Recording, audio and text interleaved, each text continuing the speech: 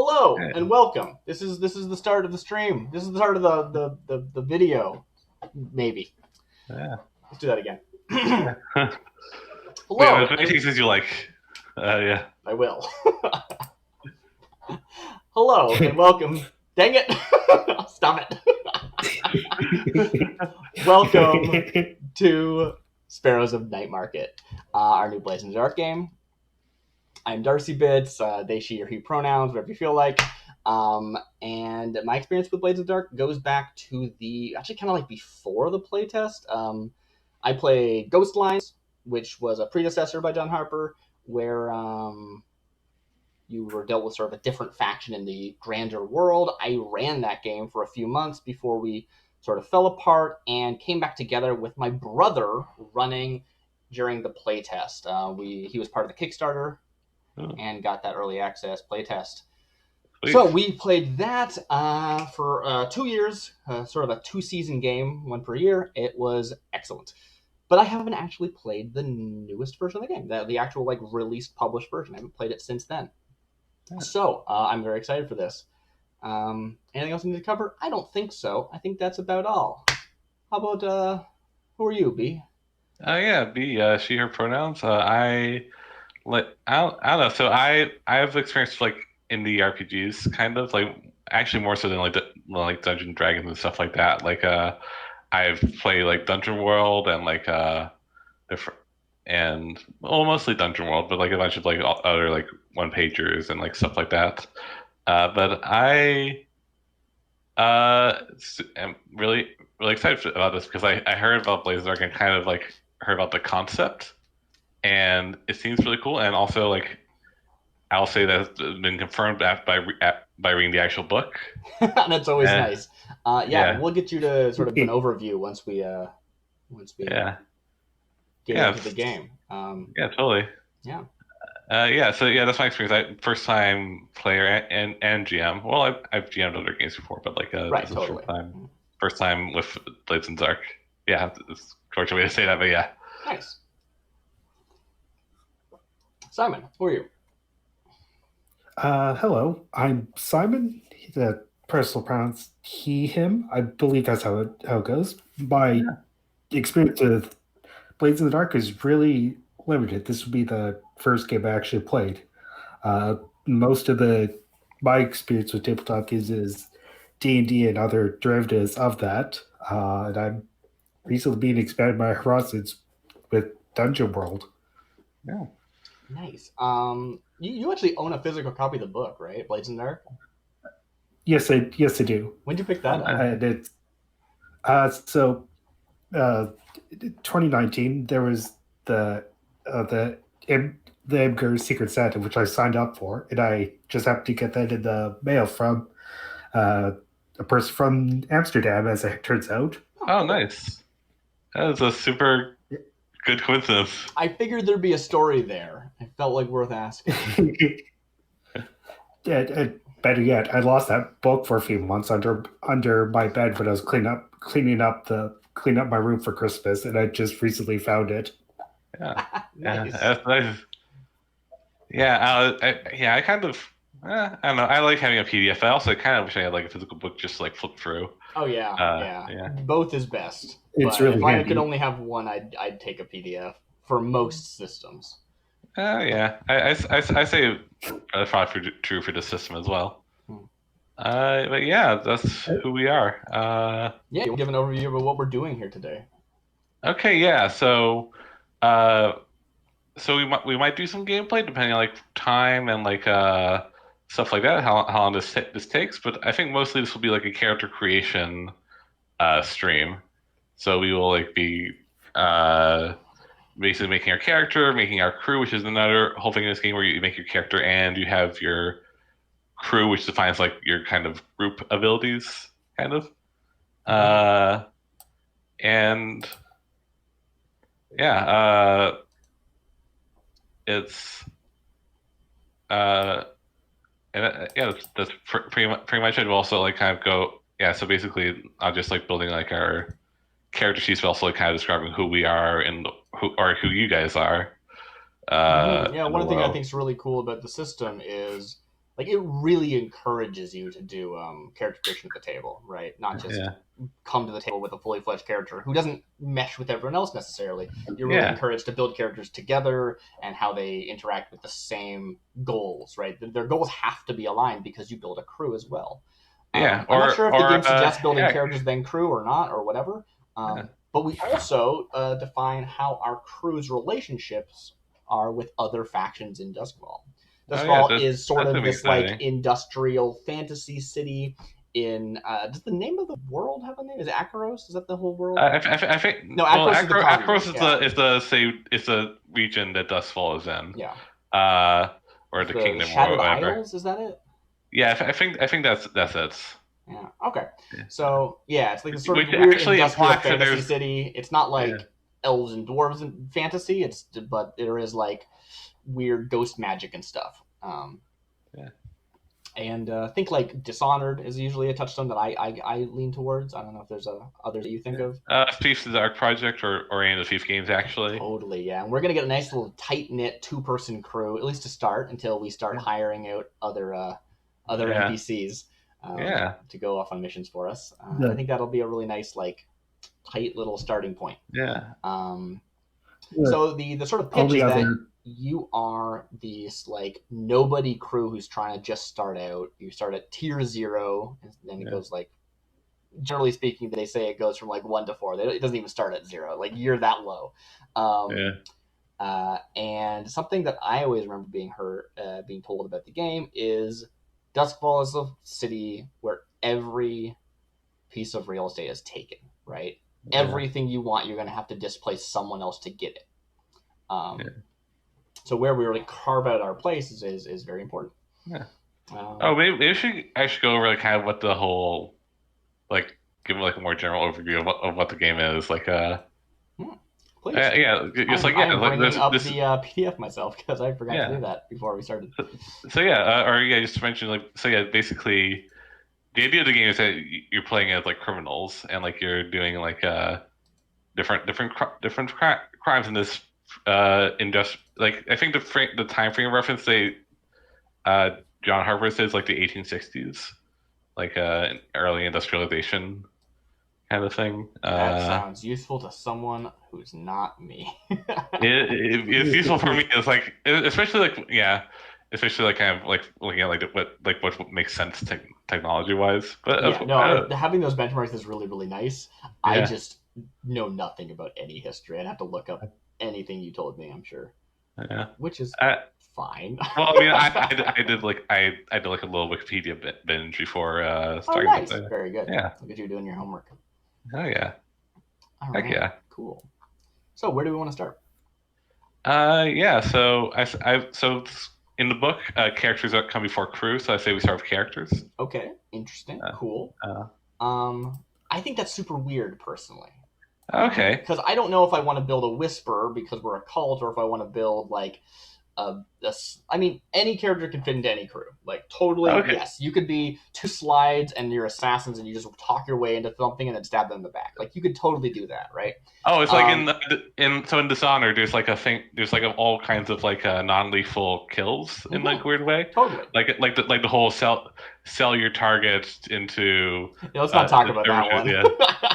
Yeah, which is like that's like a bad one, but yeah, that's arguably the worst. But there's also like I don't know, like basically I think there's like one where you like eliminate your target by having her like run away with her lover and then they leave the city, which is not an option really an option in this game.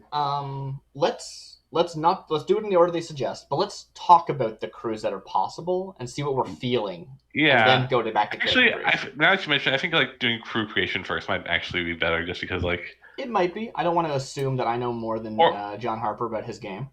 Well, I don't think he officially says like what order to do it. Just like I think it might just be like for like layout purposes more. Ooh, I'm looking through the book and I'm seeing like the finished art for the first time. It's really nice. It is really nice. Yeah. I gotta like step up my game because I always thought they were a lot more simpler than these, and these have a lot more detail. I might have to start doing more detailed ones for my promo images.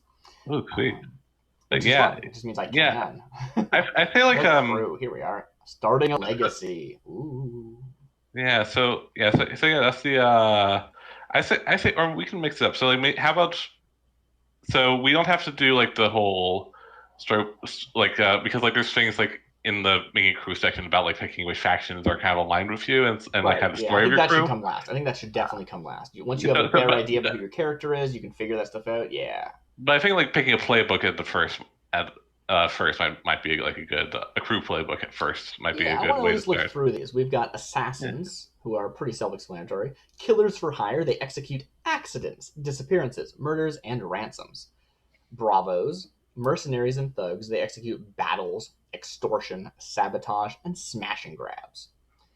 Cult, It's like bank robbers versus like yeah, totally. Cult, yeah. acolytes of a forgotten god, they execute artifact acquisitions, auguries, consecrations, and sacrifices. Yeah. Hawkers, vice dealers, they execute product procurement, covert sales, shows of force, and social events. Oh yeah. Shadows, thieves and spies, they execute burglaries, espionage, robberies, and sabotage. So they have a little bit of there is some overlap between Shadows and Bravos. They literally use the same word as sabotage. Yeah. And then smugglers, contraband transporters, they execute clandestine deliveries, territorial control, and expeditions outside the city. First, before I say anything, I don't want to influence something. Do any of these jump out to you, Simon? They all sound like fun. Also, but I feel like I think I should mention there are also rules for changing a playbook if we feel like we want. That's cool. I did not know that. Yeah. So like you don't have to feel like too like it is like kind of a thing, but also you don't have to feel like too committed to like a playbook if you like that takes the pressure off a bit. But yeah. Nice. Yeah. Very cool. But yeah, like any of these jump out too, Simon? I mean, I feel like it'd be the kind of thing where it'd be a lot of exploration into what we feel like would be a good fit, and I feel like the one that would be how would you say, a good introduction, I think would be something kind of smugglerish, just because I feel like that would be it could kind of get a wide feel of what could work for us. I am super interested in hearing that. That's exciting to me because that was the one I was going to suggest as, presumably, we haven't decided actually, but the name of the show is Sparrows of Nightmarket. And if we look at the map, we can see that Nightmarket is this district that is sort of near the top of the map, which is actually east. And it is right next to the rail station. And also very near the edge of the city. So if we wanted to like go outside the walls and do smuggling stuff or like smuggle things onto trains, even if we're not leaving, there's an opportunity there, which I think is really interesting to explore. Or I will say though, trains. Yeah, totally, like both, right? Yeah. But something I would like to mention is that from just because I have this like weird Blades historian thing that I need to play up, I guess. So it's like my shtick here on the show. When the game was first in playtest, when it was like the Kickstart backer like preview, Shadows was the only crew available. It was the thieves and spies. So if you wanted the like, what is the core of the game? That's the core to me as a person who like played it back then. Like when I think a crew of scoundrels, I think thieves. And something to point out, anyone can do anything, right? Each of these crew types gives you a little bit of a background, gives you like a little bit of extra tools to do those things better than other people, and you get experience for doing the things that they're designed to do. But you can always do other things, right? If you're a crew of smugglers and someone's like, yeah, but kill that guy, if they're paying, let's do it, right? Like, unless we have morals or whatever, which is another part of like character and crew creation is figuring out, where's that line? How do you draw it? We're bad people, but are we bad people? Who's to say? How bad are you? So I like the idea of saying let's let's say a soft smugglers now, and then let's build our characters and come back to crew. Sound good? Yeah. Sauce Yeah. smugglers. Yeah. Cool. Yeah. Yeah, I mean, I'm specifically trying to like direct towards Simon as the other person in the crew, but you definitely have a say as well, B. You know, if you're like, you know what, I don't want to run smugglers. A, those missions sound boring, and B, they get a car. I don't want to deal with those mechanics. Like that is that is a fair thing. I want to do like so like I wasn't thinking about that. Also, like I'm totally into the idea of like sick chase scenes, like right. Yeah, I don't remember specifically what they get, and also like I haven't looked at the actual like finalized version of smugglers. But there was definitely a thing where they were like, this one starts the game with like a vehicle, detail it, right? And that could be a gondola, or that could be a carriage, or whatever, right? Yeah. Have a barge. Anyway, we'll get to that when we get to that. Let's go back to character types. So I need to scroll all the way back up. Heck yeah. So okay, that was annoying for me to do. Why did I decide to make that noise? If you're at that section, read out the different. Oh yeah, so first select the crew. The first thing you do is choose a playbook. No, not crew. We're doing characters. Oh yeah, characters. Yeah. All right, playbook. Yeah. Here I'm at the section now. Yeah. We have the cutter, the hound, the leech. Oh, it's on page 52 if you want to represent Simon. All right, I'm just going to read these. Yes, I have that open. Yeah. These little pitches. So the cutter. Cutters are good at winning fights with violence and with intimidation. Play a cutter if you want to get your way. Hounds are good at tracking things down and also long-distance combat. Play a hound if you want to choose your battles. Leech. Leeches are good at using alchemy and wrecking stuff with sabotage. Play a leech if you want to be creative with weird tools. Lurk. Lurks are good at sneaking around and breaking into places. Play a lurk if you want to slink around in the shadows. Slide. Slides are good at social situations and subterfuge. Play a slide if you want to manipulate and deceive people. Spider. Spiders are good at masterminding maneuvers. Play a spider if you want to assist teammates and deal with other factions. And lastly, Whisper. Whispers are good at magical stuff, dealing with ghosts. Play a Whisper if you want to meddle with arcane powers. So something I would say right at the gate is, obviously some of these lean towards different crew types more than others, right? Yeah. But any of them really can go towards anything. Your primary form of dealing with situations is violence. That could be, killing the guy who's guarding the thing that you need to then smuggle out. Just because you're smuggling doesn't mean you're not going to kill somebody. Or maybe you don't kill them. Maybe you just intimidate them. Whatever. But what can happen is, I think one of the benefits of having a small crew is we can sort of lean into each other's strengths. I think a lot of people, when they play games like this, they want to diversify so that all their bases are covered. But then you end up with the person who's like, I made a slide. I want to do a bunch of social maneuvers. And the only time they would ever do something that's social, the rest of the crew kind of doesn't have anything to do. Instead of having things that overlap. So I would recommend either we do two of this. We probably shouldn't do two the same because it's probably kind of boring. But things that are sort of adjacent to each other, right? Yeah, like a cutter and a hound might be good together, I feel like. Cutter and a hound and a slide, I think could also be interesting. There's like a lot of stuff that can. It's more about like us, before we even look at these like playbooks, what sort of things do we imagine ourselves doing as characters? And then we can sort of figure out how to then do those things. But if you want to go into every fight swinging and I want to stand back every time, yes, hound is useful in that I can like stand back somewhere and take the shot while you're fighting. But other ones, ends up being kind of like you do your thing, and then once that doesn't work anymore, we swap places, which like you can tag team it. That can work too. It's just about sort of like what kind of thing we want, because I don't know who we are as characters yet, right? Like, I love the idea of going like buddy cop with this, and we're like, these sort of two characters.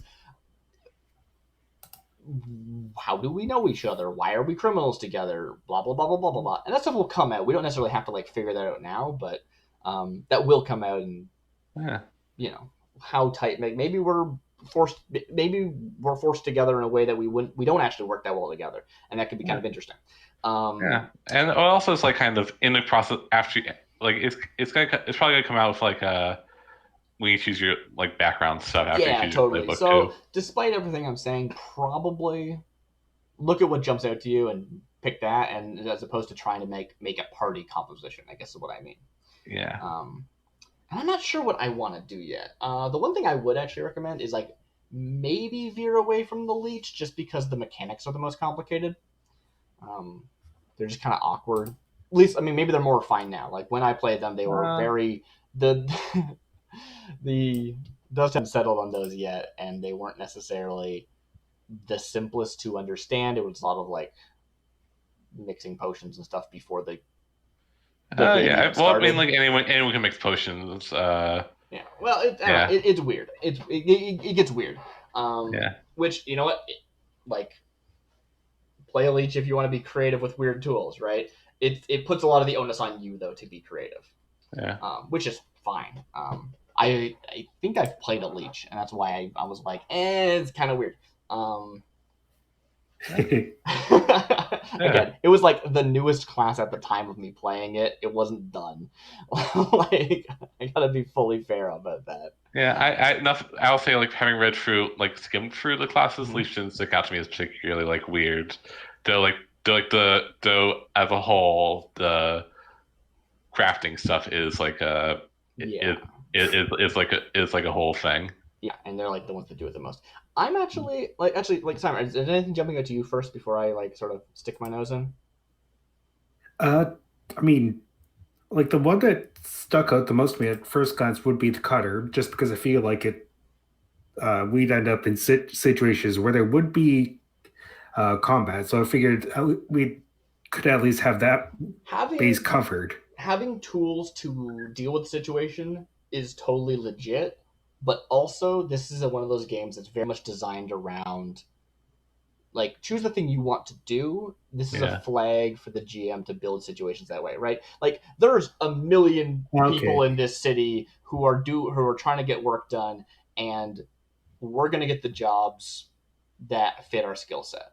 Yeah, so, and also it's like kind of a thing of like yes, you go the whole campaign with like out like getting into theoretically. And honestly, if you can do it, I recommend it. Being hurt in this game sucks.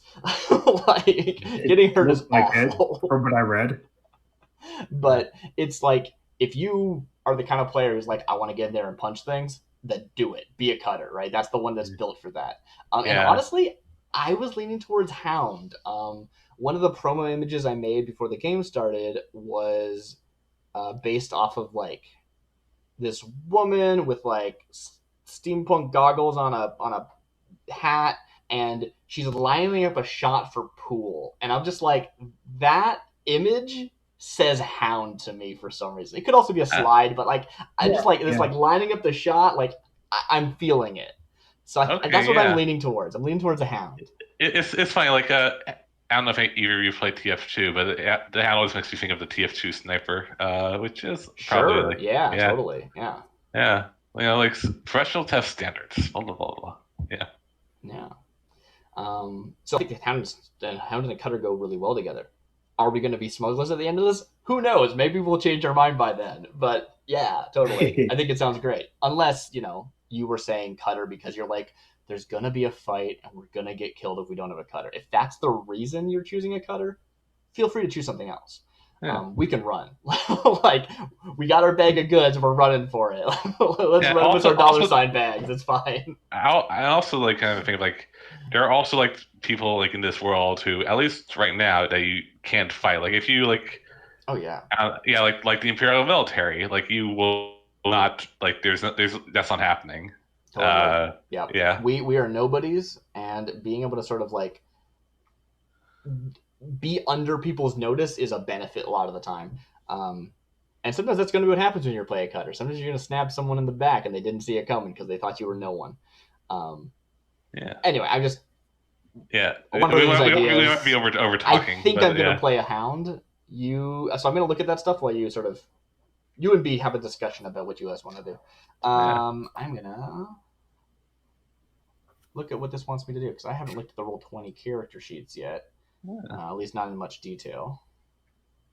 And I think I'm going to select, how does this work? To generate a playbook abilities, Yeah, you gotta type in in the name. word. That's so good.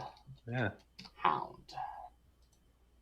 Yeah. Boom. Wow. Can I look at your character sheet? Because I'm kind of curious what the hound can do too. Sure. I'm gonna actually bring up the stuff in the PDF. I just wanted the auto-populated stuff now. I'm gonna just commit to it now. I think it's fun to just commit to something. And legit, I should say this now. I'm going to have more than one character. I fair. know this going into the game. There is a mechanic. Dying in this game is pretty hard. If your wounds pile up, you'll die. But it's not like a hit point system like D&D. It's sort of like a series of conditions, which when you eventually get too many conditions, you die. But each of those conditions makes life so much worse as it goes. In addition, you have a stress meter. And if your stress ever maxes out, you get knocked out of the scene, but you get away safe. Generally, you might wake up in a prison or something, but I think generally speaking, you get away safe. Yeah. And because of that, it creates this interesting pressure valve where you can be like, okay, I'm really hurt. I'd rather stress out and leave instead of finishing the job. I failed the job. You have to finish it on your own, but I'm not dead. And you could do that 4 times before your character becomes unplayable due to trauma instead of being unplayable due to dead.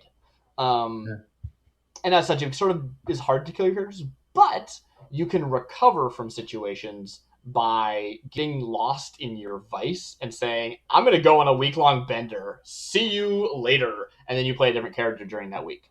So I'm going to do that a lot, probably. I'm just throwing that out early. So I'm just going to lock in a hound now. And if I'm I hate this character, that's okay. I don't mind. Yeah. Yeah. So you can be their sibling or something like that. Yeah. All right. So I'm going to, let's see. What does this game suggest? Choose a book. Great. Choose a heritage. So please, Simon, talk through what you're thinking. Give us your thought process. I'm going to try and read quietly. My thought process is pretty simple. I kind of want to get as most bases covered as possible, and I feel like the kind of thing where the skill sets for my character would be something to kind of augment or help, kind of fill in some of the gaps. And I feel like sorry about that. Given our small group at this moment, I feel like it'd be general skills would be good. So I'm currently thinking it would be either a cutter or a lurk. That's to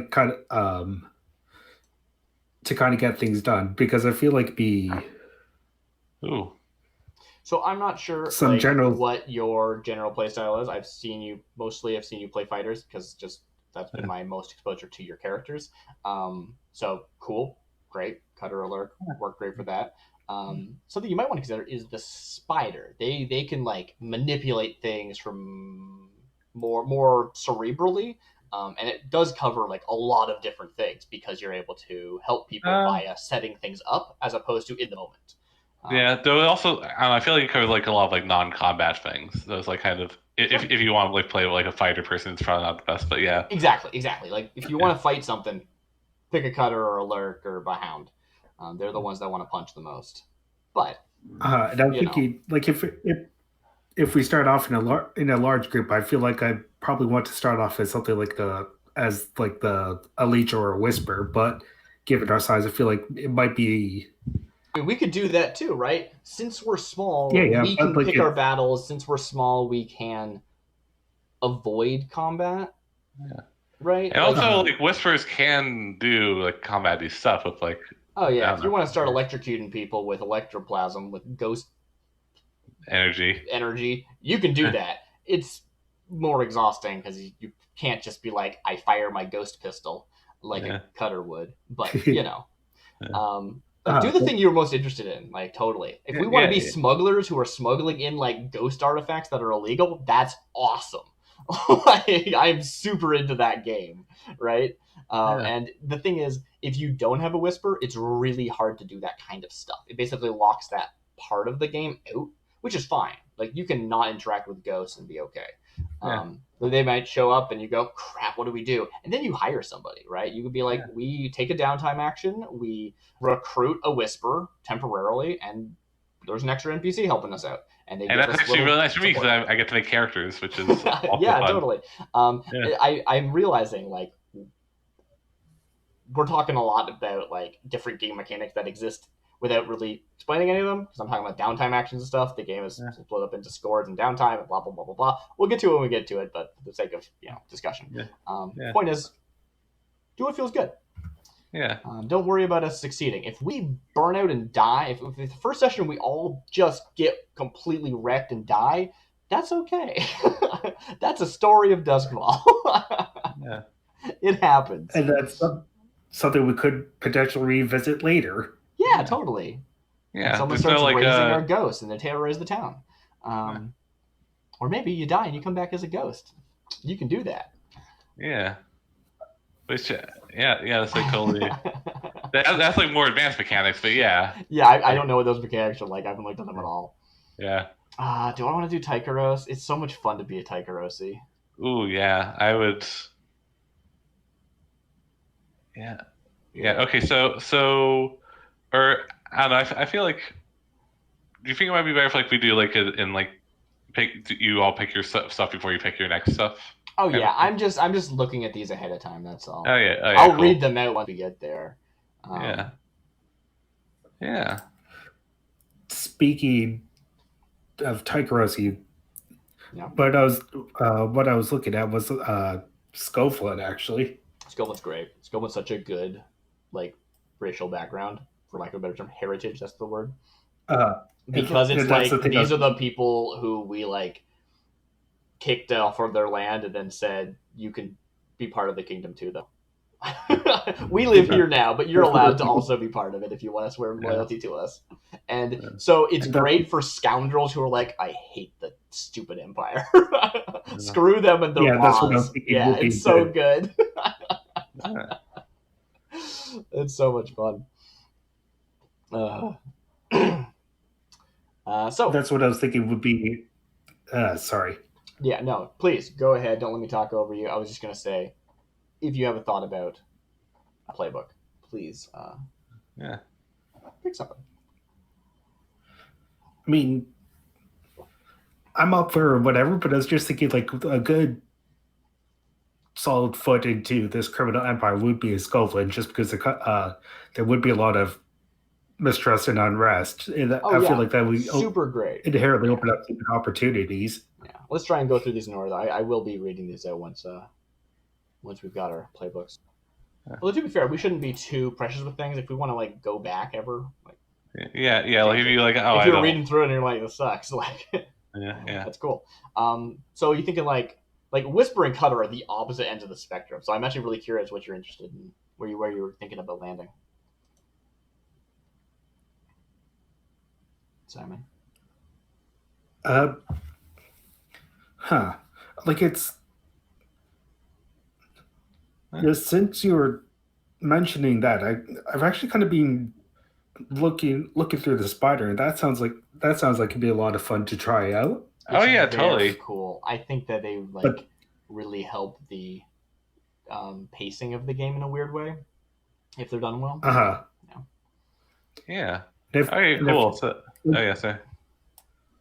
And that'd be a good thing, because I'm actually quite idiotic when it comes to things. I feel like that'd be a fun thing to try and wrap my head around while I'm learning this. Sure, yeah. And I think that something to remember when playing a spider is don't worry too much about being a genius. Let your character be the genius. It's okay to be like, they come up with a really good plan.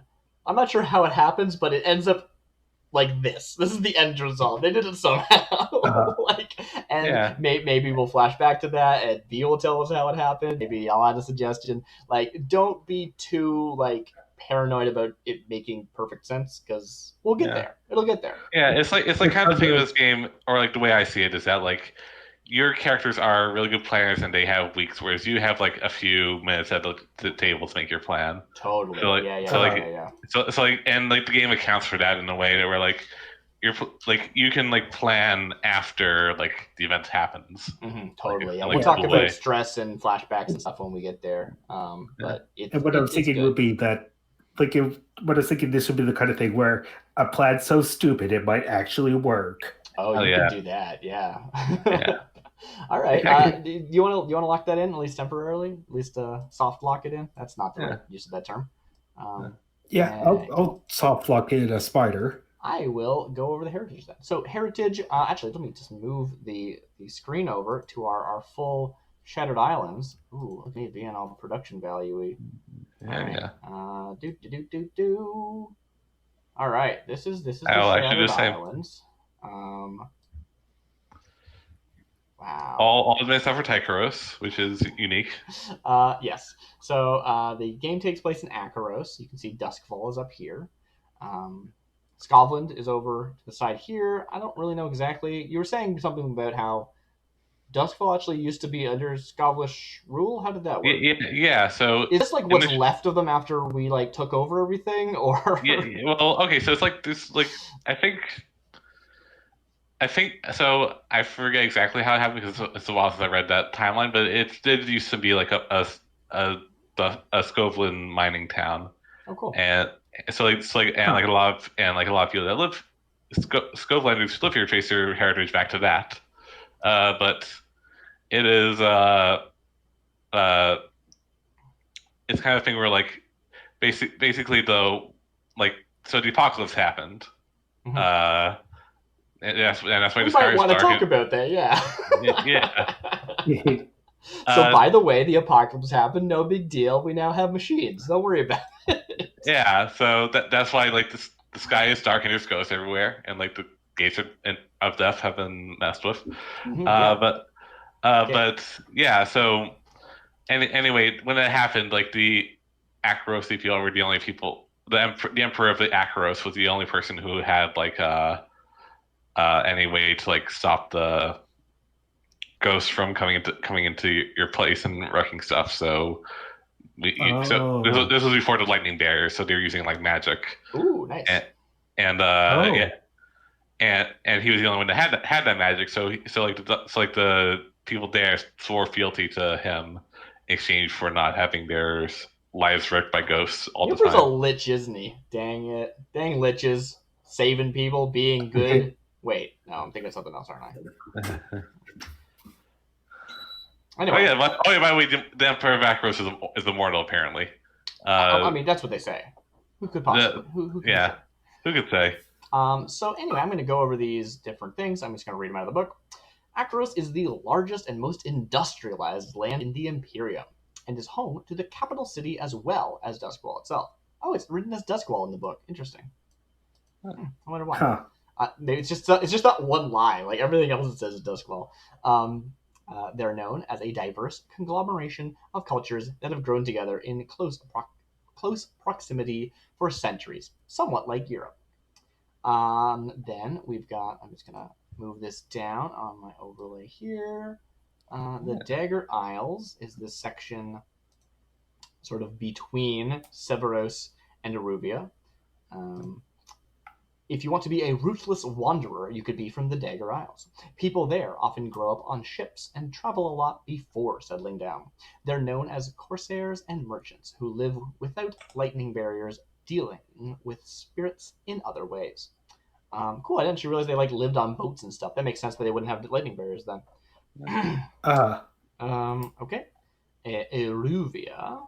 If you want to be from a more If you want to be from a culture considered foreign by the locals, you could be from Aruvia, a rich and powerful desert kingdom far to the south.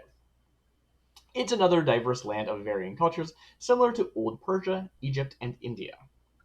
And that is this area down here. Something they didn't mention, which I'm curious is even like canon anymore. I remember reading the book back in the playtest, and it was like, Aruvia, that place that's like maybe controlled by demons.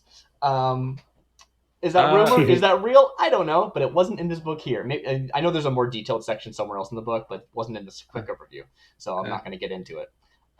Next, we have, if you want to be from a place considered wild by the rest of the Empire, you could be from Severos.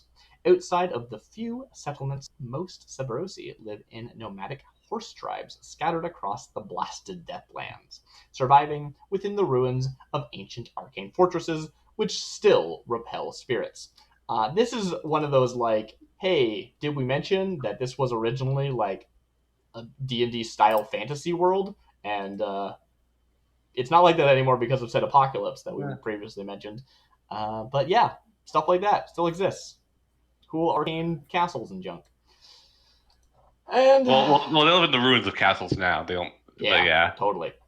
And now we've got, if you want to be from a marginalized people, you could be from Scotland, the island kingdom just across the sea from Doskvol. Scotland was last to be brought under Imperium rule over the course of the 36-year Unity War, which ended only a few years ago. Many Scotlander refugees who lost their homes and jobs in the destruction of the war have come to Doskvol seeking new opportunities. And lastly, if you want to be weird, you can be from Tycheros. It's a semi-mythical place far away beyond the northern Void Sea. Everyone says that the people there are part demon. If you choose Tycherosi heritage, also create a demon-like telltale, like black shark eyes, feathers instead of hair, etc. That makes your character. That marks your character, sorry. Which I love how that's open, where it's like, you can just make up anything, and it's like, true. They're not going to tell you like a list of Tycherosi features. There might be like a list somewhere to get you for inspiration, but like there's not like a be-all end-all list. And for the those watching the stream, Tycherosi's up there. Just go, there it goes. yeah. So yeah, No one knows what it looks like. No one knows. No one knows. Anyway, cool. I either want to do Tycherosi because it's fun, or I'm thinking like Severos because like Hound feels very like I see a lot of like ways of leaning into that as like rifles and horses and stuff, right? Like they go together, very cowboy. Yeah. Also, like kind of a thing of like I'm super interested in like, so this game incorporates like a lot of flashbacks.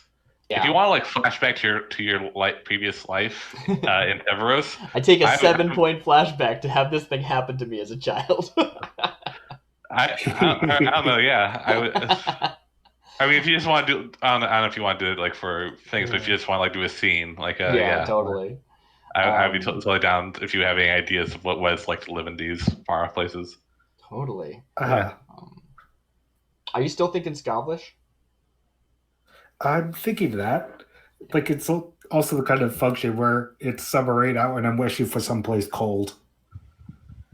Yeah. We were talking about it being like winter, weren't we? Yeah. Well, yeah. I guess yeah. In our like previous stream, like we had like a thing that takes place. Well, also like weather is weird, so it's like totally unbridgeable. So it could be like like I don't know, very very hot now. But yeah, it's but yeah, I don't know. I feel like for me personally, like I like the idea of like saying the scene in like the wintertime just because like I don't know, it's like a nice change of pace from like how it is right now, which is super hot and yeah. Totally. Yeah. Okay, cool. Awesome. I just realized that my pop-out chat was not updating properly. So that's nice. Doesn't look like either no one said anything or I missed it. I don't know if this updates now that I've refreshed it or not. Anyway, now that I've got that, hello. Welcome to the show. So, you're thinking a Scotlish spider, and I am thinking a hound. I don't know where I want to be from yet because they're all cool, and I might just go with Tycherosi because it's like just kind of the easiest to be like, why are you now in Doskvol? I'm like, well, here I am. I just was born here. Because like I feel like I don't know, Doskvol doesn't seem like the kind of place you go by choice. Yeah, right. And I don't think that like I don't think that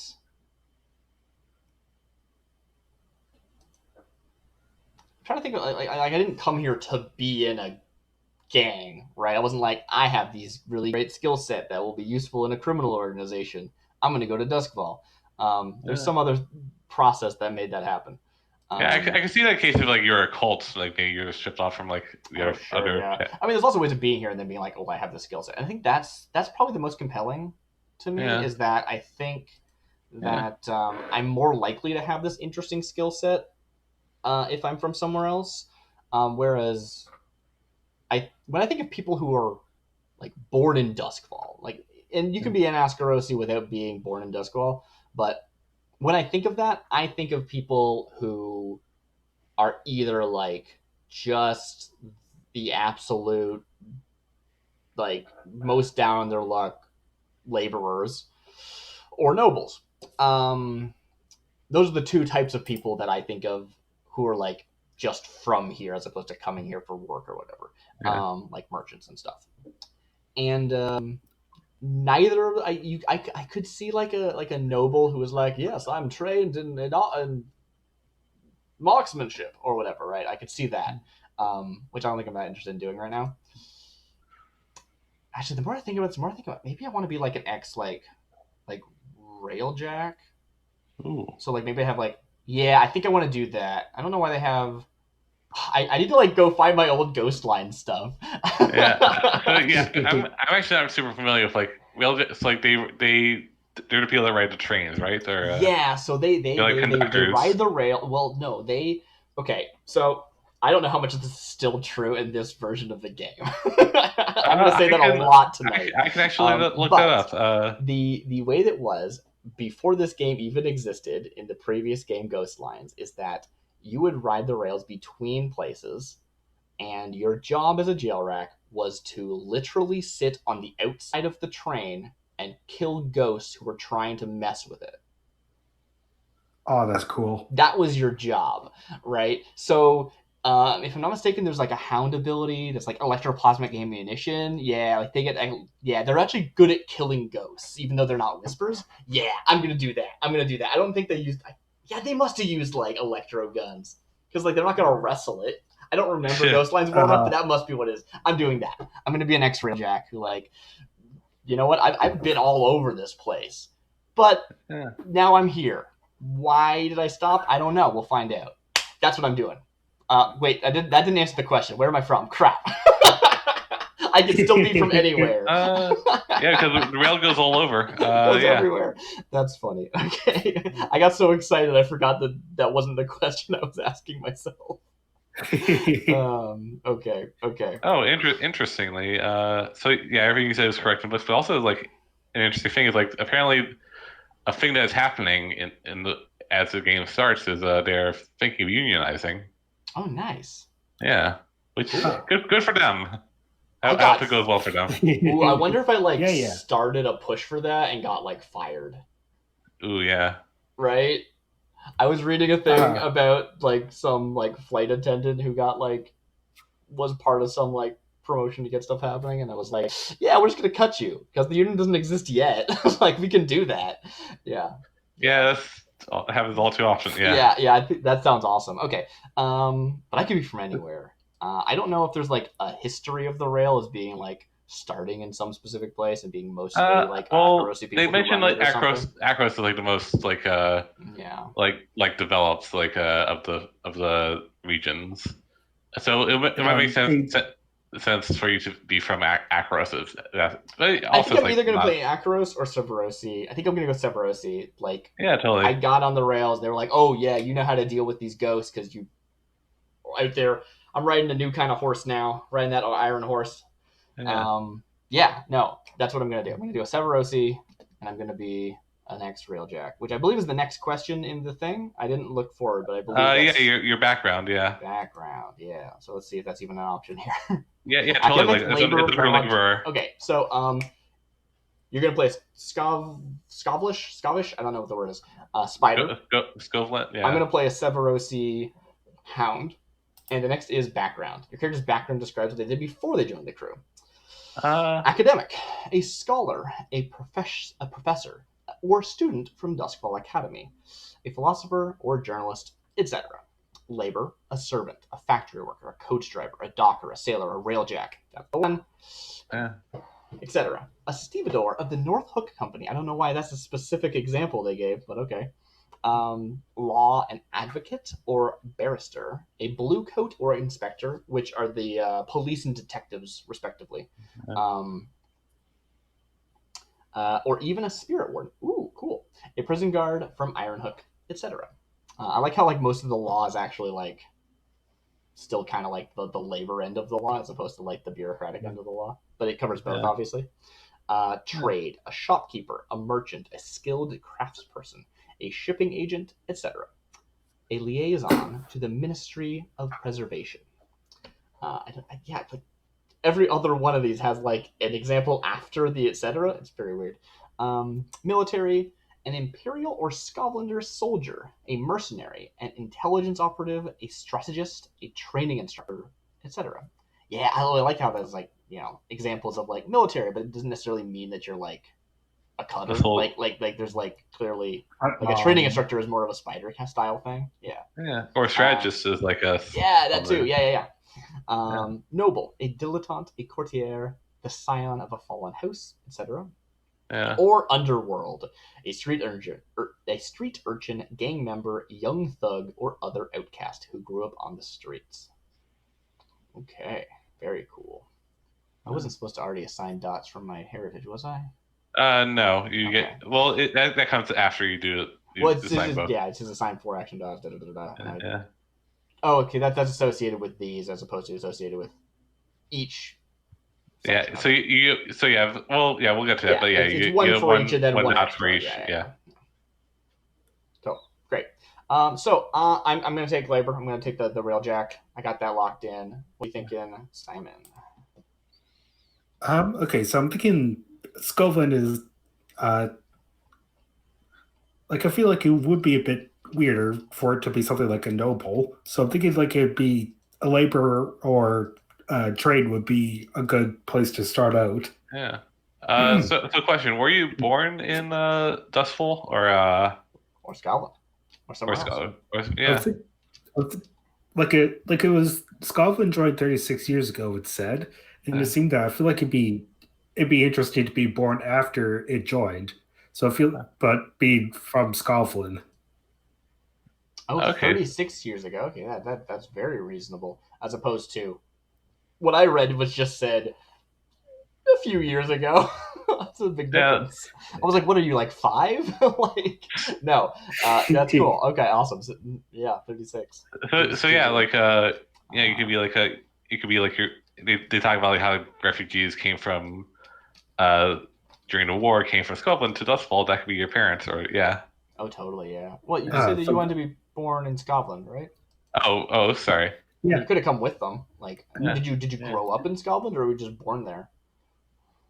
I'm thinking like it'd be fun if it's only a few years, like few childhood years, so you don't really remember it. I like but that. I like that. You still have like an attachment to it in a way that you weren't like literally born a baby and then moved out that same year or anything, but you're still like it's still like just sort of weird fading memories. Words. Yeah. I can use them. And I feel like given that kind of background, I feel like it'd be most appropriate to be a laborer. That makes sense. Yeah. Well, what are you thinking you did, right? This is like I did something. This is probably actually like how we met, right? Like like you did something and I did something, and either we met there or like I left and you left and we met somehow because that like made us interact. Like somehow we had to meet each other and decide let's just be criminals. Like that seems like a good idea. Yeah. I'm thinking Docker would be fun. Okay. Yeah. That's like we got both ends. We're the smugglers and we got both ends of the city covered. Yeah. It might actually be like how you mean, like either one of you might have like said, I'm gonna be a smuggler. I need to make a friend who is involved in like goods moving around. Mm-hmm. Yeah.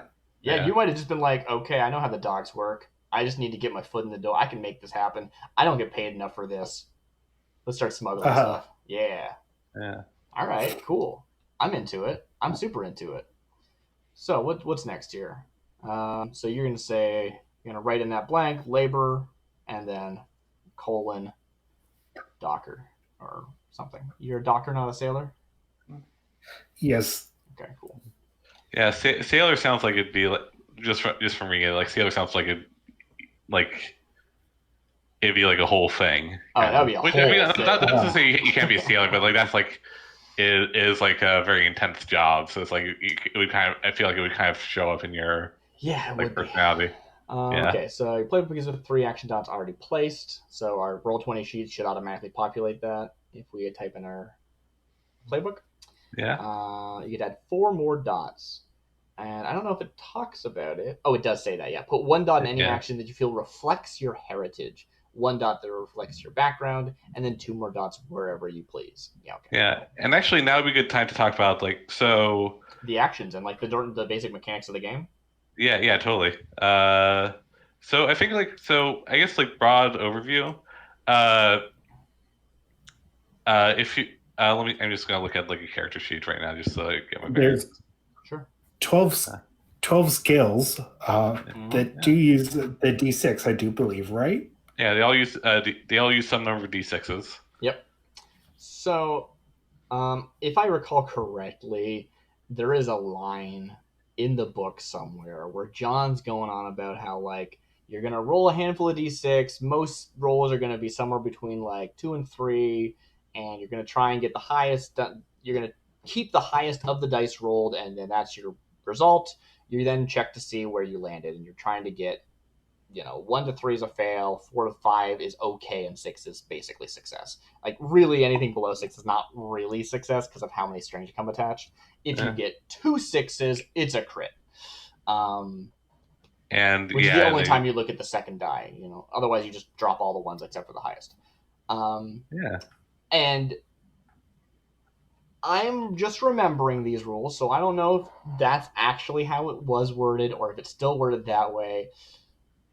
But honestly, you're going to roll a lot of 0 dice. You're going to roll a lot of 1 dice. It's rare, in my experience, to roll more than 1 dice on anything, at least before you start pushing yourself, right? There's a mechanic to sort of push yourself for extra dice. There's a mechanic to help each other for extra dice. And that is going to be so crucial because you're going to have 1 or less dice a lot. It's hard to go too much into one thing. You're going to spread yourself thin. And there's a cap on character creation, I believe. Oh, I should also talk about... Or is it 2?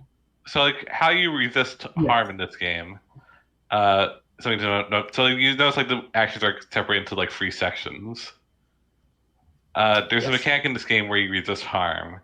Mm-hmm. And doing that, and the dice you get for that are, like, how many dice you have, how many, like, skills you've basically started in each section. Totally. This is very much like looking at, if you come from a D&D background, your skill check is going to be like your strength, but it's athletics. Athletics would be the skill, and then strength would be like your saving throw, which everything that is covered by strength is that. And here, instead, you have your individual skills like minor, hunt, study, survey, tinker.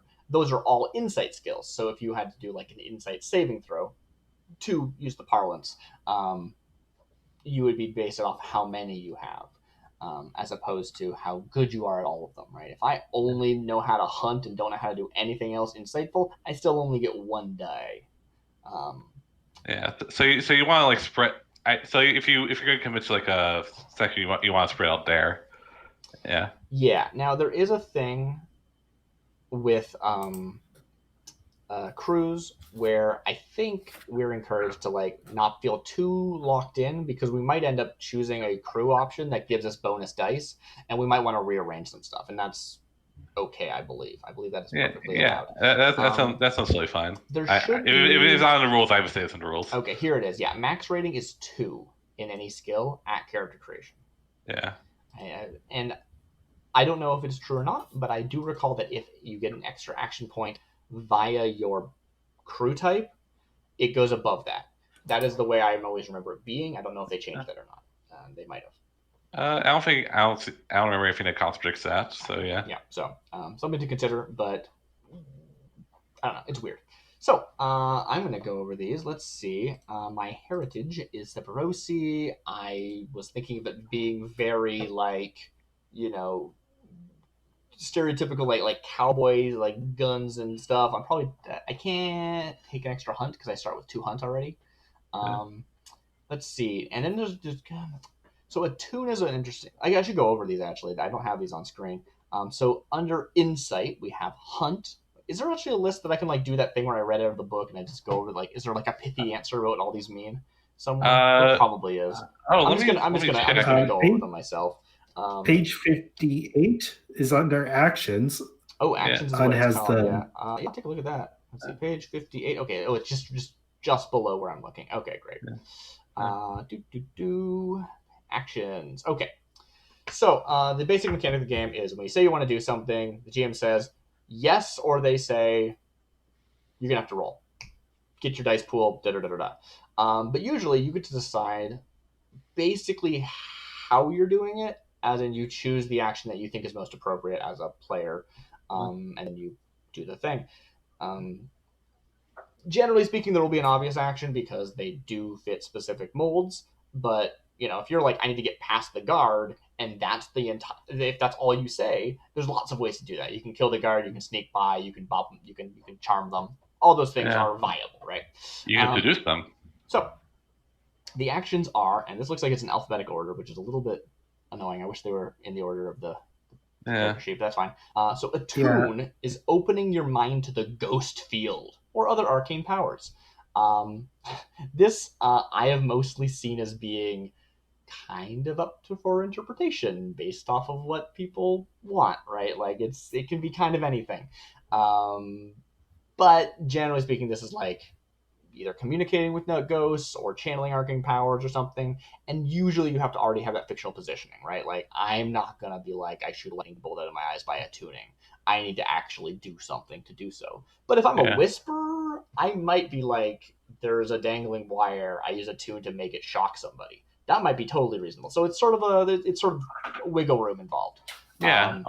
Like it covers like actually like talking to ghosts, I believe. So those again, like if you want to, like the examples here are you might communicate with a ghost or understand aspects of spectrology. You could try to perceive beyond sight in order to better understand your situations. But surveying might be better. When you command, you compel swift obedience. This is like intimidation usually. You might intimidate or threaten to get what you want. You might lead a gang in a group action, so it's not necessarily only intimidation. It could just be also like commanding. And you could try to order people around to persuade. You could try to order people around to persuade them, but consorting might be better, right? So you could just be like, I want to persuade them. I use command. And as the GM, you might go, cool. You're in a risky position when you command somebody as a form of persuasion instead of being controlled or something like that, because it's not perfect for that. But it could work in a pinch. When you consort, you socialize with friends and contacts. You might gain access to resources, information, people, or places. You might make a good impression or win someone over with your charm and style. You might make new friends or connect with your heritage or background. You could try to manipulate friends with social pressure, but sway might be better than consort. Worth pointing out, this is like way back, like the first build that I ever saw. They took it out really fast, but there used to be a mechanic about like the different backgrounds and heritages and stuff were like you got extra dice if you were interacting with people with the same background or heritage as you. It was great. I loved it. I wish they had that in the game still. So it's interesting seeing the consort. Like it's much easier to consort with people who you share a background or heritage with. So there's more to that mechanic than just flavor. It actually plays into the game, right? I mean, I'd give you like fictional position. Oh like, exactly. I'd probably say you're in controlled if you like knew this person. Yeah, exactly.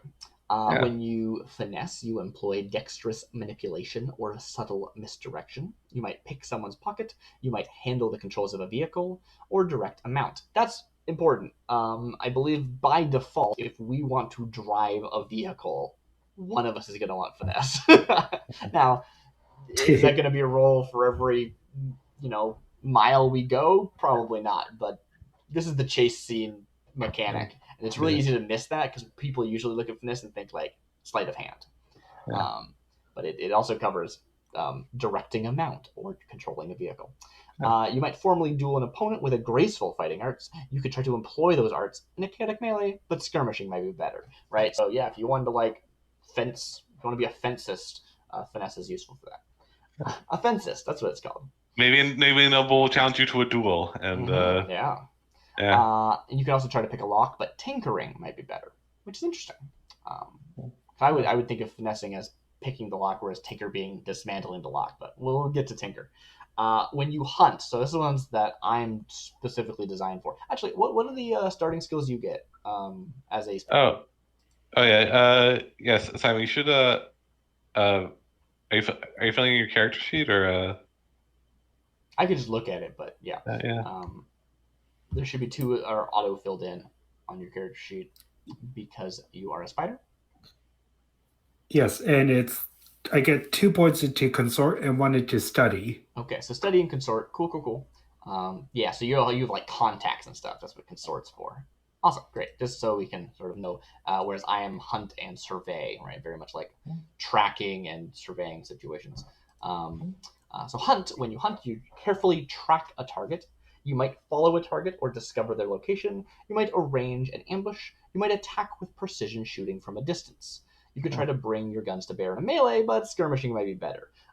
So I think that's an interesting distinction that's like sort of, again, easy to sort of miss is we think of hunt as being like tracking. It's also the skill for these sort of long range combat. If I'm going to like ready my gun on someone and watch them from a block away on a rooftop, and then like make sure I'm matching their pace and leading them exactly appropriately before I shoot, that's hunt. The actual pulling the trigger isn't a roll effectively. It's the hunt is to line up the shot, right? Yeah. And likewise, you could try to do that in the middle of a fight. It's a lot harder. You don't have the time to set that up and take a breath, right? So that's the difference between hunting and skirmishing. Okay, prowl. When you traverse skillfully and quietly, this is sneaking. You might sneak past a guard, hide in the shadows. You might run and leap across the rooftops. You might attack someone from hiding with a backstab or blackjack. You could try to waylay a victim in the midst of battle, but skirmishing might be better. This commonly you see this as the like, I want to stab them in the back. How do I do that? Well, if you prowl to get to a position where you're able to get to that position before they can react, you can get them in the back, right? The actual stabbing is not the roll, it's the getting into position. That said, it's worth pointing out, prowl is sort of the general feats of athleticism move. Skirmishing isn't really feats of athleticism. Hunting could be a little bit, but it's not really. It's more about hand-eye coordination. You could do it something with finesse if it's a little more acrobatic, but despite prowl usually being associated with sneaking, it's kind of everything, right? The running and jumping from the rooftops, totally a prowl thing. So worth looking into. When you skirmish, you entangle a target in close combat so they can't easily escape. You might brawl or wrestle with them. You might hack and slash. You might seize or hold a position in battle. You could try to fight it in a formal duel, but finessing might be better. When you study, you scrutinize details and interpret evidence. You might gather information from documents, newspapers, and books. You might do research on esoteric topic. You might closely analyze a person to detect lies or true feelings. You could try to examine events to understand a pressing situation, but surveying might be better. So this, I always think this is very much about like, you look at a lot of information and you're trying to parse it and actually figure out what it means, right? It's that kind of analysis. You can also, of course, use it in lots of different situations. I want to study what's going on here. I want to read their face and see what's going on in that situation. That might be study. It might be survey, though. It's hard to say. When you survey, you observe the situation and anticipate outcomes. You might spot telltale signs of trouble before it happens. You might uncover opportunities or weaknesses. You might detect a person's motivations or intentions. And you could try to spot a good ambush point, but hunting might be better. Yeah, they do all have a little crossover, and the game acknowledges that, which I think is really cool. It's not shying away from there being a little crossover between each of the skills. That's intentional. It just means you're stretching a little, so things are a little harder. So I'm going to think about this for a bit. But if you, Simon, have any thoughts about where you want to put these points, and make sure you're connecting them to your background and your heritage, at least the first two. So, you, we should probably work together a little bit on it, but also I want to try and just like stay true to the character concept. And if I end up taking 2 study and you also have study, then that's fine. That means we can work together on something more easily, right? Like that's totally okay. Oh, these all have tooltips. Oh, this is great. This character sheet's awesome. Yeah. I haven't heard anyone else for a while. Is everyone still there? Are you? Wait, crap, are you not? Oh, dang it. What just happened? I'm muted? How did I get muted? What? Everyone's gone. This is terrible. Wow. Huh. I'm gonna refresh my Roll20. I don't know what's going on.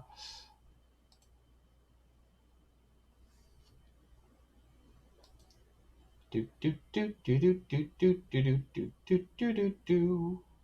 Do do do do do do do You might uncover. Hey, am I back? Hey, yeah, I can hear you now. What happened? I don't know. I didn't even realize. I just was like going through all the stuff and then was like, okay, hey, so Simon, what do you think? And there was no response. I'm like, okay, something's wrong. Okay, I've got a message in Discord. Turns out no one can hear me. I just refreshed Roll20. It just must have bugged out on me. Weird. Yeah.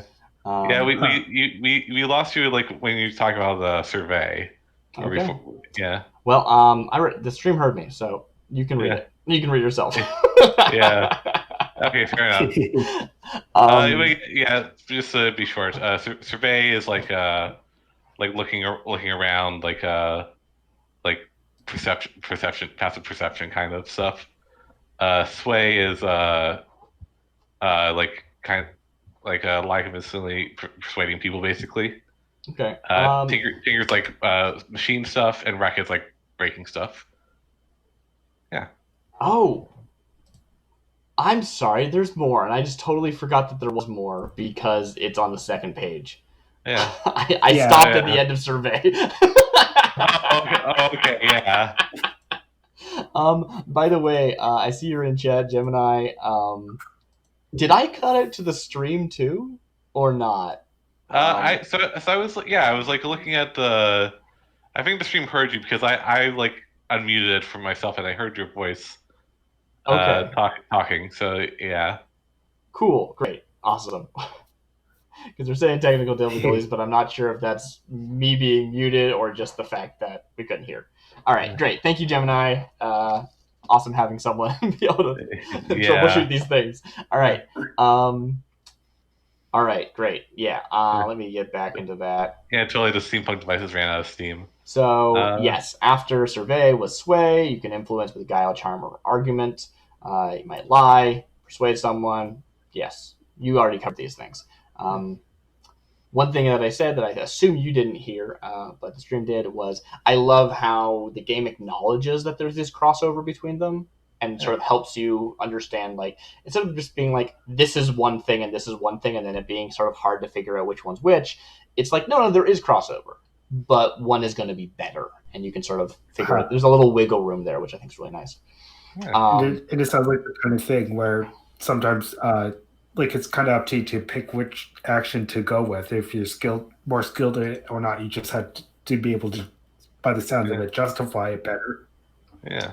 Yeah, totally, right? That's all. Yeah, a lot of it's about like, if you want to just be like, I know when we fight, I'm gonna need to do something that's more skirmishy, but I'm just gonna take all wreck and just like completely destroy somebody. It's unorthodox, but it could work, right? Yeah, it'll definitely be riskier because your skills aren't quite aligned. Throw your whole body into it, break your neck at the same time. Unleash savage force is what it says for wreck. That's great. Oh yeah. Anyway, I'm gonna look over mine and sort of see what I think makes sense for my character. I think we shouldn't worry too much about being like perfectly covering all of our bases necessarily. If you want to, I'm happy to comply. But I think it's perfectly fine just to go, okay, this is my heritage. What feels good? This is my background. What feels good? That kind of thing. As opposed to us being like, well, I know you have hunts, so I don't want to take any. Like, it's good to have redundancies, right? I won't always be able to hunt, right? It might be better for you to hunt instead, or whatever.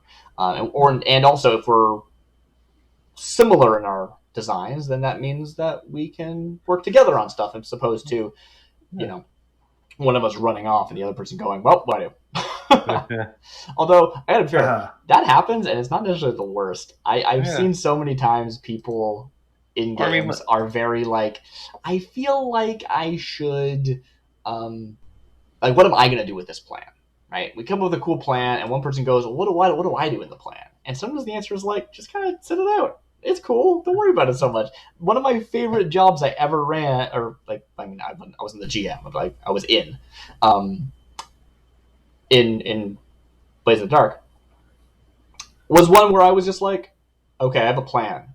You go do this. The rest of us will sit here and wait for you to come back. And it was a great job. I just sat there and I was like, yeah, this is a great scene. And I just drank tea. It was great. So, it can happen. If someone's really good at the thing that they need to do and other people would slow them down, let them do it quickly. Get back to downtime. Anyway, I think I start with, I need to open up my character sheet because it closed. Oh, there we go. All right. Where was I? So I already have hunt and one survey. I think I'm going to want to get a second point in survey. Okay. And that might be like from your real Jack experience of like. Keeping an eye. I'm so something I am struggling with is whether or not I have a tune, because I don't think of myself as being like super naturally awakened type stuff. Not that that's really how it works in this game, but I've been exposed to a lot of ghost stuff. And I don't know how much that like rubs off on you. Like if you interpret a tune as being like if this was like D&D and I was like, this is the Arcana skill, I remember stuff about it even though I'm not actually a wizard, that's kind of the angle I'm thinking about, even though I don't think you'd actually use it that way that much. You'd probably use like a study or something as a flashback. So I don't know. It's hard to say. I'm going to see what else there is, and if I want something else more, then I won't even worry about it. What do you think, Simon? I'm thinking because the backward I picked was labor, the dog. I feel like it's either skirmish or wreck would be a good place to start with that. Like it's like the background kind of aspect to it. Yeah. And kind of lean a bit more to skirmish. Yeah. What's interesting about that, right, is like that wasn't your job. This is like you getting into fights. This is like getting into dock fights and bar fights and stuff, isn't it? Which I'm into. But I like the idea of like a more like thuggish spider. I always see the like, ooh, I'm so mysterious. I'm a spider. Ooh. It's like, nah, I'm gonna get in there and punch someone, and then we're gonna bond over it.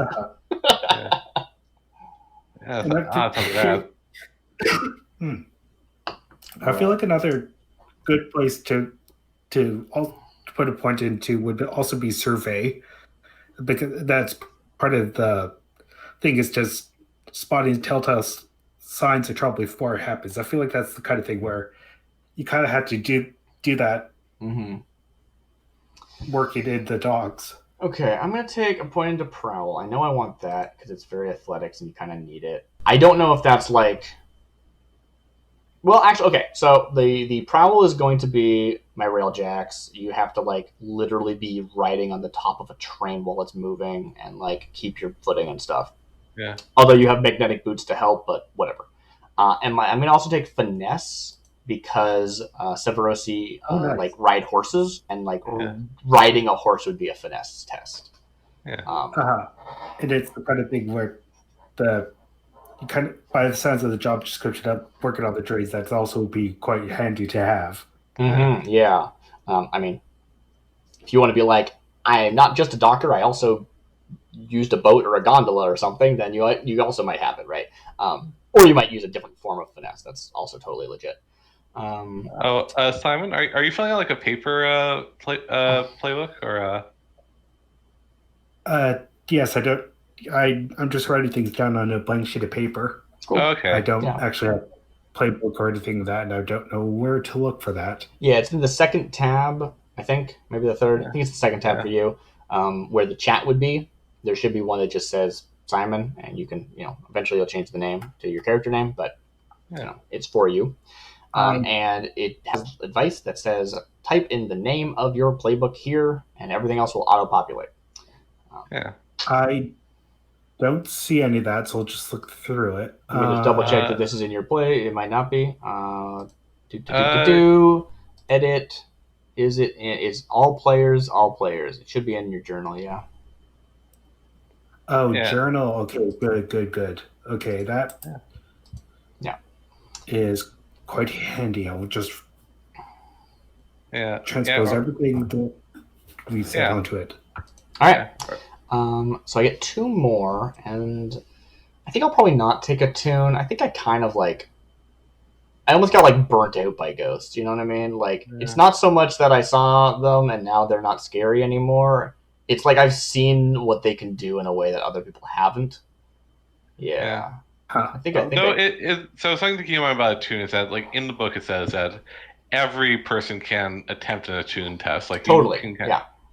The ghost field is within everyone's mind, sort of. You can give it a shot even if you don't have. It's very much less likely to work, and also you can't shoot lightning bolts from your eyes. So yeah. Yep. I mean, if there's still ghosts, so you can still talk to them. So it's not only people with a tune can see the ghosts. Yeah, it's not that kind of deal. I'm actually looking at my special abilities. There's a special abilities section, and every playbook has at least one weirdness option. And the Hounds one says Ghost Hunter. Your hunting pet is imbued with spirit energy. It gains potency when tracking or fighting the supernatural and gains an arcane ability, either Ghost Form, Mind Link, or Arrow Swift. Take this ability again to choose an additional arcane ability for your pet, which is very cool. And I might just have to take it because it's so cool. We'll have to see what the other options are. But if I have a cool ghost hunting pet, I think maybe I'd have some attune. Screw it, let's take an attune. Yeah, totally. And I really want to have 2 points in something other than hunt, but I don't think I can afford to. I think I need a study or something. Yeah, fair. Yes, since we're soft smugglers right now, maybe having finesse might be. Oh, I took finesse. So this is my extra 2 points that I'm playing around with. Oh yeah. But the question is, do I want 2 in finesse, right? Yeah. And I probably do, but also that means I have 0 in all the other things. It's so hard to not spread yourself thin when you just have only a handful of points to spend. And who knows, that might be the right option. And also it might be. I don't know. Yeah. I also wonder if maybe I want some tinker to fix my gun or something. That sounds like a thing you would do. I don't know what the guns are in the setting. I actually did research in that. So they're what's called a breech loaded. It takes basically. It's not like a machine gun. It takes you load the front. Yeah. You have to load the front. It takes 2 seconds to about 2 seconds for a trained marksman to load to put a round in the chamber. Sure. Yeah. So and you have to be focused to do it, and Is that whole thing about they talk about how that one pirate always would carry 3 pistols? Everyone jokes about that because they only have 2 hands. And I'm yeah, they take 1 shot and drop it and then do it again. That's the point.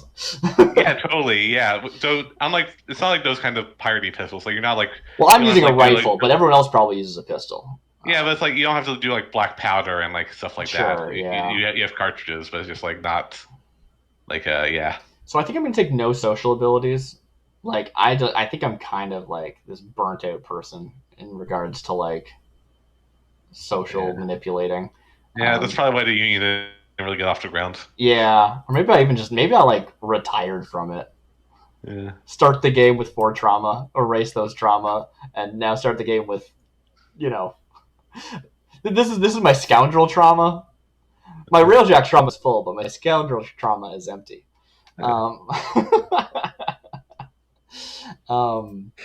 Which, I mean, if I recall correctly, the trauma mechanic was in Ghost Lines. Like, you would burn out in that game. Like, if you took too much trauma, you can't do it anymore. That's how you lost. Like, it was the same thing. If you just want like a little bit of like Blazing Dark history, go look that up. I think it still exists on his website. I want to play that sometime. That might be a good. It was a cool game, but it was like I remember specifically it being described once by my players as like, this game's not finished, and they were right. Right, this is the finished game. But I do believe that they are working on a like Railjack expansion, effectively, where it's like Ghost Lines 2, but it's Blazing Dark playing Railjacks, which I think will be awesome when that's done. Yeah. Okay, so. So, Simon, have you gotten your skills? I'm figuring out this character generation thing, but I think I got it.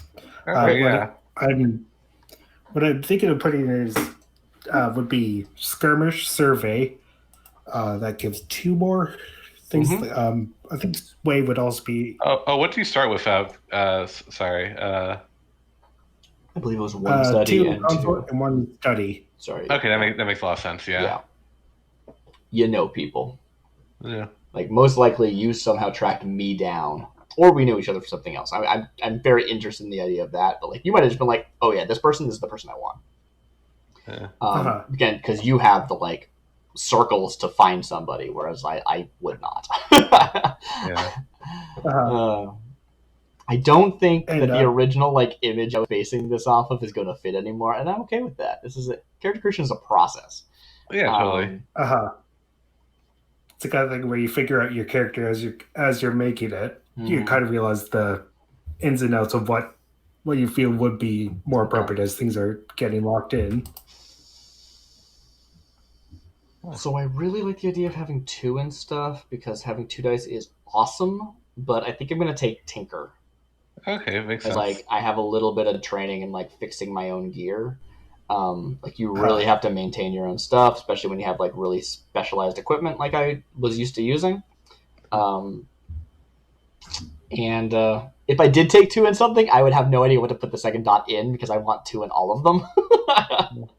So I think this works. I think this works fine. So I will be taking 2 hunt, 1 survey, 1 tinker for 3 dots in insight, 1 finesse and 1 prowl for 2 dots in prowess, and 1 dot in attune for 1 dot in resolve. I said that backwards, but I know what I meant. So I do have at least 1 dot in all resist types. That's good. Yeah. Nice.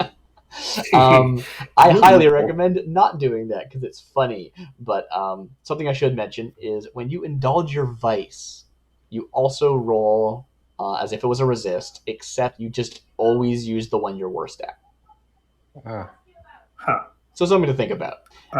Indulging your vice is how you recover from stress. It's going off and getting high and coming back. Or whatever your vice happens to be. Could be anything. Could be faith, could be gambling, could be luxury, could be obligation, could be pleasure, could be stupor, or could be something weird. That's the next step, I believe, after we're done with this. Let me see. Yeah, I think that's the next step, but let me just check. So I have 2 points. Special abilities next. No, you get special ability first. Yeah. Right. And then you get to choose your close and rival. Yeah, sorry. Nice. So I have 2 points spent, and I'm not quite sure what would be also appropriate, because there's a lot of things where, because I'm a dock worker, I feel like prowl could also be wreck could also be appropriate, that kind of thing. So I'm not. Yeah, if we look at your background and stuff, right? You are a Scotlander who is a docker. You didn't really grow up there, but you still have the like stock, I guess. You're like a little different, just in like genetics. Yeah, you got the blonde hair. Yeah. I don't know. I don't know what the. They're supposed to have like Norse people, kind of. Oh, cool. Yeah. But as far as being a docker, it's an interesting background for a scoundrel in that, like, if I said I need to pick up something heavy, I'm going to pick this up that's really heavy. I'm going to hold it over my head. B, what do I roll to not drop this? I'm holding this for a really long time until someone can grab it from me. It's a precarious situation. What do I have to do? I feel like I would say wreck, kind of, because it is a show of like Savage Force kind of thing. Maybe take wreck. Yeah. Okay, yeah, I'll put in wreck. And I think another appropriate one would be command. Command seems good. Yeah. You are the Scottish sort of spider who does not just sway, you command. Yeah. I love this thug spider. I've never seen a spider like this. It's so good. Yeah. I know everyone, and you do what I say. Yeah. So it's skirmish, sway, command, and wreck. I feel like I'm comfortable with that selection. Cool. And if you want to, you can double up on some stuff and get some really good points, or you can spread yourself out like I did. If there's anything else you feel like you really want or need. Like, I feel like I have it's a general kind of sphere of skills. Yeah. Okay. I think you got like a good spread. Yeah, I feel like it's very much in that dock worker kind of wheelhouse. Yeah, no, I like it a lot. You know everyone. You've heard everyone. You hear all the stories. Yeah. You pick up so much gossip in your time working on the docks. Love it. It's super good. And know who could throw a punch, that kind of thing. Yeah. Yeah. And we get one special ability. Yeah. Yeah. All right. Cool. Okay. So I've made it. I can just look at this Roll20 sheet, but I want to look at the actual ones in the book. So I think they might be a bit more clear. Yeah. Deadly sharpshooter and tracker. There's always a need for scoundrels who can find what others want to keep hidden. All right. Let's get past that.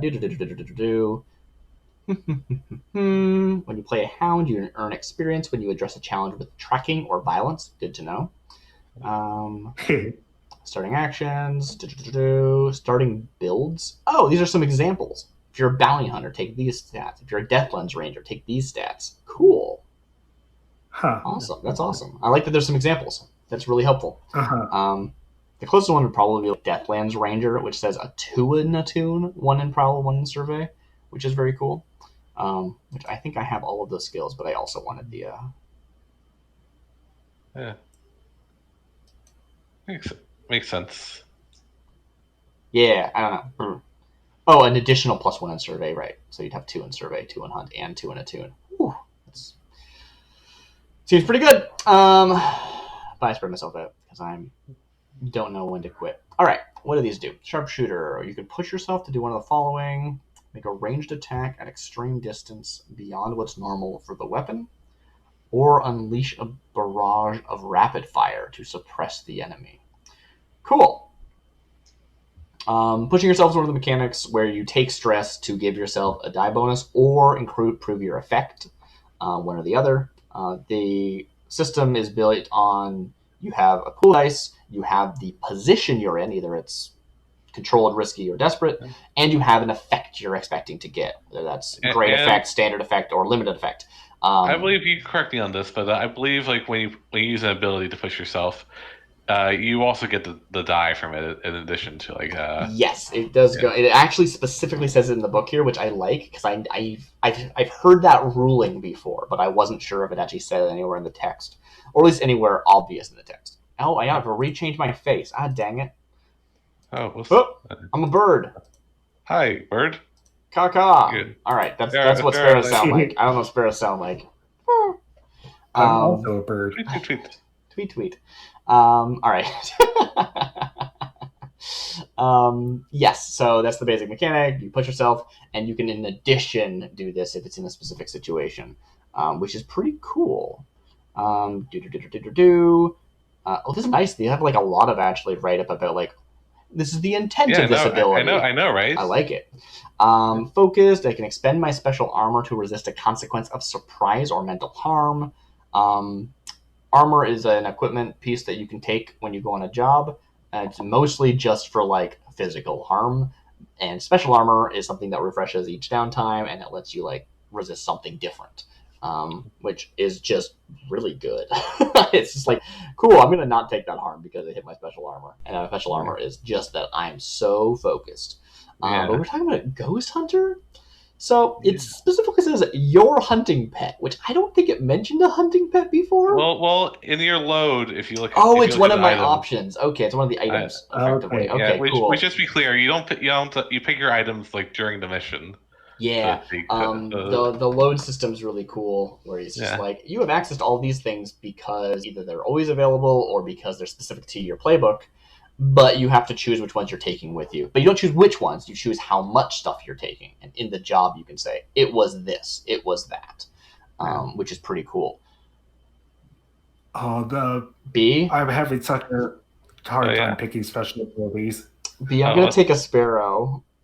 Ooh. It's going to be a Sparrow. Oh, God. Oh, that's so good. It's going to be a magically imbued Sparrow. That's why it's not going to just die instantly. Yeah. Okay. Ghost Hunter, your hunting pet is imbued with spirit energy. It gains potency when tracking or hunting or fighting the supernatural, and it gains an arcane ability. You don't need to tell me, Sam, but I'm really curious how you met the Sparrow. Yeah, me too. Yeah. Well, I was thinking about how, like, you choose your load, but don't decide what it is. And if I was like, I don't think they take load because they, like, walk on their own. But the idea of being like, there was a Sparrow with me the whole time. You just didn't see it because it's tiny. Like, that's so much easier to justify than being like, I have a dog with me. We just didn't mention it till now. Sparrow flies in and helps out. It comes out of my jacket pocket and flies out of my sleeve. You say like he's magically imbued to like not die immediately, but also I think if you try to shoot a Sparrow, that'd be pretty hard. Oh yeah, totally. Yeah. I think that sounds awesome. I got to do it. It sounds great. I'm going to read the other ones anyway because I'm interested. Gather information, better location, you get a bonus effect. Survivor, you have hard-won experience or occult ritual. You are immune to the poisonous miasma of the Deathlands. Okay, that's awesome. Yes. But I don't think I'm going to like go into the Deathlands myself and be like, cool, what are you going to do this session, Simon? Yeah. It is cool how it gives you its narrative effect, but then it goes on to say you also get an additional stress box because of this. Which is kind of huge, yeah. Yeah. You use stress for a lot of things in this game, and yeah. Toughest nails, penalties from harm are one level less severe. Whew, that's brutal. That's really good. Yeah. Level 1 harm has no effect on you, but you still write it on your sheet. Oh! You still take the harm, but its effect is nothing. So you still, like, if you have level 1 harm, the next time you take harm, you still, like, go up the ladder. But, okay, it's not that you don't take level 1 harm, it's that it doesn't have a downside. It doesn't give you -1 die. Cool. Okay, that makes sense. Cool, yeah. And then Vengeful, you gain an additional XP trigger. You got payback against someone who harmed you or someone you care about. Ooh, that sounds fun, but not doing it. We're gonna take our cool ghost pet. So I got a good. You do some tongue time, Simon. I'm gonna do a little bit of reading here.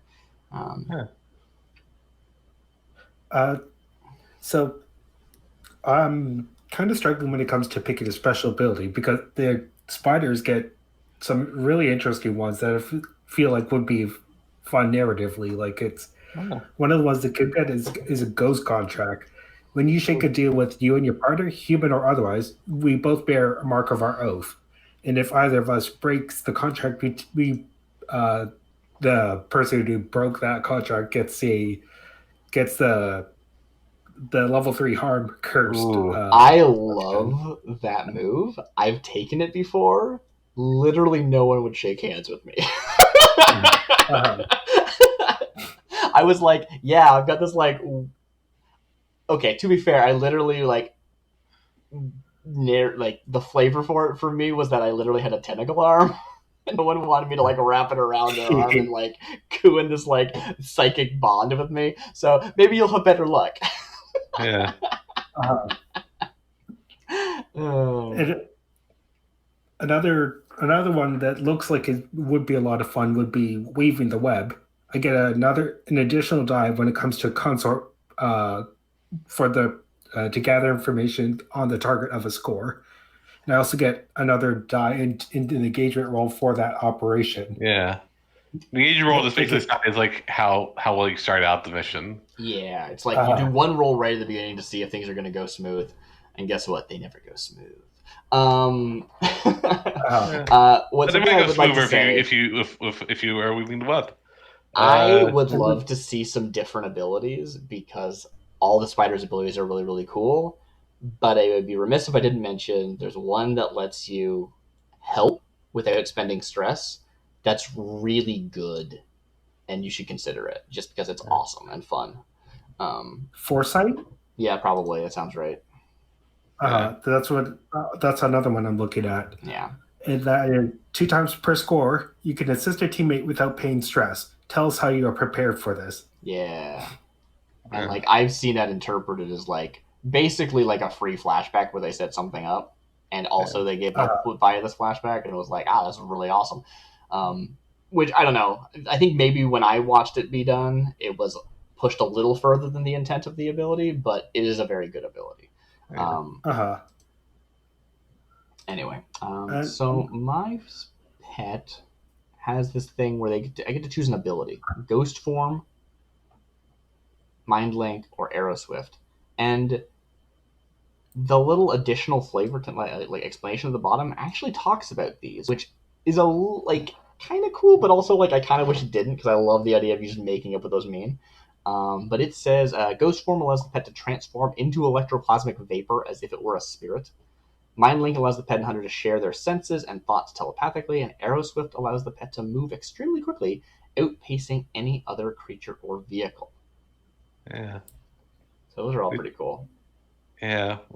I don't know. Those all sound really good. Mm-hmm. It also says it technically counts as a cohort expert hunter. So if you want to brush up on what cohorts do between sessions, that's something to think about. Oh yeah, totally. Or heck, I think I remember most of what I read. No, I'm not asking you like what it does because I've looked at that before as well. I just as sort of a like, hey, this is a mechanic. I will be engaging. Be prepared, kind of thing. Oh yeah.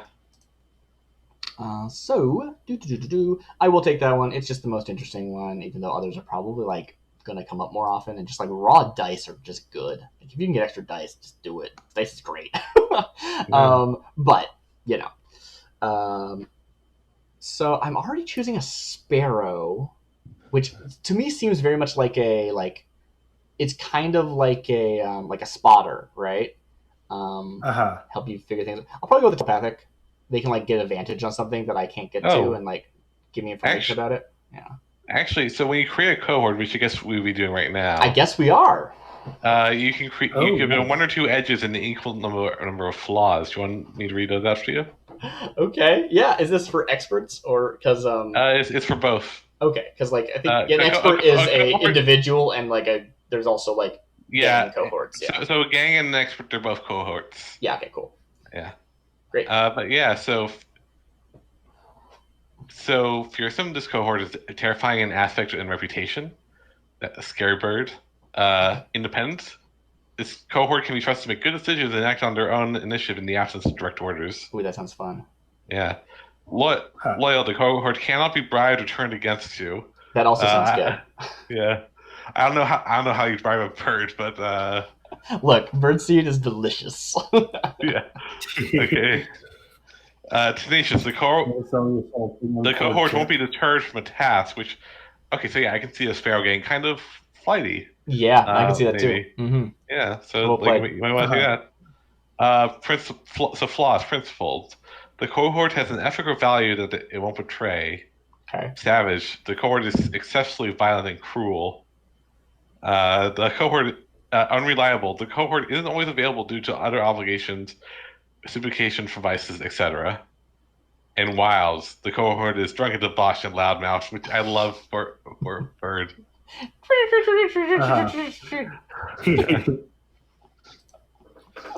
I didn't think about the fact that they would be like status as a cohort like that. It's really funny. I was just thinking mechanically that's how you would handle them. But yeah, it just say it functions as a cohort. Don't ever supposed to follow this stuff or not. But I'm totally happy with it. I want them to be loyal because that's important to me. And if they want to be flighty, that seems reasonable. And I kind of want them to be brutal. What's the one though where they're like gonna be like violent and stuff? Well, okay, so there's fear, which makes terrifying. No, I don't mean the one that's a positive. I mean the negative one. Oh, savage. Yeah, that's the one. Yeah. You're gonna fuck up some people with this bird. It's gonna be great. Okay. And birds are formidable. I mean, I've heard the stories from like Australia, magpies or whatever they are. What are the things that they always have every year? Just wreck everybody. Kookaburra? It's not that. It's like a pretty normal like type bird. It's just like for whatever reason they go wild and dive bomb people. Yeah. So so only one edge, one flaw. I don't remember how it works. I can take as many edges as I want, but I have to take equal number of flaws. You can get up to 2 edges and an equal number of flaws. Okay. Well, I'll look at those depending on. Yeah. And there's a modifier. You can So I'll take a look at those. I'll let you know between weeks. Yeah, totally. Probably. But I will take. I kind of like the idea of turning into a ghost and like going into like through a keyhole, but I can't do anything with it if it's over there. If I can't talk to it, I'm gonna take telepathic. I don't think it's gonna have like literally like, "Hello, master, how are you doing?" That's how they talk. Yeah, but I'll say you'll get the sense of like what it like impressions it's getting. Yeah, totally. If you can't like see through his eyes or anything like that, weird.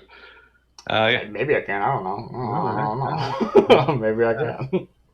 Share their senses. What are their senses other than their eyes? Sorry. So that actually totally would be easy. But their thoughts would just be like, or actually, it's more like kill. I want to kill. It's probably also between kill and also danger, and like one of the two. Yeah, and Arrow Swift sounds great, but I maybe I'll take that as an additional choice later. Because you're allowed to take this ability twice to get an additional bonus or additional weirdness. Okay. Because that sounds really fun to have it's just like this super fast Sparrow, but I think mine link's right. It's like they get advantage, they help me line up a shot. Yeah. Cool, awesome. I'll give them a name when I give myself a name. Yeah, totally. All right, what else do I need to know? Before I do. Oh wait, but Simon, did you select your special ability? No, not yet. I'm still having troubles with that. What is special armor? So, there's even a little right up here that I just happen to be looking at. Some special abilities refer to your special armor. Each character sheet has a set of 3 boxes to track usage of armor: standard, heavy, and special. If you have any abilities that use your special armor, tick its box when you activate one of them. If you don't have any special abilities that use special armor, then you can't use that armor box at all. Basically, when harm is coming in, you use armor appropriate to the type of harm. If someone shoots you, you might say, I activated my armor. I was wearing a metal plate under my shirt this whole time. Because armor is an equipment load thing, right? If you have a load available, you can still do that. They're basically one-use harm mitigations, where instead of rolling to resist, you just shrug it off because you have armor. And special armor lets you do that for things other than physical harm. So yours probably says something like mental taxingness or something. So the mastermind thing is you may spend your special armor to protect a teammate or to push yourself when you gather information or work on a long-term project. Ooh. Right. So in addition to being able to mitigate harm, you can also use it as a resource. It's just that you only have one of the uses of it per mission. And if you got a second ability that gave you the use of special armor, you could still only use one of your 2 special armor abilities. Yeah. per score. I don't think there's any other special armor ones here. Yeah, but you can take moves from other playbooks. Oh yeah, true. That's a mechanic in the system. Yeah. I don't know if you can do that at the beginning of the game or not. Well, I guess you take the veteran thing. I wasn't sure if it's available at the beginning of the game. I've definitely done that before, but I don't know if it's like supposed to be available. Yeah, who knows? Who knows? I don't actually see veteran here, but I guess it's because it's not a Hound special ability; it's an everyone special ability. Yeah. Yeah. Right. Huh. Anyway, Because I'm thinking of going with either Mastermind, Ghost Contract, or Foresight. Not Foresight, Calculating. Ooh. Calculating. What during downtime we get a +1 to that roll for myself or another crew member. Yeah, it depends on how much we focus on downtime and stuff and like how valuable that is. Downtime is always going to be good because if you get hurt, that's the way you heal. It's also if you get stressed out, that's how you remove your stress. So it's always useful, but it's also the mechanic for doing things that aren't criminal activity. If you're like, or non-score criminal activity. If you have a specific thing you want to accomplish as a character that doesn't actually involve the gang, even though it's only two of us, you can be like, I'm going to do this as a downtime project on my own, right? Yeah. Or you can just use it to be like, I want to invent a bomb that sends laughing gas through the city and become the Joker. You do that, but also by doing a downtime action. So, it's good. Yeah. Because that would take longer than a single score. Actually activating the bomb, that would be a score. Don't know why that was my example. Yeah. Huh. Okay, I'm thinking maybe in that case, maybe it'd be I could get it'd be interesting to go with Ghost Contract, so I think I'll go with that. I like the idea that we're a little weird. We're like, I think it works. Yeah. Maybe like something weird happened to you on your first mission, and that's why you got or not your first mission. So, you got connected by like some weird circumstance that gave you a ghost burden. That's a good question. Is this something that you developed yourself? Is this something that you learned? Is it something like you fell into a pit of acid? Now you have the superpower, or maybe it's like more subtle than that. It's like, you are good at. It happens to you as well if you break things. So it's not just like social engineering of people and making them think that they're cursed, but it could be a lot more subtle if they feel like it's like, things just sort of go bad when people break their word with me, and when I break my word too. So I'm very this is one of those moves that very much says something about you, because you're probably going to be like, no, my word is extremely important to me. I never break my word, right? Which is it's a cool feature. It's a cool character hook.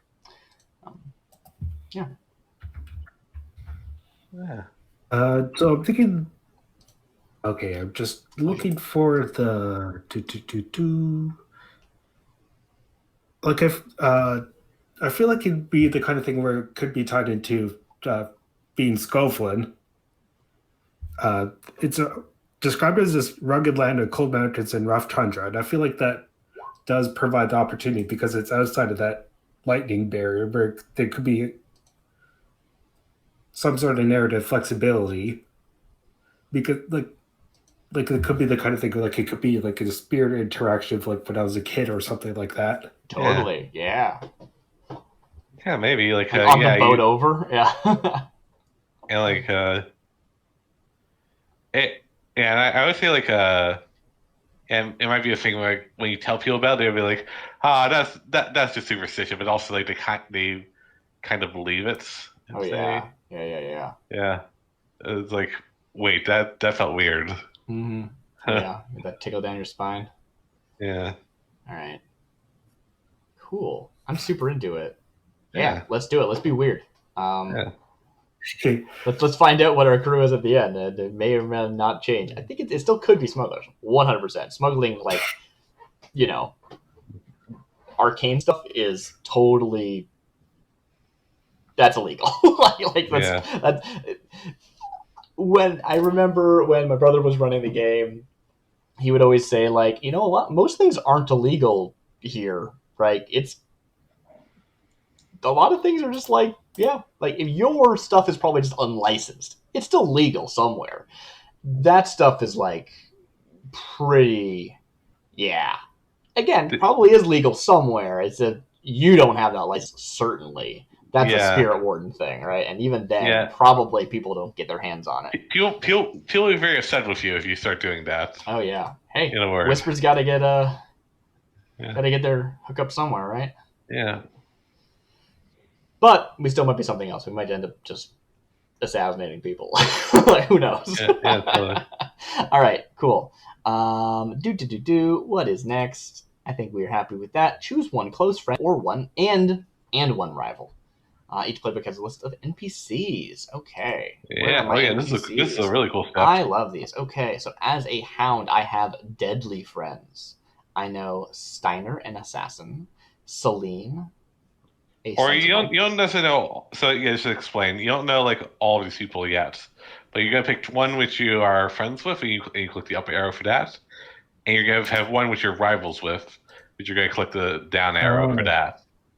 Okay. Sure, I'm happy to interpret it that way. I've always had it interpreted as like this is the one that you have a close friendship with, and one you are a rival with. You know all of them. Yeah. But that's like really? I don't know. It's a perfectly interpretable way of interpreting. Yeah.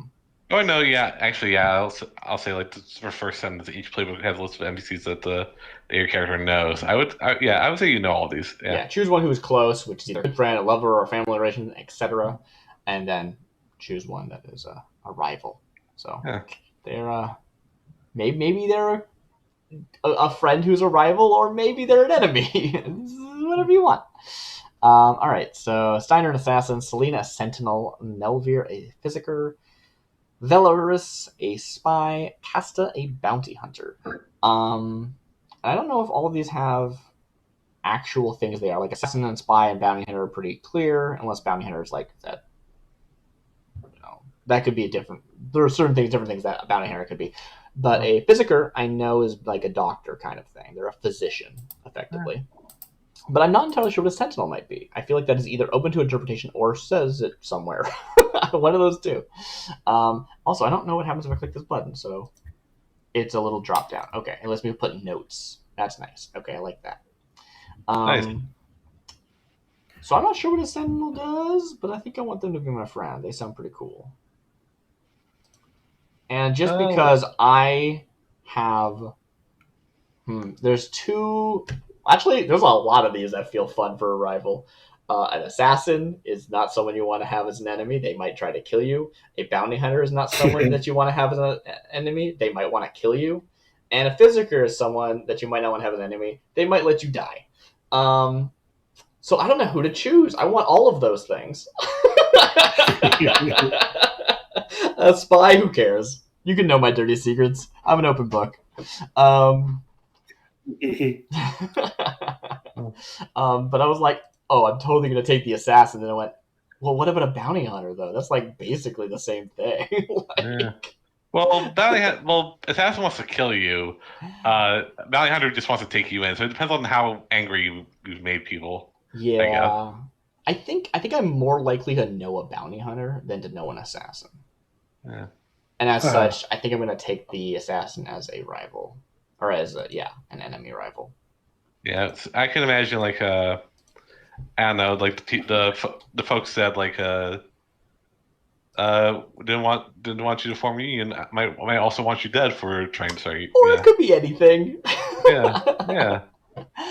Depends on that's one of those like, and it might not be like I have an assassin after me, because that's probably quite professional. I don't know if they'd be my enemy in that like same way. This might just be like, oh yeah, they hate me and they know how to kill people. Yeah, if they have the time, they'll get around to it. Yeah. If the opportunity strikes, and we can figure out why Steiner doesn't like me. But Celine, they're cool. Also, I don't know what a sentinel is. I can't find any reference to sentinel in the book. Cool, we get to make it up. Yes, that's my favorite part of the game. All right, cool. It might be like a security guard. Might be like a Like, yeah. Yeah, I wasn't sure if it was something specific or not. The place my brain always goes is like someone who like guards the town walls, but like I don't think that's a thing here. They might be like a sentinel to like maybe they like It might be someone that maintains the electro barrier. it could be, which is an interesting interpretation. Now, Yeah. I don't think that they're like a mechanic, right? Like I have dangerous friends, very specifically. But I kind of think that it might be a sentinel to like maybe they like is there like a power plant somewhere? There's the radiant energy farms. Yeah, What am I I imagine thinking of? that's power plant. There's not like a power plant attached to the rail. That's different. So I think they might be like someone who works at the rail station, but like they're not. They're just sort of like general guardsmanship as opposed to like, yeah, or maybe not. I don't know. I'll think about it. But I do like the idea of something to do with the rail, whether that's like they're specifically guarding like high profile stuff that is being going in and out, or if it's like just like, yeah, this is a closed environment and there's lots of people that come and go and there's their security checkpoint. They're probably just that one. Yeah, I think that seems good. So I know them. We ran into each other before I started doing what I'm doing now. Maybe or maybe not. That's the sort of person that would actually travel between places. Probably not. Probably they're like here. They were like one of the people I would any time the train would stop in Doskvol, I would see them, and then I'd like not see them again for like months. Yeah. Cool. Yeah. What are your friends like, Simon? Yeah. So for the section I have, it's Salia, August, Jenna, Riven, and Jaren. So Salia is an information broker. Just kind of doing a quick overview of it all. Mm-hmm. August is a master architect. Ooh. Jenna is a servant. Riven is a chemist, and Jared is a blue coat archivist. And I'm thinking, how would I say? Yeah. August would be an interesting, rival. You got to refer to them by their job because I'm gonna not remember what you said. That they're the master architect. Ooh. That is so cool. I don't know why you'd have an architect as a rival. You know what that sounds like? That sounds like someone you like went to school with and like they just were more successful than you. It doesn't even sound like an enemy. It sounds like someone who's like, dang, I hate that guy. Whenever we like hang out again, he's like, oh, I'm an architect. I like that. You don't have to go in that direction. But yeah. Like when I was thinking, they could be like the kind of thing where he's never liked me because I probably fucked up a few shipments of his building materials or whatever. All right, yeah, that works. Yeah. And I'm thinking like that'd also be kind of fun narratively where I can't have all the accesses to the resources I'd like. Just because I feel like it'd be an interesting handicap for me to work with in some capacity. Yeah. I don't know, maybe this architect is like kind of a spider in and of himself. Like maybe architect's his day job. Sure. That's always fun. Yeah, something that is really easy to forget and always had to be repeated a lot in games I've played of this, which is like they have a title in your little stat block there of friends, but they have lives outside of that, right? Yeah. You know, if you're like, I just need to go to a friend, and you look at your list of friends and go, none of these people are appropriate, they still might be, right? They're still people. Yeah. So they're not just one. And I'm thinking Riven would be an interesting friend to have, or maybe ally. Riven is a chemist. Yeah, especially if you're pushing, if you're doing a Breaking Bad. Which sounds like something a smuggler might do. Or actually, wait, hold on a second. There actually is a hawker, yeah, isn't there? Hawkers are a thing, yeah. Yeah. Okay. But you might be supplying the hawker, right? Like, yeah. So, whatever. I've never actually seen Breaking Bad, but I kind of know the premise. I haven't either. Yeah. I saw the first part. It was pretty good, but I never followed up on it. Oh, okay. Yeah. Really, the only TV show I have that could be applicable to this is I've seen the first 2, I think, seasons of Boardwalk Empire. Ooh, yeah, that sounds very applicable. Cool. I have not seen that. Prohibition era smuggling kind of. Ooh, that sounds great. Kind of I gotta watch that. That sounds awesome. Yeah. I believe John Harper made another game that's literally just called Bootleggers, and it's basically this game, but it's that instead. Yeah. And it stars Steve Buscemi, really sells the role of Ducky Thompson. That sounds awesome. Anyway. That's the sort of thing I'd be like, ooh, I should write that down, and it's not write down because I'm doing this. Yeah, makes sense. Remind me later. Yeah. Anyway. Chat, remind me later.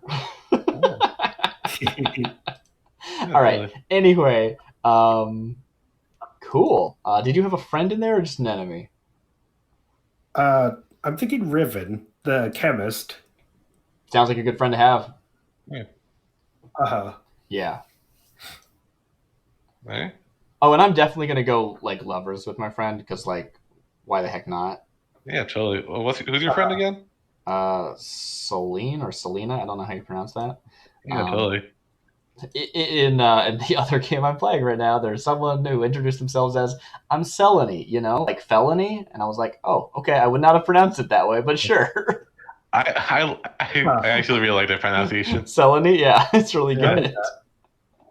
That's really cool. Yeah, fun, I should say. Yeah. So maybe the name's Selene. I don't know.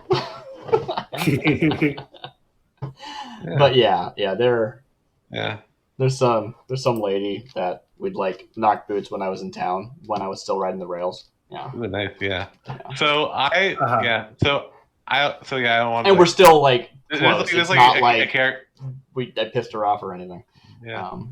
There's like a decision you make, but I kind of want. I don't know. I kind of have this image of like Agus as being like kind of a cool character, like kind of an architect, mastermind person. Mm-hmm. If you're okay with that, I kind of want to like work on that character. I don't know. Yeah. Okay. Yeah. Yeah, that sounds awesome. You bring someone to the table and be like, "Yep, cool. Yeah. I took that seed that you gave me, and here's what I'm thinking." Unless you have like specific ideas, because they are your injection into the world. Yeah. Yeah. So I want to take the agency from you if you have like your own idea, but like yeah. Like I was just thinking, like it'd be kind of interesting to go with. But if that's what you want, then I'm definitely up for switching over to Sally as the rival, the information broker. Oh. No, I think what you meant was like, I love this person as your rival. Let me develop like who they are and why they're your rival. Oh, okay. Okay. Yeah, I see what you mean now. Yeah. Mm-hmm. Yeah. Cool. All right. Cool. I'm really happy with that section. Yeah. I'm sure we'll discuss and like when they come up and become relevant in play, we'll answer more questions about them. But that's a good starting point for that. Unless there's more that it asks for, choose another NPC who's your rival, mark the downward pointing arrow. Yeah, that's all.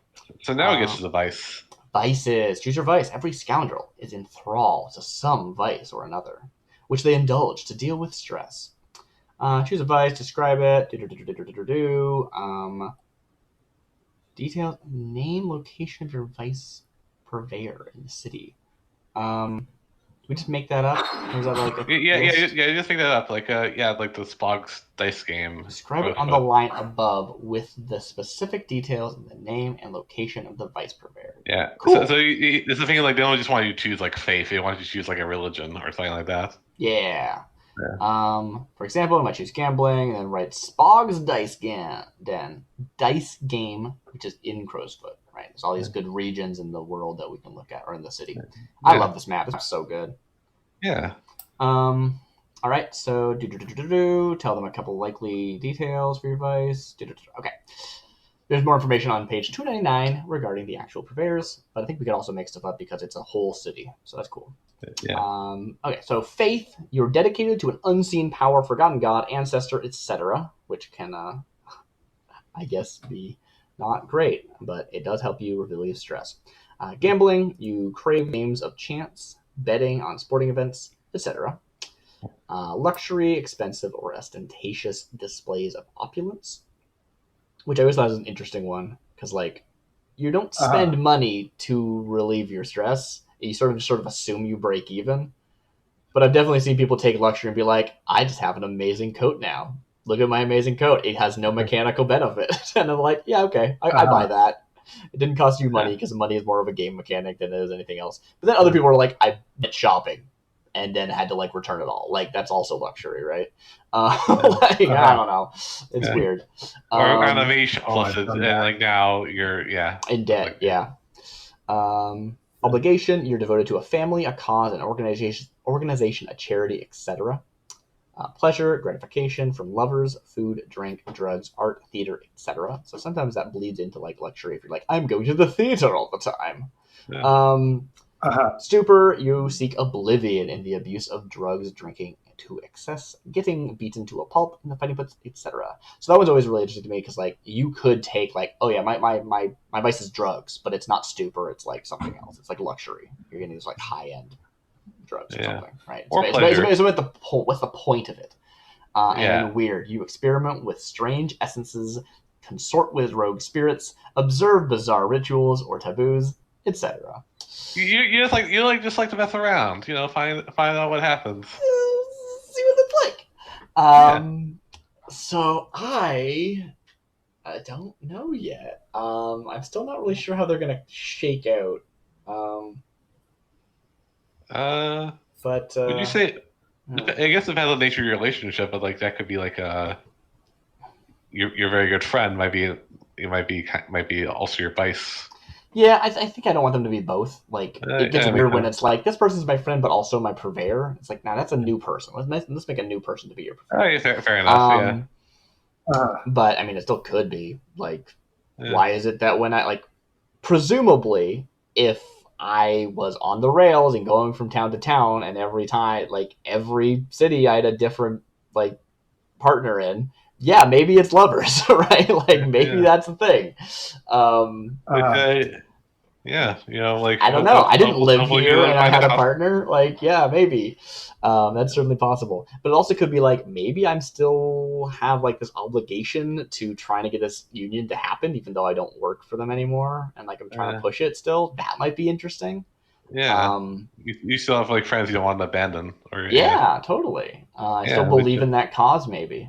Or maybe it's like, nah, I'm gonna be weird over here. I saw too many ghosts, and now I have a bird who can talk to me in my brain. Let's get weird. There's a lot of options. What do you think, Simon? I think it's like there's just a lot to from those options alone that gives a lot of things to work with. But I'm kind of flip-flopping between the ideas of luxury and stupor. Ooh.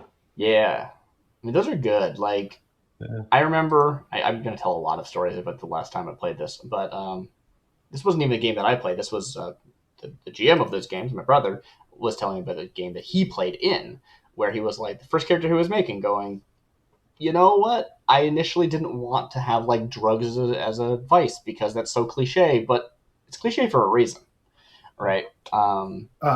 Which I mean, stupor doesn't have to be drugs. In the original printing of the book, it didn't say stupor; it said drugs. It didn't say pleasure; it said lovers, right? Like they made them broader over time, so that's why I keep referring to them that way. Yeah, I guess like, and something to keep in mind is that like it is not fun to live in Doskvol. Like there's horrible ghosts everywhere. There's like this all is. I mean, this is true for all the park. Everyone like there's crime everywhere. It's like not Constant ringing of that bell whenever someone dies. Yeah, totally. That's a thing. We have not talked about that.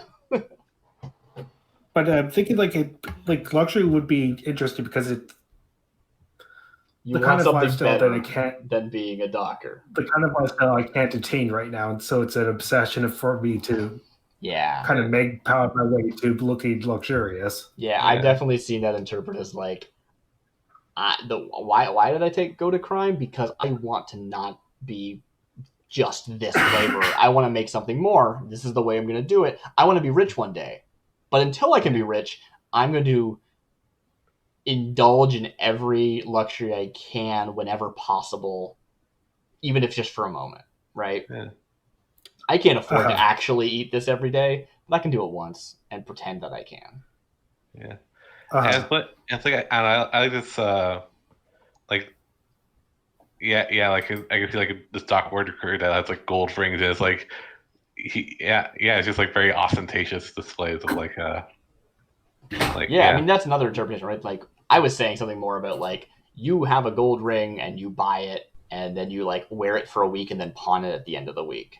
And it's just like to feel that for a little bit of time. Where as opposed to like actually being able to afford something and being like, well, nope, I have this, it's mine forever now. I'm just gonna eat nothing. I'm just gonna starve myself for the rest of the week because I needed to buy this. Those are both awesome. I like both of those. And it's also kind of applicable to me, especially when I discovered Amazon. Wow. Oh, woof. Yeah. Look, I know I'm on Twitch, but fuck Amazon. But also, given that dog worker kind of lifestyle, another one might be stupor. Applicable one would be stupor, I should say. Yeah, getting super drunk and like yeah. But the problem with that is. Oh, sorry. The problem with that is I don't know what it's like to be drunk. Last time I was drunk, I was 3 years old. Choose a fantasy drug that doesn't exist. There's a list of them in this game. Oh. Yeah. Get some like dream smoke, or maybe get some like stuff that lets you see into the ghost veil. I don't know. Let's do it. Ghost field? Whatever it's called. Yeah. Yeah, that's the good stuff. I'm gonna go with lovers. It's just too much fun. I can't help myself. Let's get horny up in here. Yeah. In a way, that's kind of sweet. Now, the funny thing is, you're supposed to choose like a location and a vice purveyor, and I'm way more interested in the idea of like every week I'm in a different district with someone different, but like I guess that's not the intent. This is more about like you go to the whorehouse and the whorehouse has like that's what it is. That's totally what it is. There's got to be some place that like there's someone like it's a place where you can go and you can be like, tonight I'd like to be with a Severosi. Tonight I'd like to be with an I'm forgetting all the names of places, but like the point is like I can, because I know people all over the world. The idea that I can go somewhere and be like, this is the one place that specializes in having like, you know, exotic taste. This is getting gross. Maybe I don't want to do this. Yeah. I don't mean you're gross. I don't know. Yeah. Yeah. But you know what I'm saying, right? The idea is it's like variety. A place I can go to get variety. And it's still probably going to be like the same people, right? It's probably like I go to the same place and they have there are people working there who of all different heritages, and there's like one from each island, one from each location that I frequent, and they go in rotation. Like that's what I'm probably thinking, yeah. But there's not someone from Akarosi. That's Selena. Maybe we don't still sit together. I don't know. I'm gonna do that. So I decided. Yeah. Sorry. Go ahead. I guess the question. I imagine like I mean who can say, but like does Felony know or like So like we are close friends. If I wanted to choose her as a rival, that would have been an option, right? To be like, yes, this is why that she's an enemy, is because like she assumed that like when I started living in Doskvol, instead of going from town to town, I was going to settle down or something like that. Yeah. I think that's an interpretation I could go with, and that would be interesting. I think no. I think it was like, no. She knows that like when I was on the rails, that I was not I was gone for months at a time. We were not exclusive, and that didn't change when I settled down here. Yeah. Okay, makes sense. Huh.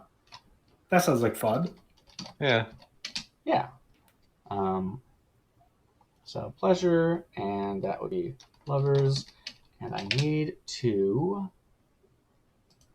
So location, I don't know where that would be. It's either like a dock type thing, I would think, or it's like actually somewhere near the rail. I guess it doesn't actually matter. Like once you're here, you're living here. I'm not actually sleeping with people who are going off on the rails and stuff, right? Alternatively, no, not doing that. Never mind. I was going to say, alternatively, I could, work there, and there's a different person every day. But no, I'm not doing that. I already got one job. I don't need another. It's being a criminal. Yeah. So yeah, I'm going to look at the list. If you have, please fill airspace with talking about your own vice while I try and find this list. There should be a link somewhere. Where's that link? Which what are you looking for? Vices more on page 299. Click. There we go. All right. Pleasure and stupor. 156 is in the downtime section.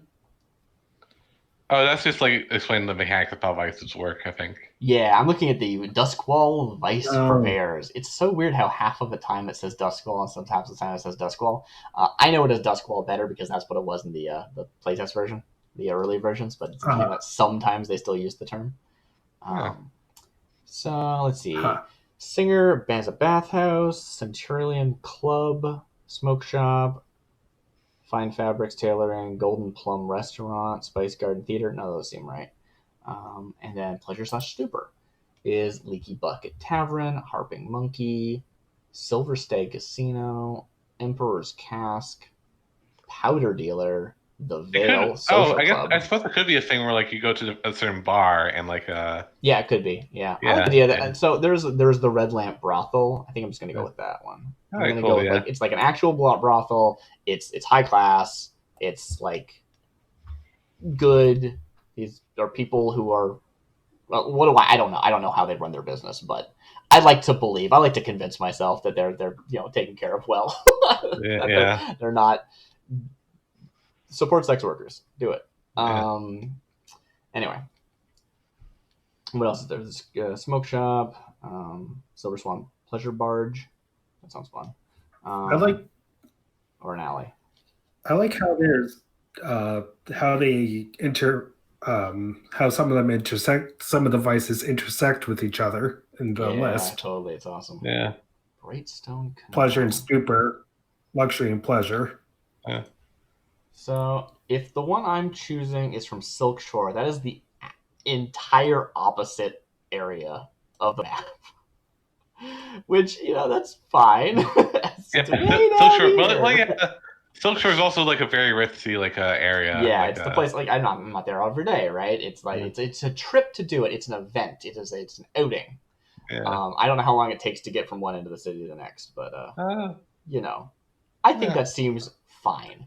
I don't want to live too close to it. Honestly, that's probably So I imagine like some kind of tram system. Like I don't think there's cars, but there might be it's just trains. There might be Sure. Yeah, I think regardless, it's doable, right? It's not like it's a multi-day affair to get to the other end of the city.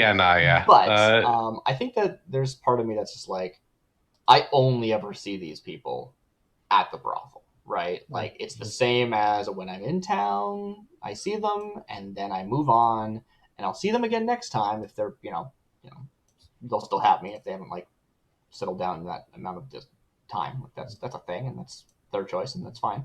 I'm talking about prior when I was on the rails, and I think it's still very similar. I keep it separate from the rest of my life. That sounds right. Yeah, makes sense. Cool. So I'm gonna write that down. That is the what is it called? I was just there. The Red Lamp Brothel in Silk Shore. Okay. Yeah. Or maybe it's a different brothel in Silk Shore. I don't know. It might as well use the stuff in the book because then I don't have to come up with names. Makes sense. Or make you come up with names. All right. red lamp in Silkshore. Specifically, the vice purveyor is Madame Teslin, who I believe is like the madam, right? Yeah, makes sense. I don't think I've ever slept with her. Yeah. I think I'll just go with the drinking would be the stupor. Okay, yeah. Nice, great. Yeah. So I'll just go with Is there like a Doskvol docker and, bar that you like go back to all the time and hang out with like your old buddies from like when you were on the docks? Or do you like try and ignore them and be like, I don't care about these people anymore. I'm better than them now. Yeah, I think the latter would be that. There's also always the option that like stupor is different from one day to the next. Sometimes it's getting drunk and sometimes it's getting beaten up. Yeah. You just like don't want to think anymore, kind of thing. I go to the bar and like whatever vice it happens to be that night. Yeah. The end result's the same. Yeah. Yeah. Cool. All right. I think that's good. What's next? Probably. I can't go back to the section I was at. I clicked a link to get here. I don't know what page I was on. All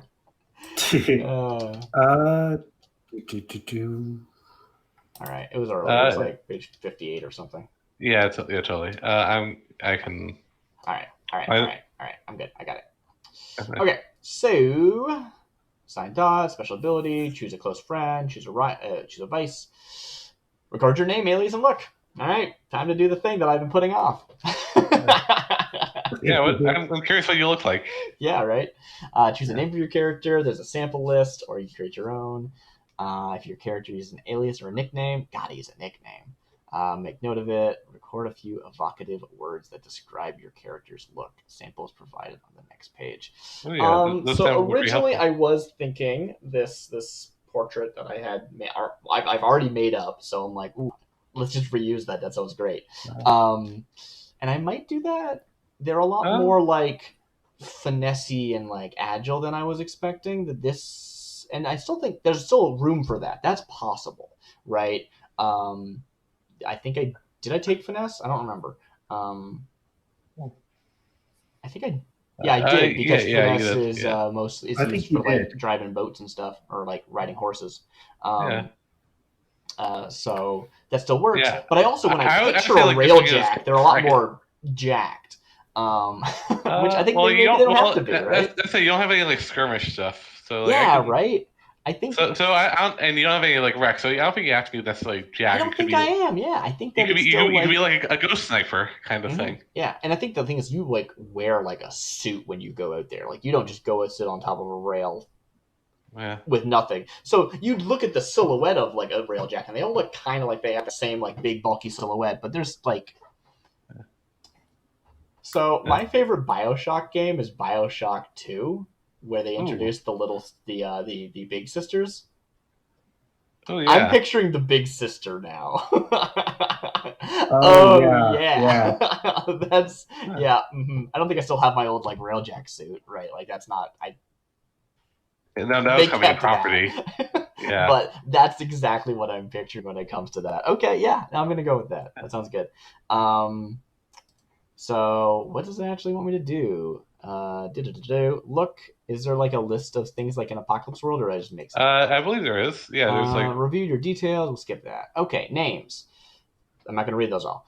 Family names. I assume everyone has a family name. I've certainly seen some settings where it's like only nobles have family names. I think everyone has a family name. I think so, yeah. It would be nice if there was a bit more direction for like heritage and names. I don't know what is sort of normal for different locations. Because I'm playing a Sparrow, and I want to actually bring some of that to bear. I don't want to just be like, and I just like anyone else, right? But anyway. And aliases, those are good. And looks. Okay, I'm just going to go through this looks list real quick like.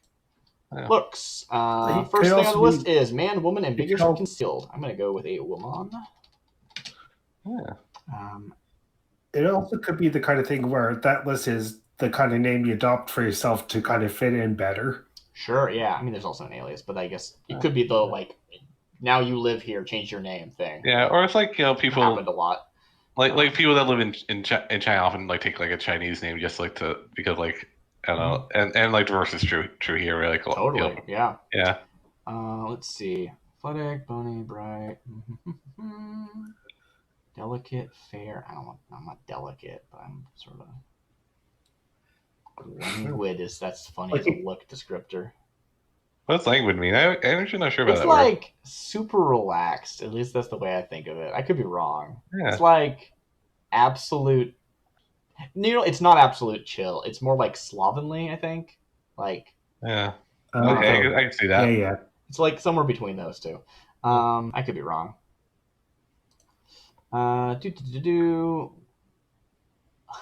Open is a look too. Charming and open. Yeah. Charming and open. Like a bard. Yeah. Yeah. Or highwayman. Sad, scarred, slim, soft, squat. I should not just read all these. I think like weathered and wiry. Like they have that look. Like they've seen some stuff, but they're sort of this like sort of slender body. Wiry's not exactly what I'm thinking, but yeah, or like slim, I guess. It might be like kind of. Oh, there was a slim, yeah. Yeah, slim is what I kind of get from that picture. Yeah. Like Yeah.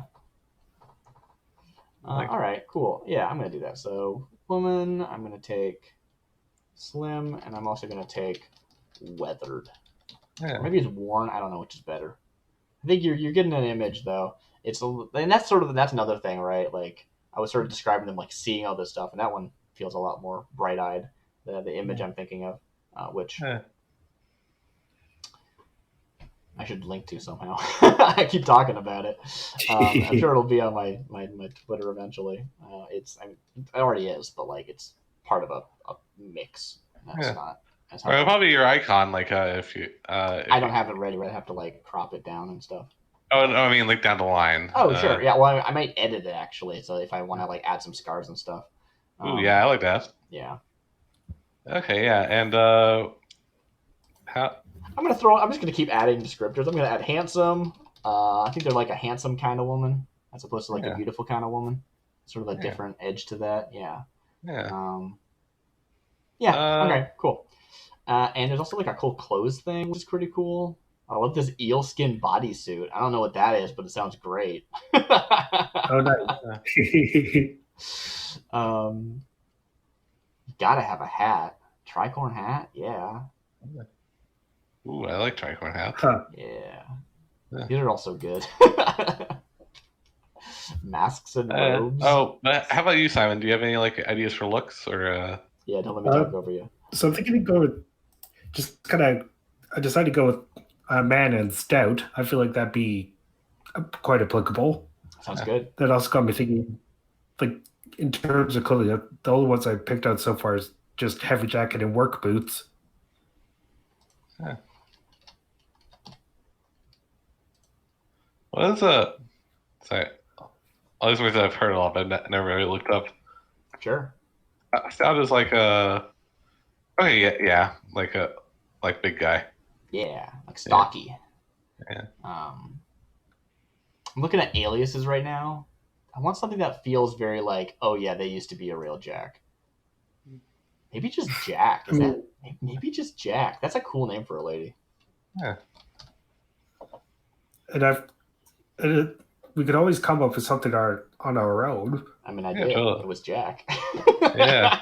It was very original. Yeah. Well, I mean, yeah, if I had the Ghost Lines books open, I'd like choose some random piece of equipment in there and be like, that's my name. I'm like Electro Grapple, which is a terrible name. Not that one, but you know what I'm saying. Yeah. Uh-huh. Yeah. Huh, okay. Now thinking like the alias for that, I think I like that. I think I'll go with Frog. Nice. That's good.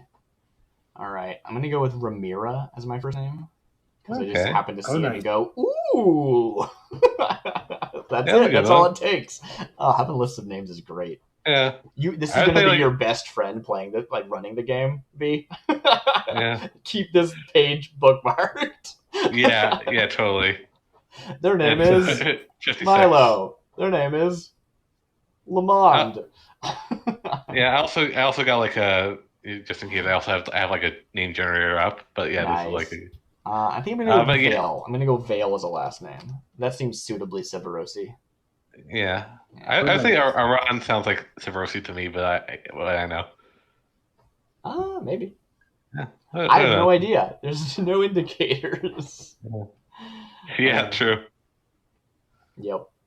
So, what else do we got? Got a name, got a Oh, family name, got actually, an alias. so question for you, like, so yeah, so did you grow up in Sephiroth Yeah, I think we yeah. might have I, question. I Yeah, I grew up in Severos and like joined the thing, or like I think it was like recruited because I was like a yeah, good shot and knew how to deal with ghosts and stuff, and someone was yeah, like, "You'd be good on the rails." yeah, And probably it wasn't even like I was the best or anything. It was like you're the only Severosi I know, so you're the best at this. That yeah, like yeah. of all the Kind of, Severosi I've met, Yeah. you're the best one because I happened to run into this person who happened to be a recruiter or whatever, right? Like it's yeah, that yeah, kind of totally. thing. Right place, right time, and or maybe wrong place. Let's be honest. It Yeah, probably wasn't a great life, yeah, but it was a different life. It let me meet lots of people. Wink. yeah, Um, yeah. okay. Uh, Anyway, so yeah, and then for whatever reason, here I am. Probably I was like literally, it was like, cool, you're fired. No, this is where you live now. Like this is where yeah, we're stopped when you're fired. So here you are, unless you want to buy yeah, a ticket. And I'm like, what? You want me to buy a ticket? I've never had to do that before. yeah, Like, yeah. I live here now. I don't make enough money to buy tickets on rails.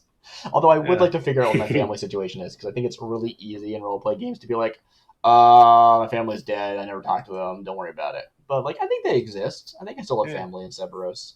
yeah. Um, Me get some mail out to him once in a while. yeah, maybe I get some mail every once in a while, but it's like I just feel like distant with them. Like I don't feel like I really know them anymore, and I don't really Yeah, want to well, you go spend back at this so much point. of your life on the rails, like Right? Yeah, I think that's sort of what it is. yeah. Um, so I'm not entirely sure what to describe myself clothes wise. That was the last thing I was looking at. I don't know. But I have like an image in my brain. It's like I wear pants. I probably have like some sort of blouse though. It's like I'm thinking very like I don't know, not like a poofy shirt, but like that kind of shirt. You know what I'm talking about? Yeah, Yeah, I certainly made proper like a work fire there. shirt, right? Or like a Yeah, like a pirate shirt. yeah, Because like I'm loving this image in my head of the like big sister, but that's not what I'd be wearing. That's like what I was wearing on the railjack, right, or on yeah, the rails. Uh-huh. And it's like probably still an aesthetic I'd like, but like I'm not Uh-huh. wearing it. I don't have that. yeah, So yeah, it's just like it's a shirt and some pants. I like pants. I got used to wearing pants because there's no like you know railjack dress outfit. Like yeah, yeah, I'm more. I've worked more in pants than anything else. So that was my job. That was what you wore. Um, ooh, a half cape is on here as an option. I don't think I'm that fancy. I don't think I'm that yeah, ostentatious. I think I'm a lot more like reserved. yeah. Um, Uh-huh. I think I suddenly I was thinking about whether or not I want to incorporate billiards into the design because once again, it's the image that we've been referring to. She's playing pool, and I still think that's like a thing. Like I like games of skill and stuff, and I have that skill set, but Yeah. I don't think That's not your vice. that's not That's my like vice. It's just a thing I do. I'm a person. yeah, I have hobbies. yeah, It's a hobby, not It's a like a vice. Yeah, downtime activity thing. I don't go there and gamble away everything. I don't go there and hustle people. I just actually play the game. Like, yeah, I just like it. Uh-huh. Yeah, totally. All right, cool. Awesome, sweet. I think I might be making them a little bit too like burnt out by ghosts. Like maybe it was more invigorating than I'm giving it credit for because like yeah. Well, I mean, obviously I'm still interacting with you hang ghosts. out with a ghost bird, so it's like yeah, Yeah, right. So I don't know. yeah. So you can't be like. And also, you hang out with this person who has this weird ghost ability. Yeah, yeah. I think I'm more like I just sort of got like inured to ghosts as opposed to this like original idea I was playing with of being like I still hate them. I'm still scared of them. I've seen what they can do. I'm more scared than most people. I think it's more like yeah, I've seen ghosts. It's cool. Yeah. They're pretty cool. I mean, they're bad, but like this ghost stuff's kind of fun. These bullets have electroplasm in them. Yeah. So yeah, am I still weathered? Yeah, I don't know. That implies something to my like eyes that I don't think I like so much. Huh. Maybe they're still like stern though. Maybe it's like more of a stern than a weathered. This was very important. Or like, imagine like you're very practical, like very business. Like I think that's stern's the wrong word, but yeah, I think that's the kind of like. I'm just gonna write the word business and then look at these notes later and not know what I meant. Cool. All right, great. I'm just gonna write pants and shirt. I'm not gonna say anything more for these clothes. They're so evocative, and I want to use some, but like it's just pants. Yeah. Okay. And a blouse. Okay, great, good. I did it. Next, I need to be done. All right, Simon. But I like what the do you got? implication of whether you just have certain items, like what. Because I just picked heavy jacket and boots, that's kind of implying I'm wearing nothing else. I like it. That's just I hope that's right. I hope you're just like got these heavy boots and you got a jacket and it's like goes down to like below the top of your boots and no one knows if you're wearing anything underneath. maybe not. Yeah, I feel like the blue coats would be very angry at you if you. I don't know. I mean, they don't know. Okay, I don't actually think that's what's happening, but I am kind of picturing like this heavy jacket that's like open and you're like not wearing it. Like if you're wearing a shirt, it's like just like a like a thin white shirt that's like not anything. Yeah. Threadbare. Yeah. I could see that. I could see that. That seems pretty good. Pretty good. All right, cool. So, something. Don't know what I was saying. What's next? Are you happy with your look? Was there more you were going to say about that? Simon? Yeah, because I believe that's the last of the. Oh, and did you get a name? Did I not hear it? Did you say one? I decided to go with Brad Scora, and I'm thinking like Scora would kind of be Scora would be kind of like the surname I kind of kept. All right, cool. Brants. That's I like Brants. Change that. Hope that didn't show up. Doop. Save that. All right, great. Anyone watching, you didn't see anything at all. All right, just And as for, all right. So I am going to update my overlay here. I changed it earlier so that it would say the hound and the spider, although I think it's cut off, but whatever. I'm going to change that to actual names now. So, the hound is now going to say Ramira. Okay, because saying more would probably not fit very well. And what is your name? Or what do you go by, I guess is maybe more interesting. Which doesn't necessarily be your alias. It might just be like, whatever. Just please reiterate, is what I'm saying. Simon. Oh, okay. I thought you weren't talking to me, but I'm going Brad Scora. Okay, I need to find it on this list so I can spell it right. Brance. BRANC, yeah. BRANC. Oh, Brance? Brance. Yeah. Okay. Cool. Yeah. Did you say you like go by like Scora or something instead? Score's the last name. All right. Do you have an alias? I decided to go Frog. That's right. Yes, you said that. That was the one part I do remember. So I wonder if I call you Brance or I call you Frog. Like, who calls you that?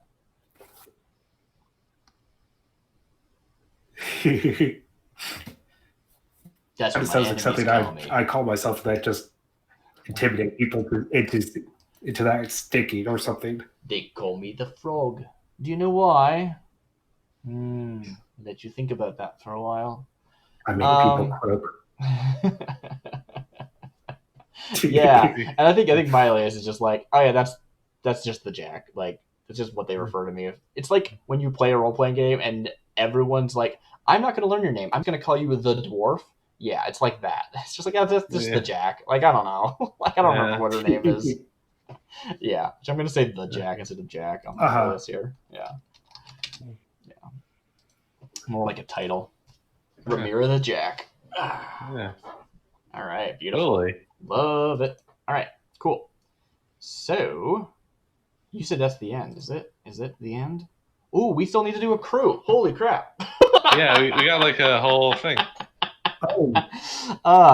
You know, you were right, B. I thought we'd probably finish this in 2 hours and have like another 2 hours of game. Nah. This is the game. You were here for character creation. I put in the tags. All right, great. I hope everyone has been enjoying us flounder around. All right. All right, cool. This is the character creation summary.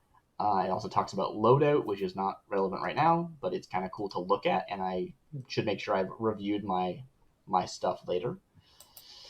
Actions. Here's all the things. And the crew. I need to skip over this and go to the crew. Yeah. Okay. Okay. The devil's in the details. What? So, there's still all the smugglers? I think so. Crew. Here we are. Starting legacy. Regardless of how a crew comes to be formed, they all have one thing in common. They exist to create a legacy that will last beyond the founding members.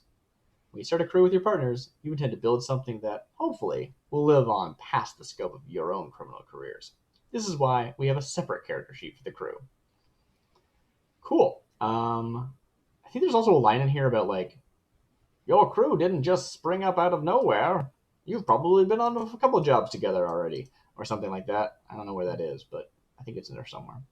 Yeah. All right, crew type, set the scores. So, assassins, bravos, cult, hawkers, shadows, and smugglers. I'm still very interested in smugglers. I don't know how good at it will be, but I'm into it, and I think that we have a nice little like edge into the arcane eldritch, but you don't have to deal with those annoying whispers. You know what I'm talking about? Yeah. Screw the whispers. No one wants to deal with a whisper. But I still want somebody who knows what they're talking about. You ask a question to give you a riddle. It's like, Yeah, totally. So, people come to us instead because we know something, but we aren't whispers. Because whispers. Yeah.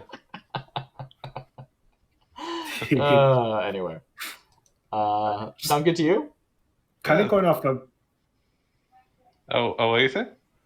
Like we also. Oh, you're fading out here. Yeah, try again, Simon. Simon. Can you hear me? I can't. Can you not hear me anymore? I can hear you. I can hear you. Oh, okay, great. Yeah, cut it for a bit. That was weird, but whatever you were saying, Simon, we sort of missed it. What was that? I think we also kind of fall under the Bravos kind of category as well. We did get a lot more thuggish, didn't we? Overall skill sets. Yeah. Okay. Execute battles, extortion, sabotage, and smash and grabs. Let's do a little bit of a review of the actual like differences. I think one of my favorite things to look at when it comes to a crew is not the upgrades or the special abilities. It is that each crew has its own experience trigger, and that sort of will tell us the kinds of things we're interested in doing. Yeah. So if we look at, I'm just going to go through these, but they're not. I have to like sort of scroll through everything, so I'm not entirely sure where this. Oh, is the experience trigger not? So Bravos, just because they came first on the list, when they execute a successful battle, extortion, sabotage, or smash and grab operation, or an XP, or the Bravos for an XP. I'm sorry. Right. Is that's literally exactly what it says here in the little like blurb about Bravos. I didn't realize that was actually the experience trigger. Interesting. Huh. Where are you reading this? What page is that? In the actual this is on page 104. Okay. It's the actual section for Bravos. Okay, so it actually says it like on this section. Where? Oh. What part does it say? Here's Killers for Hire. It's in bold and the play near assassins. top. Yes. So when you play assassins, you're an experience when you execute a successful accident, disappearance, murder, ransom. So these actually are like the exact same lines that they used to describe them earlier. Okay, so that's actually pretty easy to get a handle on, unless some of them are different. I don't know how much I'm interested in like battling, but extortion or sabotage could still be interesting. I'd be okay with that. What else do we have? We have the cult, which is when you advance the agenda of your deity or embody its precepts in action. Cults are interesting because they actually like, I think if I remember correctly, they like choose a deity at the beginning, like collectively. So you're like actually working towards whatever the deity wants, which is cool. But I don't think that's us. The Smugglers. hawkers. Your experience smuggling operation require new clients or contraband sources. Okay, so that actually is a little bit more in details than just the original pitch. Hawkers might be something. Acquire new product supply, execute clandestine or covert sales, or secure new sales territory. It's kind of interesting because like you could play hawkers very much like smugglers, right? We're getting the supply and selling it as opposed to getting the supply and giving it to hawkers or whatever. Which is interesting. It sort of depends on like what are our goals? Does one of us have like an actual like, oh yes, I want to be doing this because of specific reasons, or is it just like we thought this would be a good thing to make money and we'd be good at it? And if that's the case, let's just look at what we're best at. Where are we going to make the most money? Unless we have specific reasons of being like, I would like to be a smuggler because I think people deserve good access to goods. Thieves and spies, when you play shadows, you're inexperienced. When you burglary or espionage, robbery or sabotage. I'm still most interested in smugglers, I think. I'm super into that. I think that'll be a lot of fun. Okay, yeah. I know smugglers. Yeah, okay. That sounds like it'd be fun. Let's see. So there's some like, weird stuff about smugglers. Let's see what this Yeah, is. instead of a hunting ground, you have a cargo type that you use for your operation. So What kind of contraband do you transport? Do you have any rules about what you will or will not carry? You start with prowess training, and you start with a boat or carriage. Cool. I'm going to slip back up to hawkers and see like how that sort of ends up being actually different. Hawkers. Instead of a hunting grounds, you have a sales territory where you sell your product. What's your product? Who's your supplier? Where and how do you sell it? Right? Because like the supplier could be like stuff coming off of the, it could be, it comes from the train station, but we don't actually do that work, which could be interesting. Or it also comes from the docks. Like we have multiple stuff, and it's a question: are we the ones smuggling it? Are we like boating it across borders, or are we just getting it once it's arrived to Doskvol? Or is the smuggling operation moving it between places in Doskvol, which totally could be. I'm just sort of like the idea of like you have a sales territory just sounds so boring. yeah, kind of. It's that. Also, I mean, like I can see it'll be feeling like having like turf that you kind of like have conflict over. Yeah, totally. But that doesn't sound like quite like what I'm picturing. Okay, so I think this is the thought, right? Hawkers, we would have to. The job is like making the sale, and smugglers. Well, not even that. It's like if we play smugglers, we probably know who we're smuggling for, right? We're supplying somebody. Who are we supplying? Whereas if we're hawkers, who supplies us is sort of the question, right? Yeah. So actually, that's the thing. Like I like the idea of like making up, like people that need stuff. Yeah, and we're probably going to be very like freelancey, where like someone's like, I need this move transported from here to here, you can do it, right? Or I need to get this thing. I've already hired you to get me the thing, as opposed to us trying to sell the ware that we're never trying to offload anything. We're smuggling stuff when we already have a buyer, basically, as smugglers. Although you could do a job where it's like, yeah, we got a shipment of stuff we don't know how we're going to offload. And that's sort of a different thing that's a little bit outside of our norm. And the question is, do we want that to be outside of our norm, or do we want to be the other way around? Oh. And another thing that helped with that is that we all have pretty different backgrounds, so we do have a wide catchment of potential jobs to get places from because we all know different kinds of people. Yeah, well, I mean, basically, I know a very select few people, and you know everyone else. But yeah, We- right. I imagine you're like getting contacts, getting jobs who are like, okay, you find people who are willing to pay for something smuggled in or out, and then we manage to make that happen via docks or rail or something else. But something we think about is by default we have a carriage or boat. And boat can mean helping you transport things in the city as much as outside of the city, right? We might be, taking things across borders, going out in boats, but most likely we're gonna just, row our boat down the canals, and that's gonna be the thing. Which the canals are cool. I love the canals in this game, so that works fine. Yeah. The question is that the kind of thing we want to play? Because I keep thinking about the docks and the trains as opposed to like us actually on a boat or something. I don't know. Could be lots of things. Another thing of spoilers is that you might be able to go outside Doskvol more often. Yeah, I don't know how that works. I just know there was an ability that says you can survive the Deathlands, and I'm like, I didn't take that, but clearly it's possible without that. Otherwise, well, yeah, railjacks. Yeah. Well, I mean, they have a cool like treated suit, but I could probably as a downtime action get myself one of those suits, right? Like I could somehow get one. Yeah, that's a thing I could do probably. Probably you probably know some people you could pay off. Yeah, right. Or I can rent one. Be like, you know what? I'm just gonna take it. I'm gonna use it. I'll bring it back. I'll pay for anything that happens, and no one will even know it's missing, right? Like that kind of thing, totally. Yeah. So that because it's not something I'm gonna permanently add to my sheet unless I long-term project it, but I could acquire an asset to temporarily have it. Yeah. That's the kind of thing that makes perfect sense. Yeah. So yeah, I'd be super interested in trying this stuff out, but wouldn't be an everyday thing probably. I don't think that'd be the norm of our show. Yeah. We might also want to talk about Nightmarket. We kind of haven't really. Yeah. I like the idea that we are operating out of Nightmarket because it's here next to the thing.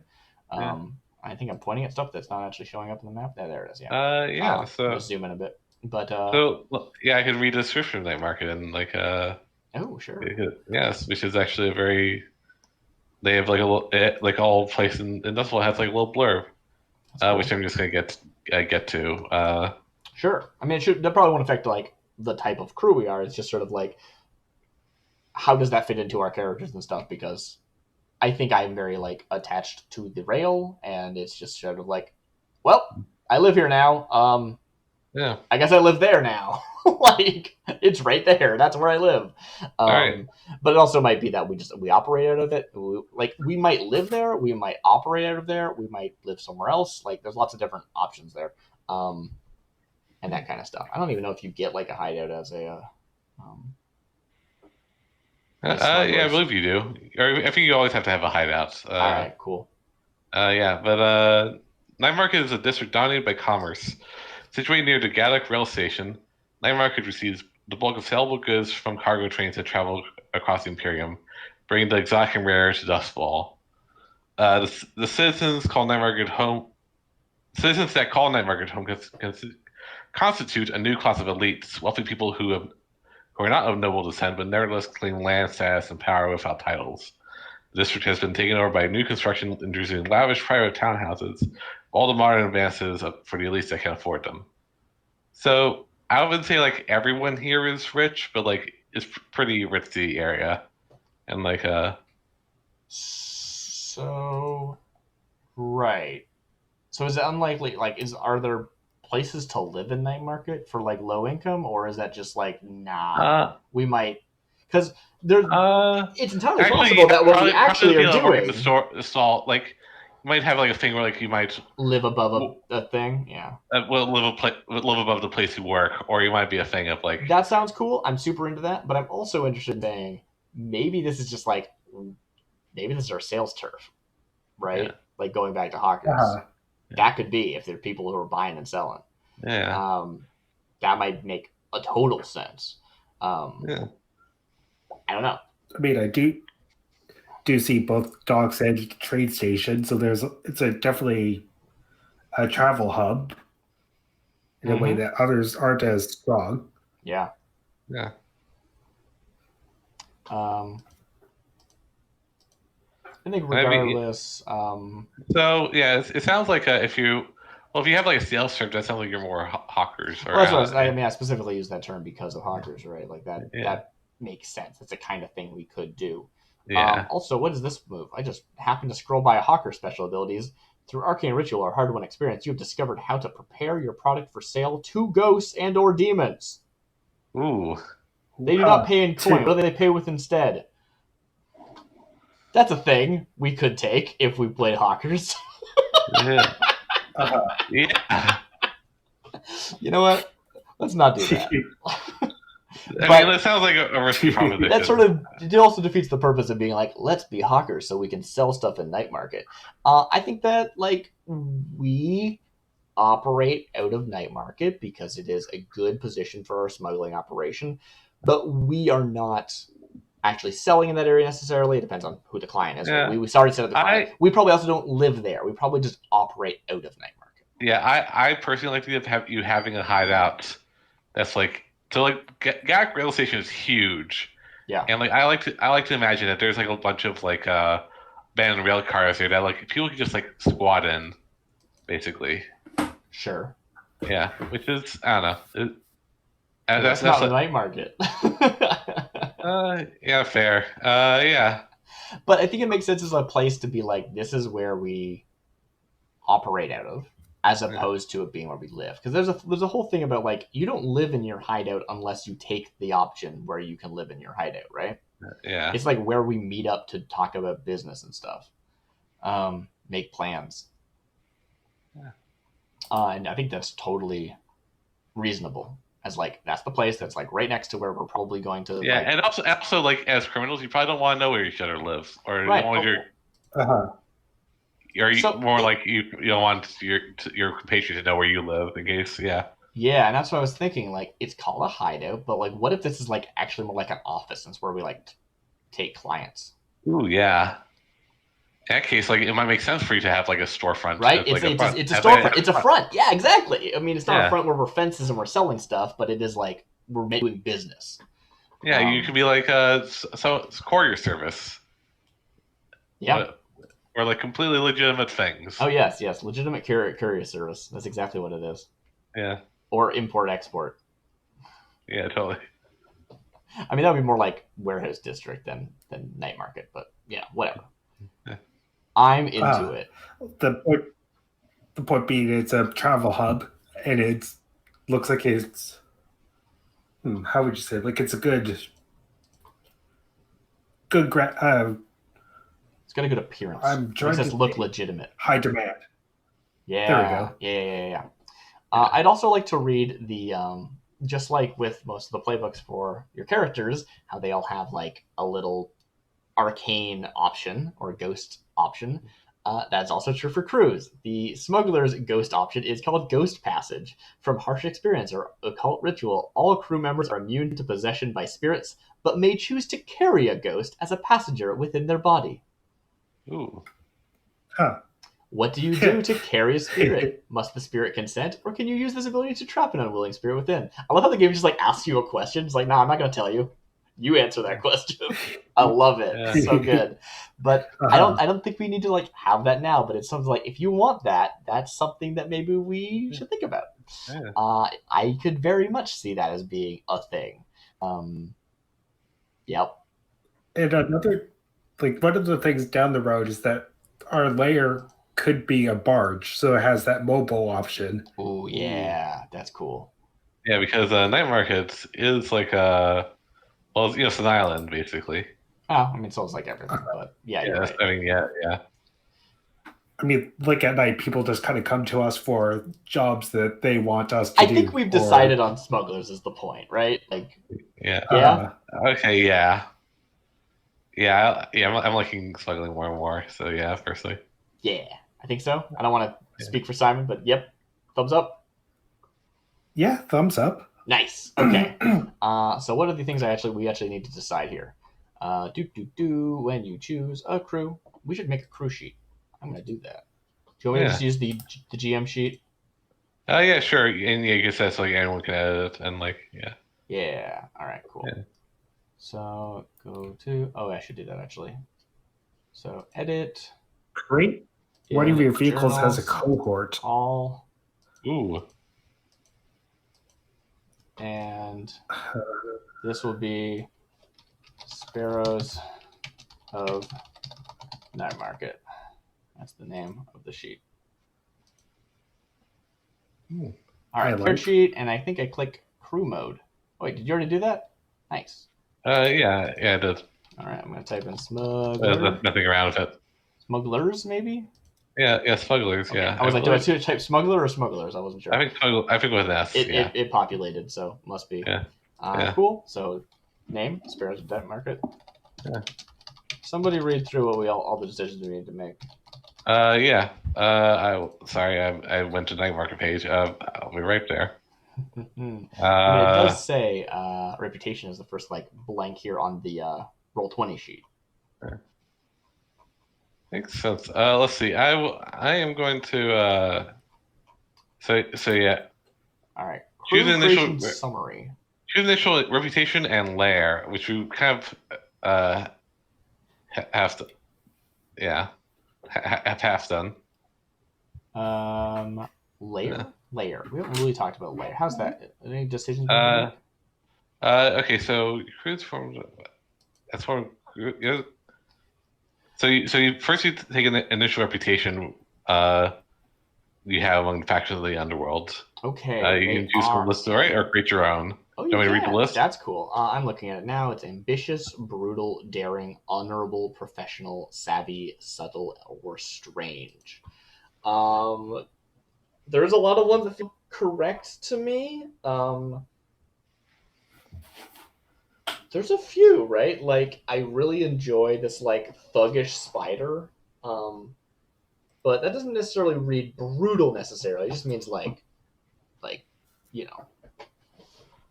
When I have to. Yeah. But a willingness to be daring, a just professional attitude, or even strange. If we want to specifically say, yes, people come to us for weird stuff as opposed to just normal smuggling. Yeah, I mean, given your descriptions, you all sound pretty strange. We do. I feel like strange is probably the most reasonable, but also I don't know how much that pigeonholes us. We're only going to get strange clientele, you know? Well, I mean, that's kind of my decision. I think the point is that we're actually approachable. We're not whispers. Right? Well, it's either you can create your own too. Yeah. So approachable might be like a approachable. That's actually an amazing reputation. Yeah, you're like the every smuggler. I know these guys. They're good folks. They'll take care of you. Yeah. It's like yeah. Do you want to take approachable? That's just really funny to me. We're not even approachable. We're like a thug who will intimidate you, and someone who just straight up forgot how human emotions work. I don't know if that's true or not about me. We'll figure it in play. I think we're more just professional. I think people will trust us to get the job done. Okay, yeah. I guess same kind of deal with my kind of thing. You're professional. You'll get the job done. I mean, that's what I'm pitching. What do you think of Simon? Yeah, I agree with that.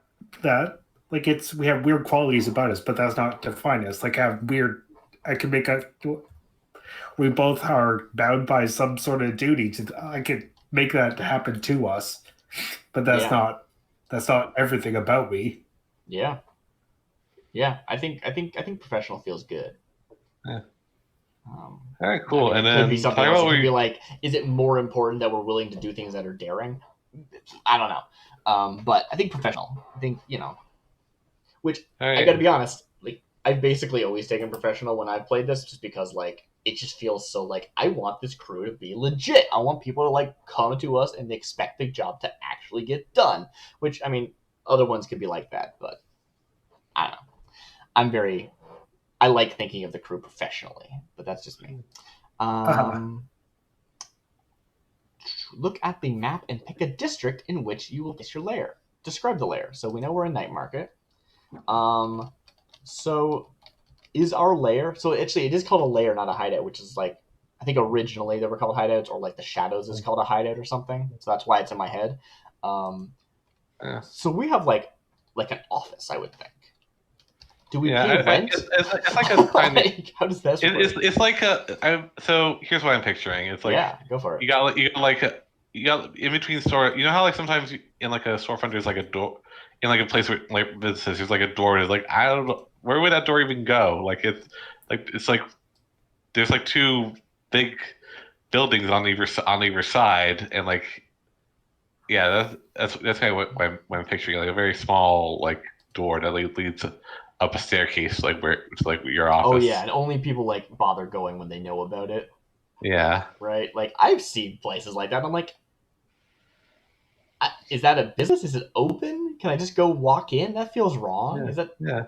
Is it someone's house? Like what is that? But like that's how people would find out about it. They'd be like, oh yeah, it's this place. They would describe it. It's got no name.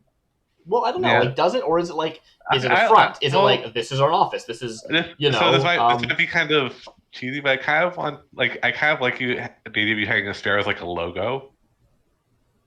Like, it's just like it's not a written word, but it is like a thing that means something. It's a sparrow, right? It's a. Now I'm picturing the stupid like Hunger Games logo. It's like a circle with a bird in it. But yeah, right. It's just like branded onto a door or something, or like or onto the like railing that leads up to it. Yeah, and like in the opening scene of the show, it's like kind of the thing they close the opening on. Yeah, it's like I'm into it. I think that sounds awesome. Yeah. Do you want to put a pin in the map somewhere? Yeah. I remember one time I ran a game where I like added a bunch of pins. Oh. They might still be in my Roll20. Wait a minute. This might be a thing. If I go to this, it's going to be all these different things. No one look at my asset library. I just search for the pin. Oh, look at this push pin. I don't even know if this is legit or if it's just something. Oh, that's too big. That's too big, yeah. I don't know where I got this picture, so I'm probably stealing it from somebody. Anyway, pins. Where do you want to put this pin?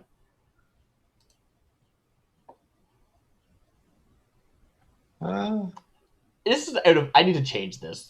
I'll make a new pin next week. That's not a theme. It's more like thematic, yeah. I'm just gonna use a dot for now. That looks silly. All right, let's freehand a line. All right. I feel like like it'd be it makes sense if it's somewhere between the rail station and the docks, because that covers two major modes of transportation as well as good infrastructure leading out of both, out of everywhere leading there. Because it could be the kind of thing where this time we have to escort a carriage into somewhere like Six Towers or whatever. Right, totally. Yeah. It's a question of are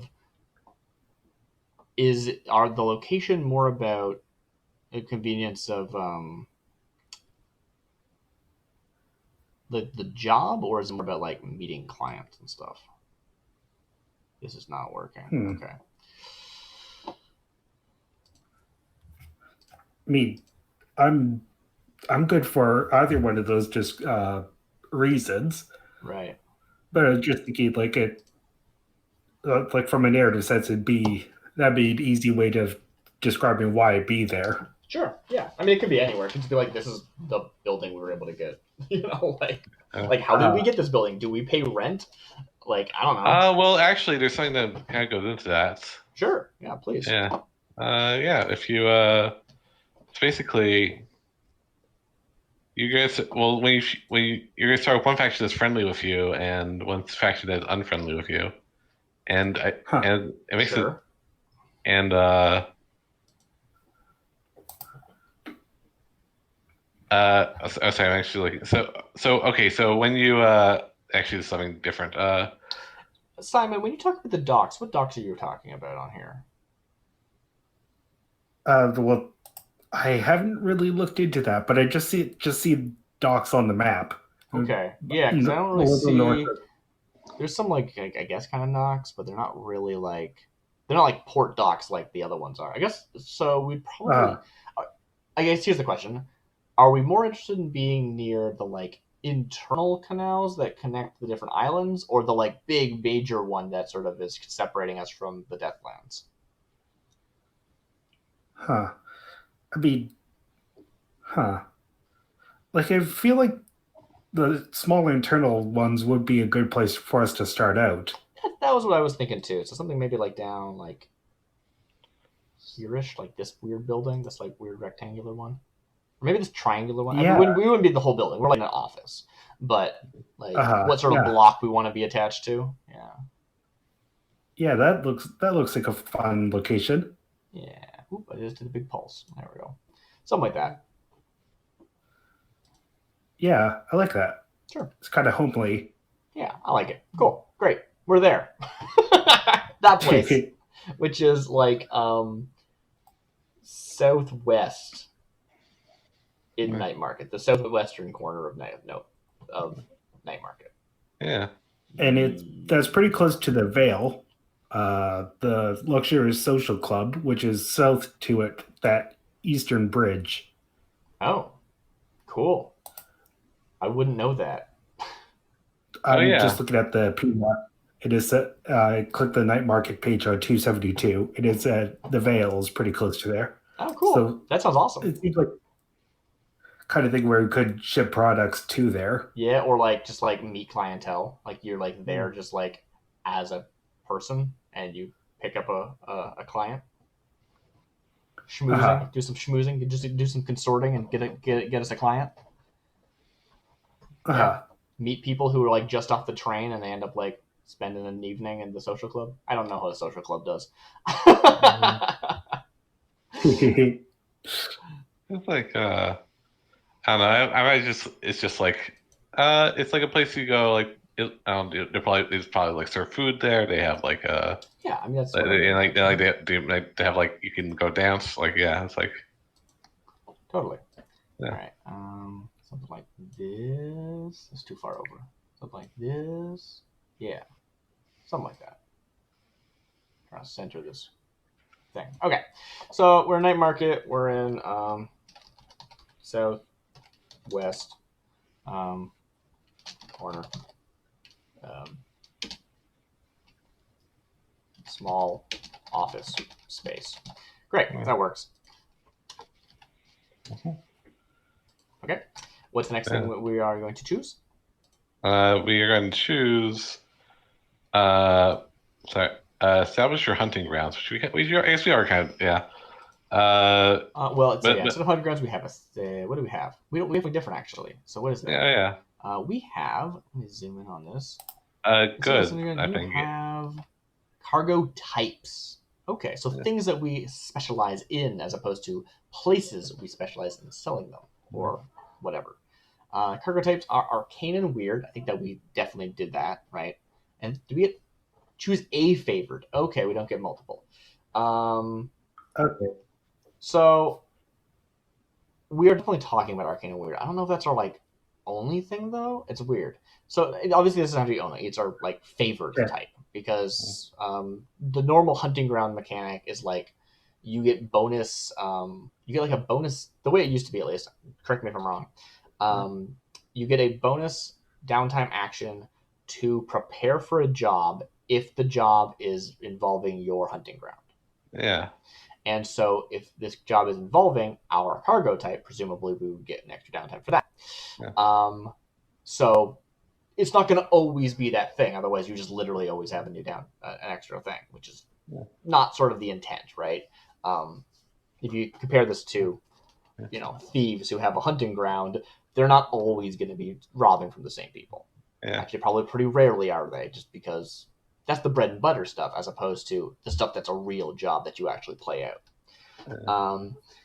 And I like a lot of these. So spirit essences, ghosts, cult materials. Yes, I think we definitely do that stuff. Arms, military equipment, heavy ordnance, explosives. I don't personally care about that. If that's something that you're interested in, let's talk about it. Contraband, high tax luxuries, drugs, band arts. I think that stuff's always super fun.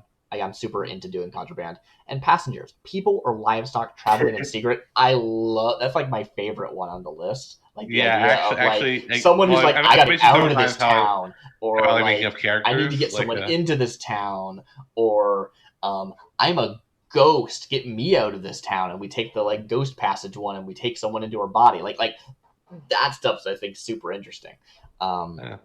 But I assume we'll be able to get more cargo types later, and of course we can do things that we don't always do, right? Yeah. So where do we want to start, I guess, is the question. How small do we want to start? Do we want to just be contraband? I mean, that's not necessarily even small. There's a lot of stuff. And I keep thinking of this as being kind of like a you thing of having like, I want to develop this crew, and I recruit this one person because they know stuff about stuff.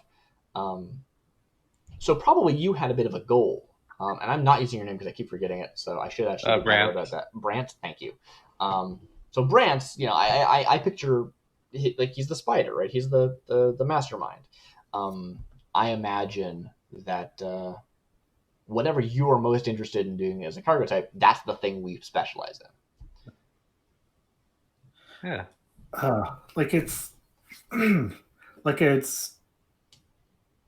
I never considered that. I just always kind of figured like it'd be the kind of person to kind of go between different people to see what's up with this. Never really figured that I'd be the one to start up this group. Well, I think like you're a docker, and you probably want something like, you know what? This is where the real money is, right? You noticed a product that needed, like, there was a niche that needed to be filled, and you recognized it as like, yeah, people would pay good to get arcane goods. We keep having to turn them away at the docks, or we have to keep having to turn people away who want to bring in high tax luxuries or whatever, right? Clearly, I could make money if I could skim off the top or whatever it happens to be. Yeah, I feel like it's the easy answer would be contraband, totally. but you two talking about the arcane and weird stuff, I feel like that'd be a lot of fun to go with. Because I think choosing the fun option is always a good choice. Whatever you think's most fun is definitely a good choice. Yeah. I also think that, I think that our reputation is not being strange, but our reputation might be dealing with arcane stuff, right? We are the normal people you can go to who will get the job done for arcane stuff. I think that sounds great. And it's like if it's arcane spirit kind of stuff, that kind of stuff, it feels like it's more it's the kind of imperial authorities that are supposed to deal with it. So that kind of, I feel like that would kind of add in some motivation to why we would do that. Like I feel like for my character, because it kind of Scoville, that's the kind of like a middle figure to the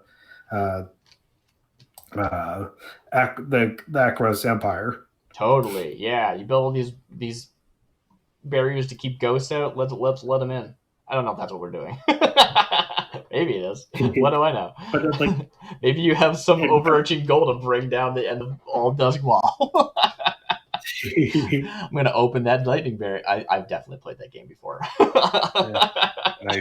Let's just let in all the ghosts. I was so disruptive in like my previous games of Blazing Dark, where I'm like, cool, we're playing thieves. I'm going to be a whisperer, and I'm going to open up a portal, and like ghosts are going to come out and kill everybody. I'm not doing that this game yet. Yeah. So I'm curious. Have you read the like rest of the paragraph of Hunting Grounds? No. So not since like the early editions. Yeah. So the entire city is divided among large. So keep in mind, like this is like talking about like physical area, but like here we're talking about like business. New Harsey is divided among larger and stronger factions. The GM will tell you which faction claims this area, and then you decide how to deal with them. You can pay them off, gain 1 coin in exchange for giving you room to work. In faction 2 coin as a show of respect and gain 1 status with them, or keep your money and take -1 status with that faction. And here I'm gonna find a faction that would be interested in arcane trade. So that's the thing, right? Each of these different things pits us against different people, right? This is like, hey, don't step on the toes of Bazobaz. He will mess you up, right? But that's like a contraband thing, or drugs or whatever, right? Yeah. Arcane and Weird, that's more like, well, I don't know. Either Dimmer Sisters are a client or Dimmer Sisters are a rival, and I don't know which. Well, let's see. That kind of stuff, yeah. We can take a look at this I'm faction. trying to find on this sheet where it says cargo type. Here it is. Do I just click on it? Here it is, yeah. Yeah, let's see. So, okay. I see. That's an editable field because the sheet edited it in for me when I chose smugglers. Yeah. Okay. So, I'm just gonna say arcane weird, and I'm just gonna highlight it, I guess. How about a rival that is also a client? That's what Gemini said in chat. I really like that. I don't know how exactly that works, but I love it. Yeah. Anyway. It could be the kind of thing where occasionally we make deals with a cult, but they kind of go against what everyone's good, the good of everyone. Yeah. It could be something along that angle. We are smugglers specifically, right? We're not competing with hawkers. We're selling to hawkers, right? Yeah. So. Okay, I found something interesting. Ooh. Well, you said something about giving coin. Did we start with a bunch of coin? Is that what you're saying? Yeah. I'm not sure how much you. Upon crew advance, no, that's different. Okay, so I'll see if I can find that somewhere. Okay, starting upgrades. You always get prowess training and a vehicle. You get an cargo type. You have contacts. I don't know how that works exactly yet, but you have them. And smuggler upgrades are available eventually. Add mobility to your layer. So good. Smuggler claims. I do love claims. They're very fun. Okay. Have you ever heard of someone called Lord Skurlock? Heck yeah, I have. Yeah. They are different in every game, which is awesome. I love that stuff. I'm sure there's a canon version of them, but one that. I don't care. Yeah, I don't know. I have this image of what he's like. I mean, there's one thing that is always the same, and I'm not going to say it because it sounds like you want to be coy about it. So I'll well, I mean, I don't know. It's totally we'll see. We'll see. I have my favorite factions are the ones that's this is a person. You are a group of people, and you are tier 0. This is a single person, and they are tier 4. It's tier 3. Let's see. So good. There's 3 of them in the entire game. It's so good. Anyway. So on the 272, more about that thing when I was talking about the Veils being a landmark, that map above it is aligned north to south, but the image we're using is the east is facing the north direction for us. Wait, what page? So that's why it looked weird. Oh, the little okay, a little map in the corner, and it's turned from where you were expecting it to look like. Yeah. Yeah. Okay. Interesting. Anyways. Yep. It is very odd. And it does have that. Looking, the next page is the traits of that district. Okay. And they're out of 4. And occult influence is 1 out of 4. Wait, which one? Well, then, where is it? Is this Nightmarket? The next page, 273. The traits of it is great. I see it. Yeah. Sorry, I was busy reading stuff. What are you talking about? We're looking at the page. The district information, right? Okay, cool. That's page 273. And it says occult influences rated 1 star out of 4. Right. And I feel like that's a good place for us to There's make. an opening. Yeah. Now that said, someone's still gonna the city as a whole is gonna be like, okay, but you're still stepping on my toes, right? Yeah. Fine, Well, I'll let you work out of Night Market. Fine, pay me. Well, okay, right? so Yeah, totally. Yeah. So okay. So I think so a little bit after you started your business, Mhm. you got like a letter from it was a serious letter with no address bearing the Skurlock seal. Nice. Yeah. Basically, I can't think of like flowery language. I was trying to, but very flowery language. It basically said, if you, uh, I control the, I control the sale of arcane goods here. If you, if you don't, if you don't submit to me, I'm gonna mess you up. Right. And, yeah, and they say it much more eloquently because I always picture Lord Skurlock is very like. Oh, Yes. You might find yourself in a bit of a conundrum if you do not. But yes, very very posh. Yeah. I see Gemini said in chat, some groups have different specializations, so maybe close in skill for some types of jobs, but different for other jobs. Which I think it might be in reference to the like being a rival and a client or something, like rival for one thing but client for another or something like that. I'm not entirely sure what the intent was, but it's something I thought I would repeat. So Skurlock, cool. There's like a specific thing that you're looking at, though, right? The idea of choosing a hunting ground, decide how to deal with them, pay them a coin, pay them 2 coin to get status, or pay nothing. So do you want to do like a mini scene here? Because like we would discuss this as characters, right? We're like at this office. It's like probably not even like fully set up yet. I'm like putting up a picture of something and it keeps tilting to the side. I'm like, I feel like Brass got like was checking the mail and he saw that envelope. Yeah. And I feel like Brass would know because Brass knows everything. He would recognize it symbol immediately and like open it up. Yeah, I don't, depending on how long I've been in, like I don't actually know how long I've lived in Doskvol. Now that I think about it, and I've been all over, but that doesn't mean I know local history, right? I know like world history better than my local history, so I might not know who Lord Skurlock even is. Maybe I don't know. We'll figure that out later. But yeah, so we're like just starting out. We don't have any money. I assume we have at least 2 coin, otherwise they wouldn't give us this option, right? Like, yeah, I assume so. Yeah.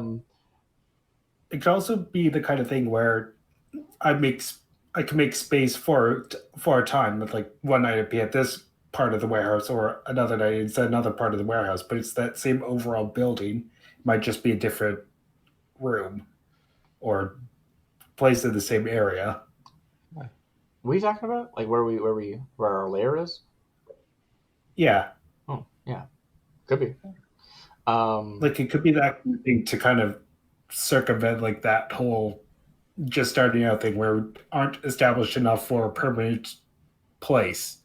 Right. This is the block you'll find us in. Yeah. Like it could start off like that. Yeah.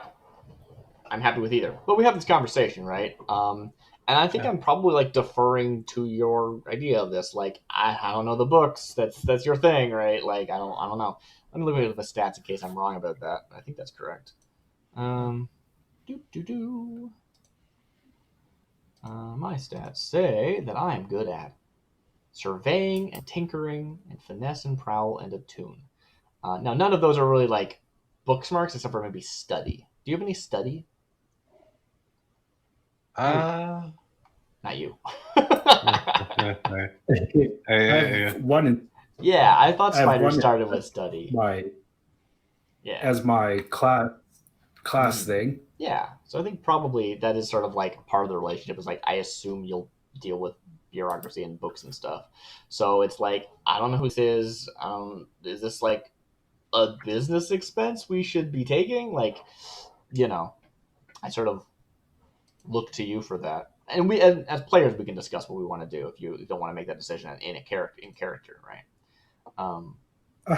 I think personally, as a player, I am just as interested in having that Skurlock in our pocket as having Skurlock as an enemy. Both of those is awesome, right? Like, Skurlock is a fun character, and I'm just glad they're in the game. So, in very broad strokes, what kind of character is NPC is he? Sorry. Let me. An ancient noble said to be immortal like the emperor. Though, of course, he would say no, never. But he'll say he's immortal like the emperor, possibly a vampire sorcerer obsessed with the occult. And that's I like the idea of a rich people cult that we're kind of frenemies with. Right. So it's a question of like, do we go, oh, this person's a big deal, we shouldn't piss them off, or like, screw it, we're going to take their stuff, we are going to piss them off, or something even like, let's try and get them on our side because they might even be a good client, right? Like, maybe we pay them now to get them as a client later. That's super possible. So I think all three of the options make narrative sense. Yeah. I also would like to mention, as this whole like weird, what do you call it? Like Blades in the Dark historian thing persona I've been putting on during the show. Another game before, series of games actually, that came out before even Ghost Lines by John Harper was it literally called Skurlock Manor. It was set in the Lady Blackbird universe, Tales of the Wild Blue yonder, which is theorized by, I don't think it's ever been confirmed, but like it's the sort of thing that people sometimes loop into their Blades in the Dark games, because it is theorized to be what is happening above the permanently overcast sky. Yeah. I don't really remember. I don't remember what happens in the Skurlock Manor module, but it is at very least a reused name, if not something more. Feel free to check that out on your own time if you want some inspiration. But regardless, it's just a cool little like fact about the like development of the game, as opposed to it being something that I think we need to adhere to. Anyway, I just wanted to drop that in there. The series Lady Blackbird, it was the first one, and then they were all called Tales in the Wild Blue Yonder. You can check them out on John's site, I'm sure, probably. They were all free back in the day, if they still are or not available. Check them out. Anyway, so what do you want to do? Do you want to pay them more, or piss them off? Where is my PDF? Yeah. Pay them a coin, pay them 2 and get some status, or pay them nothing and get negative on status. Can we go over what status means? We haven't actually done any faction stuff yet, so we should probably go over that section. Yeah, so, sorry, I'm just looking at, like, I actually need to find out those rules. This is one of those big reasons I wanted to do character creation and crew creation on stream, is because, like, figuring out your faction stuff is, like, wow, there's so much going on there. Like, there's so much play that's happening despite the fact that it's character creation. Yeah. Okay. So So you're building rep. Sorry, just looking at faction status. Mm-hmm. So basically, you can be like +3 to -3, with +3 being allies and -3 being at war. Okay. If you spent 2 gold, you'd be 2 coin, you'd be at friendly, which is so it goes from allies, friendly, helpful, neutral, interfering, hostile, and war. Right. So friendly is basically like, we'll go to my way to help you, but like if it's mutually beneficial. Is that right? But also it's like a thing of they might expect you to do the same. Yeah, it's true. They'll expect that from you too. So I love how they say that on every level, including like you're at war. They'll also expect you to be at war. Which is like, yeah, fair enough. We're ready for an attack. Yeah. Yeah. Something worth pointing out: you don't want to be at war, right? Yeah, most of these things are pretty narrative. It's like information for us to be ready for something to happen, or something for B to like work into trying to flesh out the world and what's going on. If you're at war, you are like actively trying to like hedge off the oppressiveness of these people, and it makes downtime harder. And basically, you can't walk down the street without being it's bad. While being in danger. Yeah. Mm-hmm.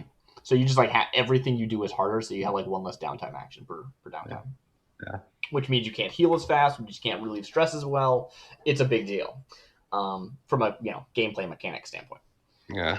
But it's awesome because you're at war with somebody in Doskvol. And if that's not your goal in this game, I don't understand. No, I do understand. Yeah. I super understand. Yeah. I could have made that easier by picking that talent, that spider talent. The one where you get an extra downtime, but whatever. Yeah. Well, you don't gotta be like worried about that yet though, because you only go with -1. Yeah, and -1, it's the same thing, where it's like I'm not gonna even bother like hurting you unless it doesn't help me, right? Yeah. But actually, I'm sorry. So paying 2 gets you +1, right? Or paying 2 gives us +1 status. Paying nothing gives us -1 status. Paying the 1 coin just is neutral. Yeah. They're like, fine, you paid me, but like I don't like it. Yeah. Pretty much, but yeah. I'll leave you alone for now. Yeah. So yeah, if you pay 2, then Lord Scroll will help you if it causes no problems or if it costs them, and they will expect the same from you. Right. Which yeah, it's like a pretty good place to be actually. Yeah. Unless you want to piss them off because that's narratively more interesting, or if you think of your character as being someone who's just like too proud to that kind of thing, right? Play the character. Don't just worry about the game. We should probably talk about like what a coin is. Like this is the abstract mechanic that the game uses, where it's like we don't deal with like pennies and change. We deal with like one coin is like week's wages, basically. Yeah, I don't know what it's supposed to like actually equal in like a monetary sense, but it's like this is our bag full of cash that we ran out of the bank with, right? This is a $sign bag that or like a briefcase that we've set in front of somebody and open it up and it shines and they go, yeah, that's right. It's that kind of like it's a briefcase of cash, right? It is an abstract amount of money which is used in these like really sort of high level criminal escapades, right?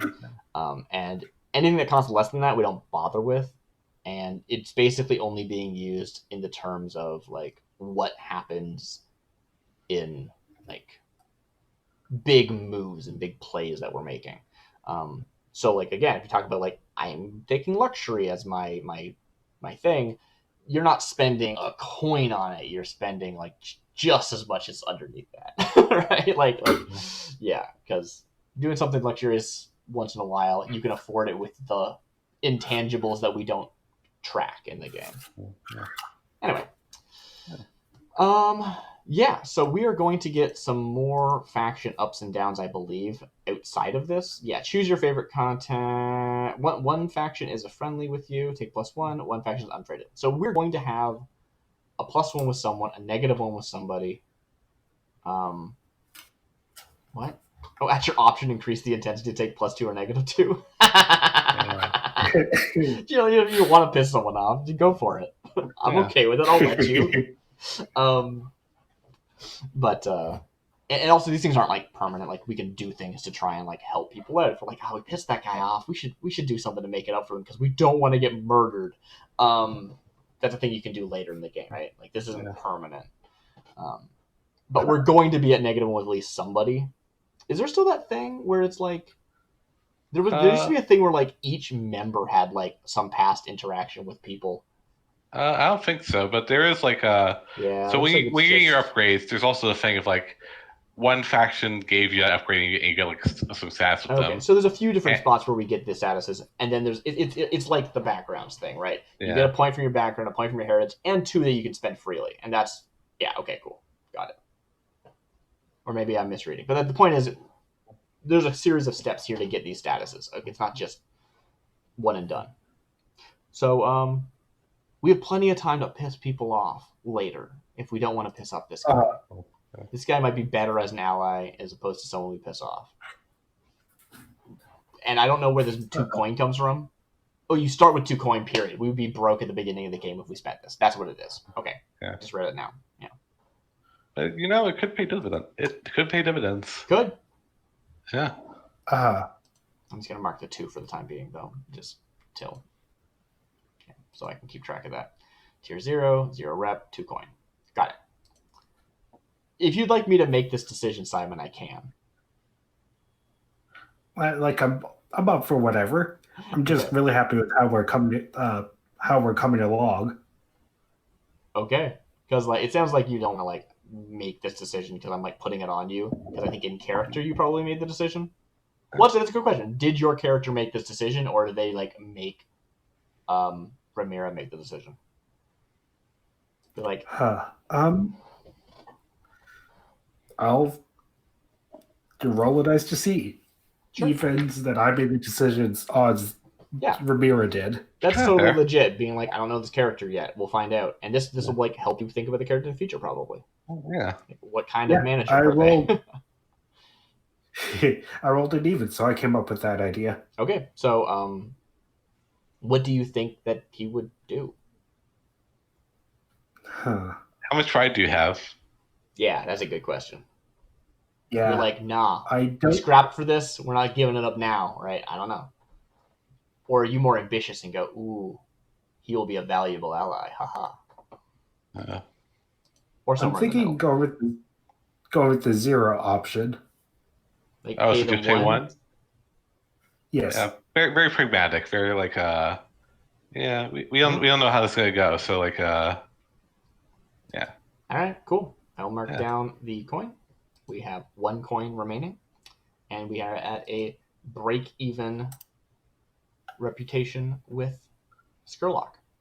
Okay. Cool. Yeah. All right. Neutral as of now.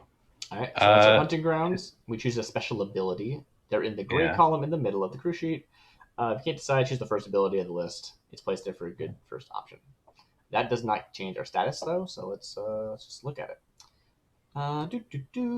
This is is this upgrade or special ability? This is a special ability. They're different.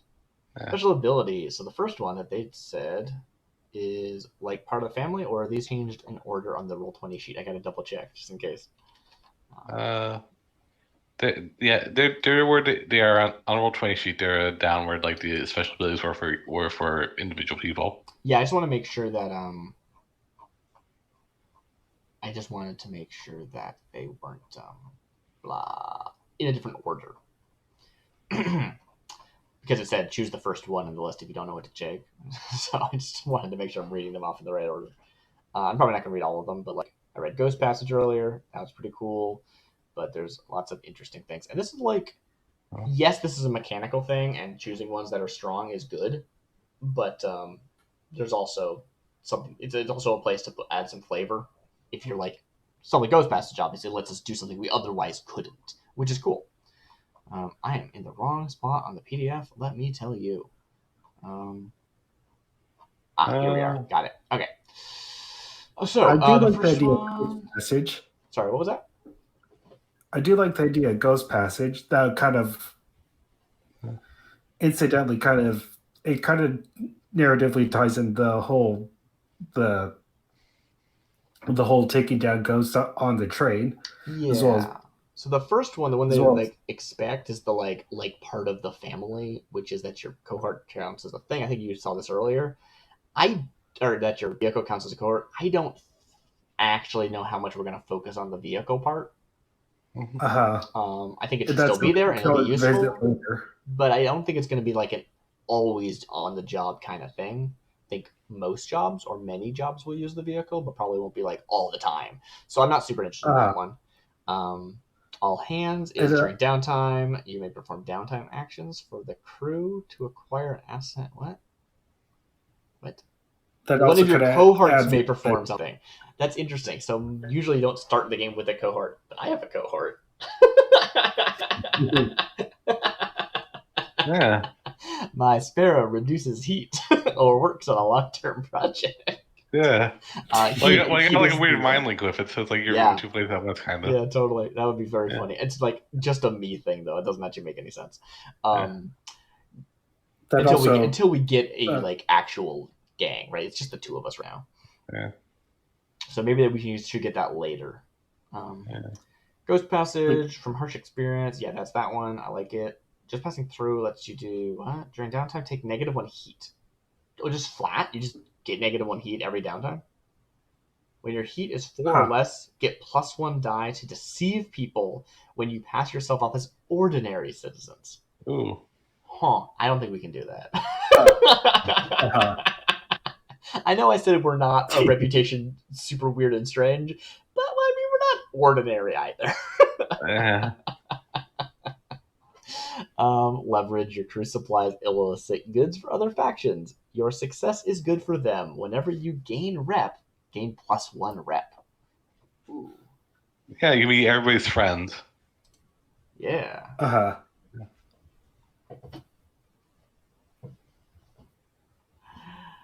That's an option. Reavers, when you go into a conflict aboard a vehicle, you gain +1 effect for vehicle damage and speed. Your vehicle also has its own armor. Yeah. That's really funny. That's a different kind of game, but I'm into it.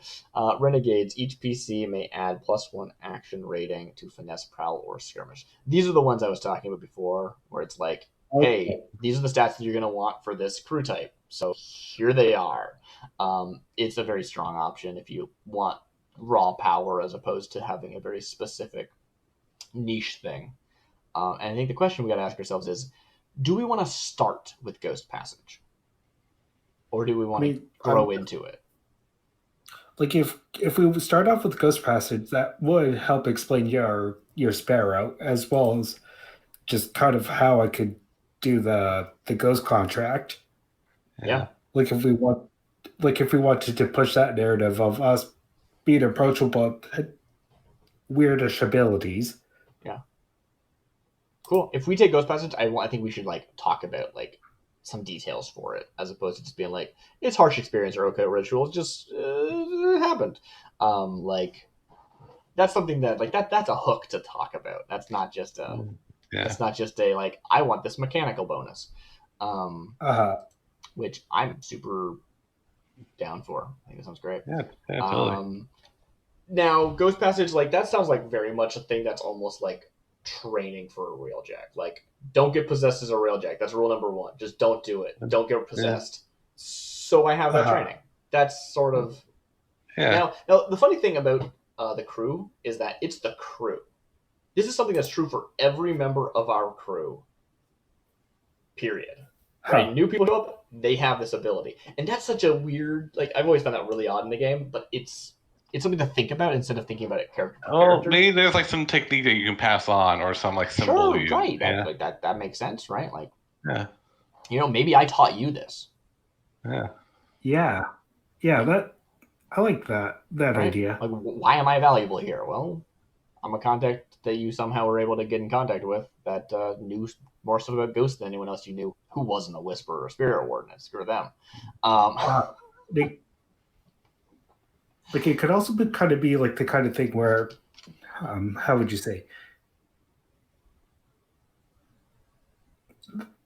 I feel like to go with that, like through your training and life experiences, I feel like your Sparrow might play a role in that process for us to get that Ghost Passage, because it's clearly not just an ordinary bird. I feel like there could be an opportunity for that. There's got to be something there. I definitely need to expand on that. I shouldn't be like, we need to decide something about Ghost Passage, but not about my weird spirit bird. But like, that's the thing, right? The bird is like the mascot. So yeah, totally. Like, once I'm gone, they're still going to be part of the crew. Yeah, it's something to do with them, definitely. Who needs a name? Oh, I said I was going to name them after I named myself. Oh, yeah. They need a name. It's going to be not the first thing I think of because that was dumb. Well, the first thing I thought was rabbit, which is a dumb name for a bird. First thing I thought of was Pippi. Adorable. It's adorable. I'm not calling them Gertrude. Pippi. Gertrude is a great name. Ooh, yeah, their name is Gertrude. Okay. That also has a very human name. Oh, yeah. You know what? I mean, there might be a reason for that. As they say, you can't be possessed, but you can carry a spirit. Trying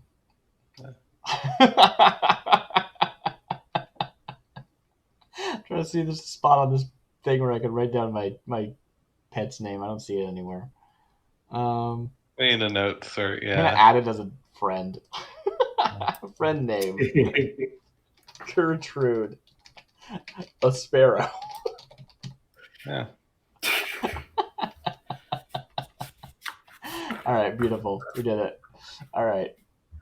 I'm going to forget that, but luckily it's in my notes now. All right, so we happy with Ghost Passage? We're doing it? All right, nice. I mean, that's a question. Yeah, I'm definitely up for that. All right, we're taking Ghost Passage. I will teach you how to not be possessed by ghosts, which will let us do some crazy stuff that otherwise would be way too risky. Yeah. Let's look back at that reputation. What were the other options? Maybe let me just double check that there wasn't a better one. Well, there was weird, but yeah. Well, also there's daring. Like maybe we're doing things that people are like, you should not be doing that. That's not safe. Yeah. It's like, oh, it'll be fine. Running out to the Deathlands or something. I'm going to reread that part. There's a thing about like a move I could have taken was about the Deathlands, right? And I think what it was saying was I could like live out there for extended periods of time. Not that it's just always going to kill you. Yeah. You are immune to the poisonous miasma of the Deathlands. Okay, that sounds pretty bad. That poisonous miasma, that seems pretty bad. And are able to subsist on the strange flora and fauna there. So know a few things from this move. There's a poisonous miasma, and it has strange flora and fauna. Normally, you can't subsist on that stuff. You can't eat it. It's poisonous. Yeah. I did not take that ability, but, conceptually. No. Good to know. I'm sure we'll take a field trip at some point. Oh, we're going to have to. Yeah. Yeah. I definitely think that I can get a suit, though. Yeah. All right. Well, can you get two is the thing? That's the question. I don't see why not. It'll just take a little coin. We have plenty of coin, right? Yeah, well, you have one coin. Choose a special ability. It's placed there for good option. Okay, 5. Assign crew upgrades. Your crew has 2 upgrades pre-selected. Let's see, what are they? They are the vehicle and prowess training. So prowess training is that we are able... so one of the downtime actions is to train. If you choose prowess, you get like 2 points instead of only 1 point per training. Yeah. So it's like... It just makes it a lot more efficient if you want to spend your downtime training. You pump it all into the things you actually have the training upgrades for instead of wasting it on the other options, generally. Now, you might also put training into an option that you don't have training for because you're 1 point away and you just need that last point. The way experience works in this game is that you look at the your character sheet, you will see above each of the actions, like where it says Insight, Prowess, and Resolve, there are all these little tick marks. There is, 6 of them? 6 of them on each one. So whenever you gain experience and assign it to a type, an Insight, a Prowess, a Resolve, you add it there, and once you have 6, or maybe it's once you have 7, I'm not sure if you actually have to mark one more or not. I'll have to look that up. You get a dot in any of the skills you choose underneath, any one. So if you end up 5 out of 6, you might take it anyway, just because you want the last bump. I don't remember if there's a thing about where you assign experience, but it's like when you earn experience, you have to like assign it to specific sections or something. Anyway, what are the other ones? If you do 2 pre-selected, choose 2 more. If your crew has a cohort, follow the procedure to create it Record the faction status change due to your upgrades. One faction helped you get an upgrade. One faction was harmed when you got an upgrade. Cool. Yeah, so that's what I was... So, looking at upgrades, I see Smuggler's Rigging. 2 items carried are perfectly concealed, which is an interesting option because that's referring to load. And you don't decide what the items are until you've decided, so they're kind of always perfectly concealed, I guess. I don't know, it's weird. Obviously the point is that we're smugglers, and yeah, it makes sense that we'd want something like that. Camouflage vehicles are perfectly concealed at rest. That's very funny. Elite rovers is a type of gang, right? That's specific for us. It's a cohort. And then barge, your lands mobilities. I believe are specific to smugglers, whereas the other ones anyone could take, such as a new cohort, an improved quality. What is going on? What are you laughing about? Okay.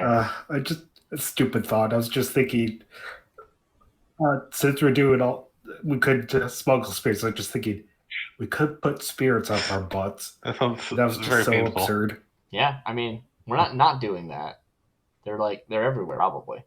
So you can take a layer upgrade, which makes it more hidden or whatever, I think is how that works. Yeah. You can add a workshop to it if you want to do some tinkering, which maybe I do. And then you can get a second training, that's a thing. Documents are, documents are quality. Sorry. Quality is the idea. So one of the basic rules of the game is that everything you do is reflective of your tier. We are tier 0, which means if we are at even footing with someone else, we are not at even footing. We're below them because we're below tier of whatever we're fighting against. If we take a quality, our equipment or documents or supplies or whatever it happens to be is 1 quality higher than our tier. So it breaks even with tier 1 opponents as opposed to being disadvantaged. So quality is actually a big deal if you use the sort of okay, I'm fighting somebody who's got better equipment than me. They just literally have a better sword than I do. So guess what? I'm gonna lose. I'm in a more risky position. I have lesser effect in this fight just because they're a higher tier, right? And improving your faction's tier, that helps, but then also you can take a quality to bump it up if you want to say my weapon is good quality.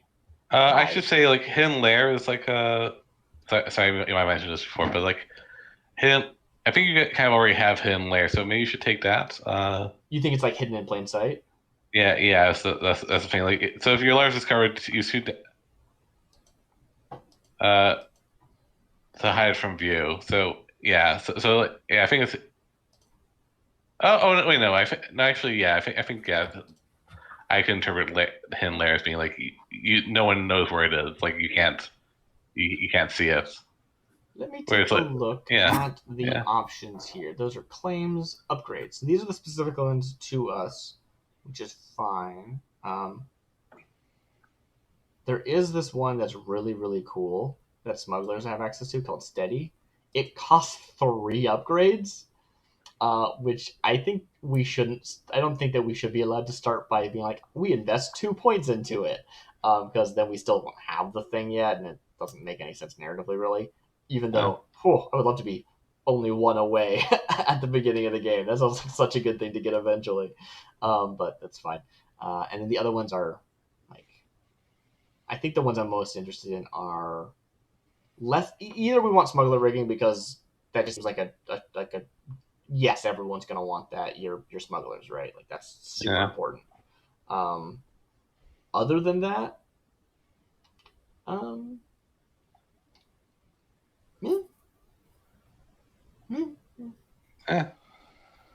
Oh, interesting. One of the smuggler upgrades is elite rovers, and it doesn't say you get a cohort of rovers. It's that your rovers have +1 die. What's a rover again? It's a type of cohort. I don't really know. It's probably smugglers, right? It's the cohort version of smugglers. Oh, Right? I see. Basically, Yeah. all of them just directly line up to a crew. Carriage drivers and definitely scavengers. Yeah, and we could just be like, at the beginning of the game, we have rovers and they're elite. We could just do that and be like, yep, we just already have some people working for us, which might be a good idea because then it's not just the two of us. But also maybe not, right? Like maybe we want to grow into that, right? Quarters, of course, means you could sleep there. Secure is interesting. I don't remember how that one works, but I think that's something worth looking at. Do you have the section of where the general ones are? Yeah. Where are you looking at? I just want a page number. It's 95. 95? Yeah. All right, and that is the actual page number, not the one I type into the top of the screen. Okay, here we are. Crew upgrades. Thank you. So, I don't see that on this list here. Are you looking at the? Sorry, what are you looking for? I found the section. I just wasn't sure. Like the first crew upgrade says boathouse, and I don't see boathouse on our list here, so it just surprised me. Oh. You have a boat, a dock on the waterway, and a small shack to store boating supplies. Is the implication that we have that?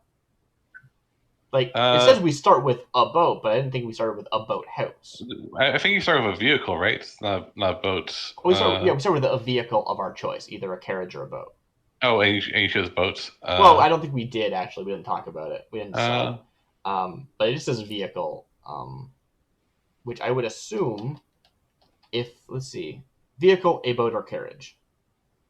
But a smuggler's upgrade is vehicle. All smugglers start with a vehicle. When the vehicle is upgraded 2 boxes, it also gets armor. So that is a separate thing. That is a smuggler-specific upgrade, not the general crew upgrade of boathouse or carriage house. So I guess we don't have a house for it. It's a shame. I don't know. I mean, if you can't get a house, then like I say, you have a house.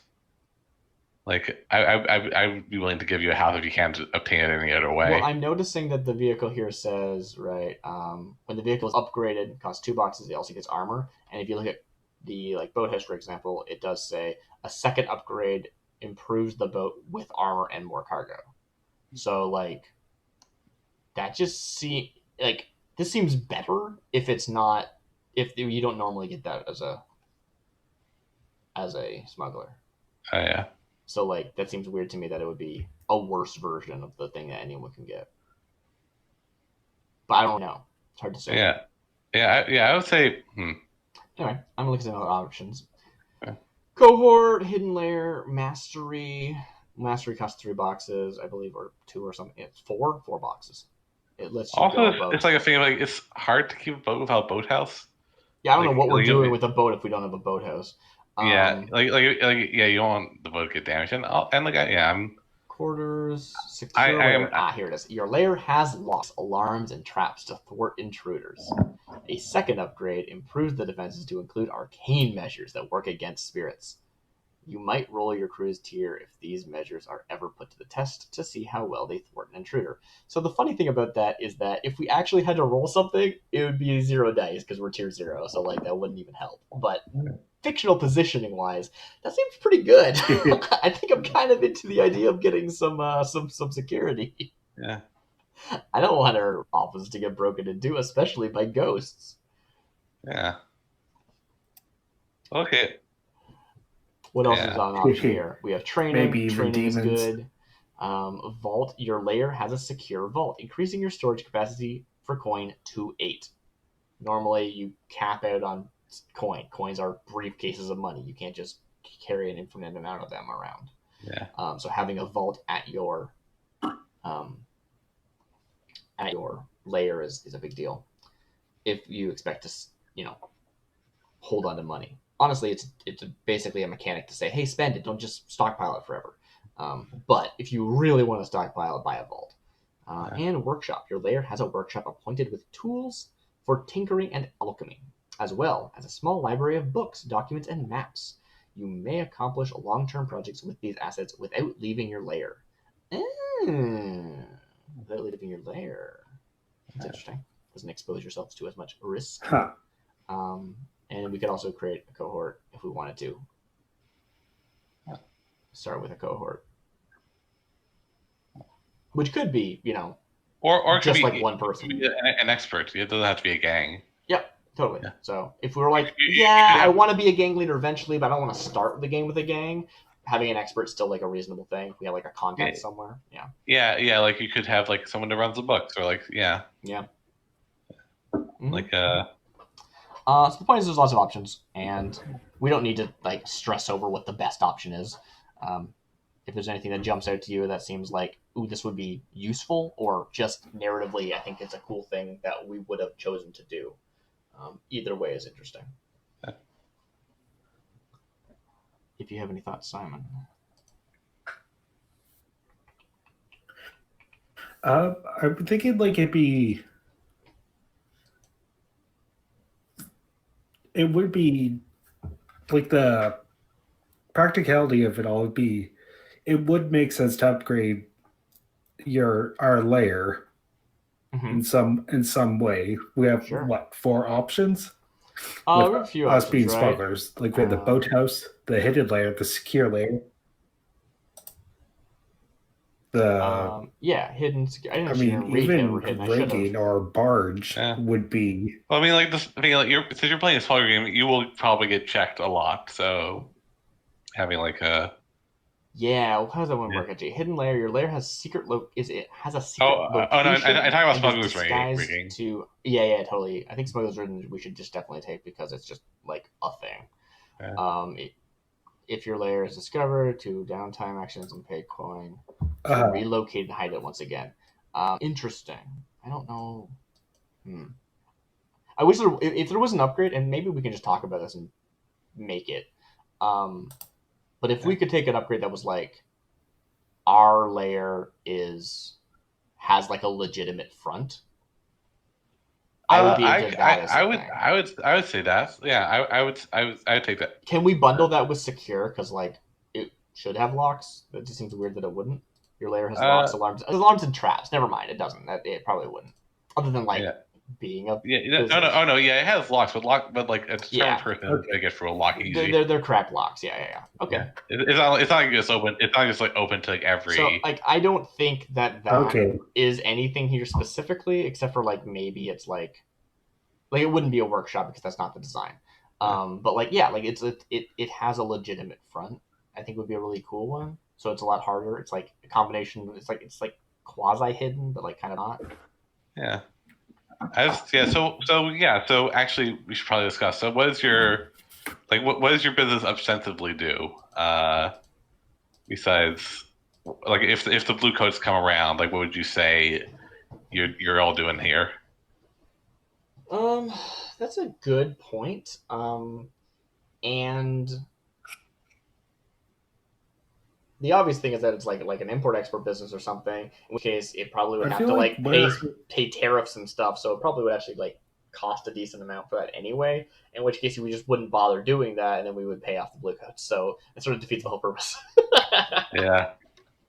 Well, we probably have like fake books is the thing, which makes me wonder. There is a books option, isn't there? Yeah, you can increase the quality of our documents just like it's like to look like you're moving stuff around. Oh, and what I'm thinking of is workshop, where it says as well as a small library of books, documents, and maps, and it's like, here's our books, which is not what that means. Yeah. But like, it's like this is all very interesting, but it doesn't like explain how you got all this money. Well, one of them is documents, right? Yeah. But yeah, it's not what that's designed for.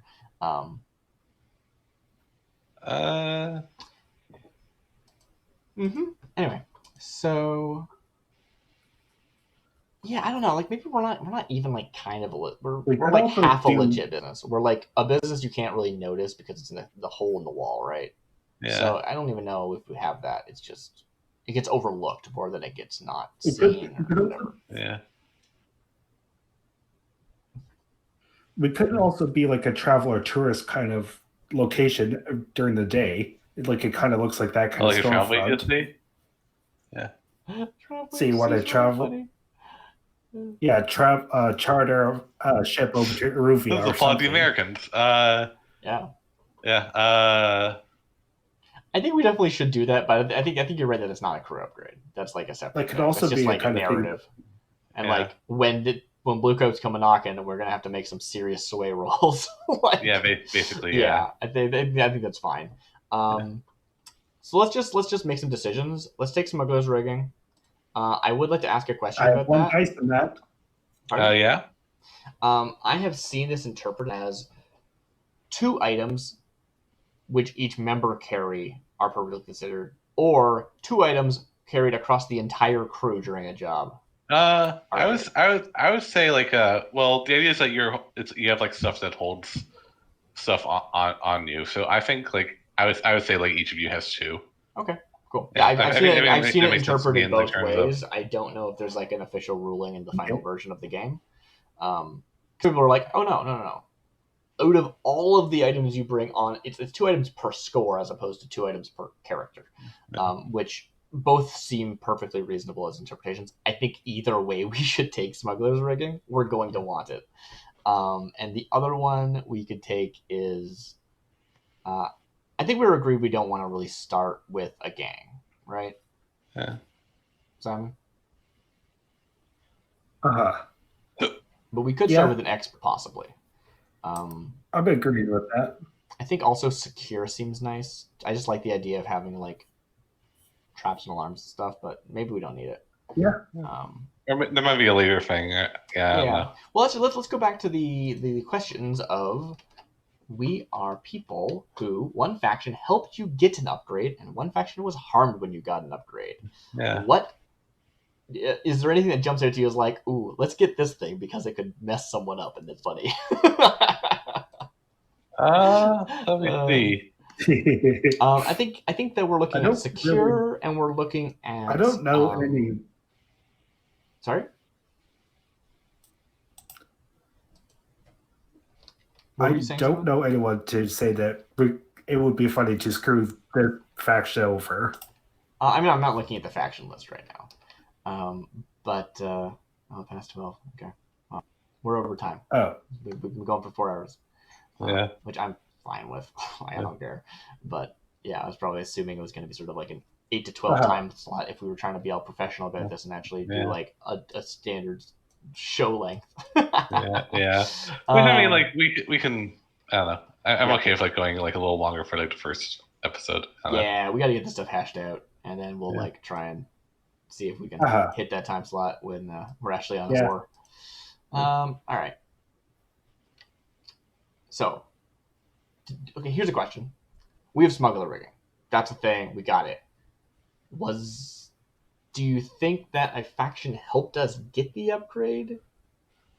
Or do you think that a faction was harmed with the upgrade? Yeah, like did you steal smuggler's rigging or was it given to you?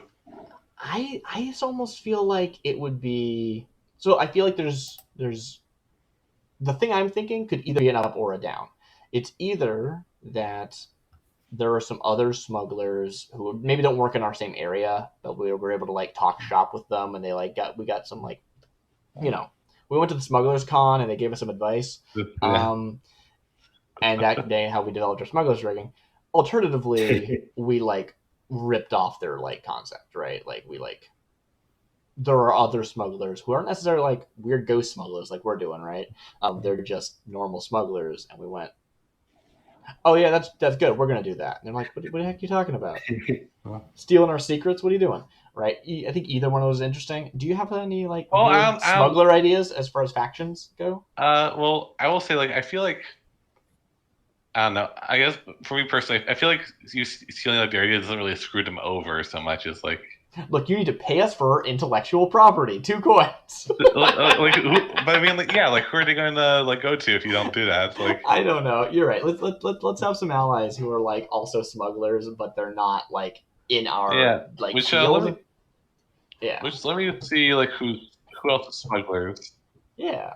Yeah, or who else would be like Okay, so what that means though is we need to choose something that will harm a faction. Now that's just a lot of different ways of interpreting that. Like, did we steal something? Did we broker a deal and someone else stole in our favor? I think that's more our style. Maybe we killed somebody though. That's also an option. We know how to kill people.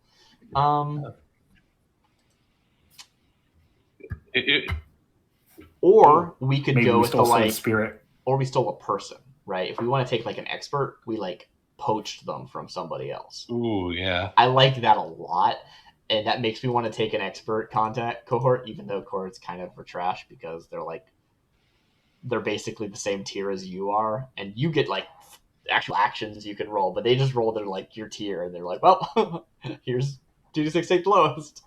But anyway, yeah, I'm gonna take a look at the expert options because I just think that sounds like a fun idea. Yeah. So first and foremost, one of the things we're available is Elite Rovers, which I think is a gang type. Yeah. Yeah, it's a gang type. They're sailors, carriage drivers, yeah. Which sounds awesome, but I don't think we poached a gang of like Deathland scavengers. As cool as that sounds, I think we poached like a person. And if that's the case, expert.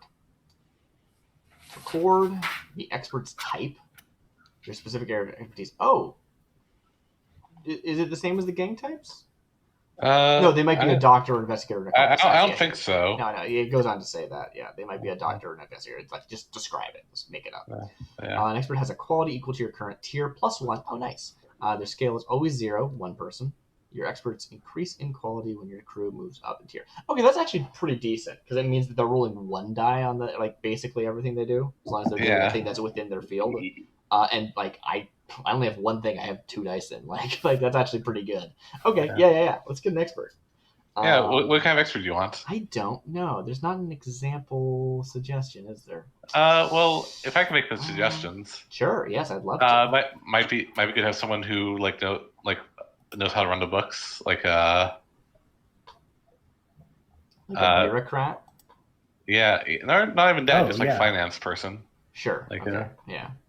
Knows how to keep the balance sheet even. Knows like what's profitable, what's not, what's the market, what's the market like. Yeah. Even though you're not hawkers, you yeah.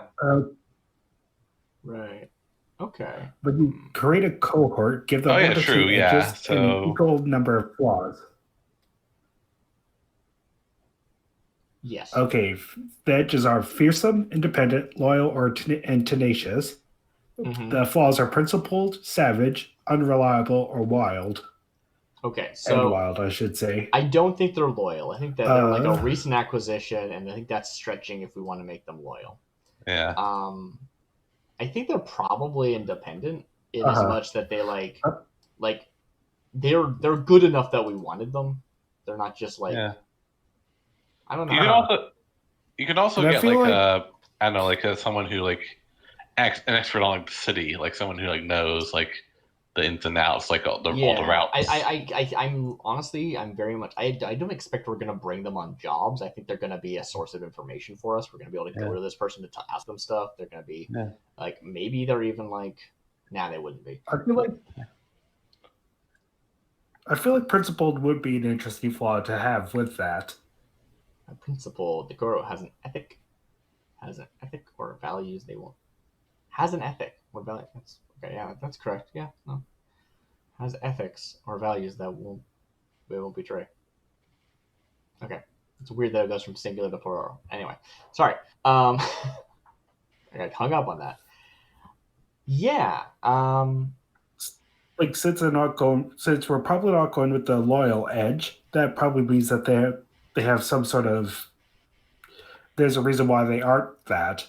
I like that a lot. I was honestly, and it's something I don't know why we would be okay, we're forming a gang. The first thing I want is to hire an expert in blah.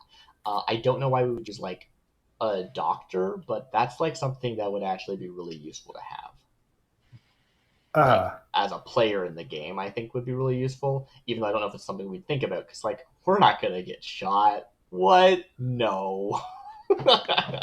Yeah. Why would that happen? Although a spirit healer or something, someone who can deal with that kind of stuff might be a thing. Although maybe it's not. Maybe that's not a thing we do because maybe that's even part of why we have our ghost passage. Maybe we have a witch. But honestly, from a like gameplay standpoint, I have no idea what we're gonna do with an expert. I just like the idea of having an extra NPC because NPCs are kind of fun. Yeah, same here. Yeah. Let's see. What else are good like extra things? Like like a cultist is like kind of thing that is probably useful for your line of work, but also it's like like we're the more forward facing of the gang, so we're kind of should be more approachable, but they're the weird ones. Yeah, you keep her in the back, or like we keep them around so that we look less weird.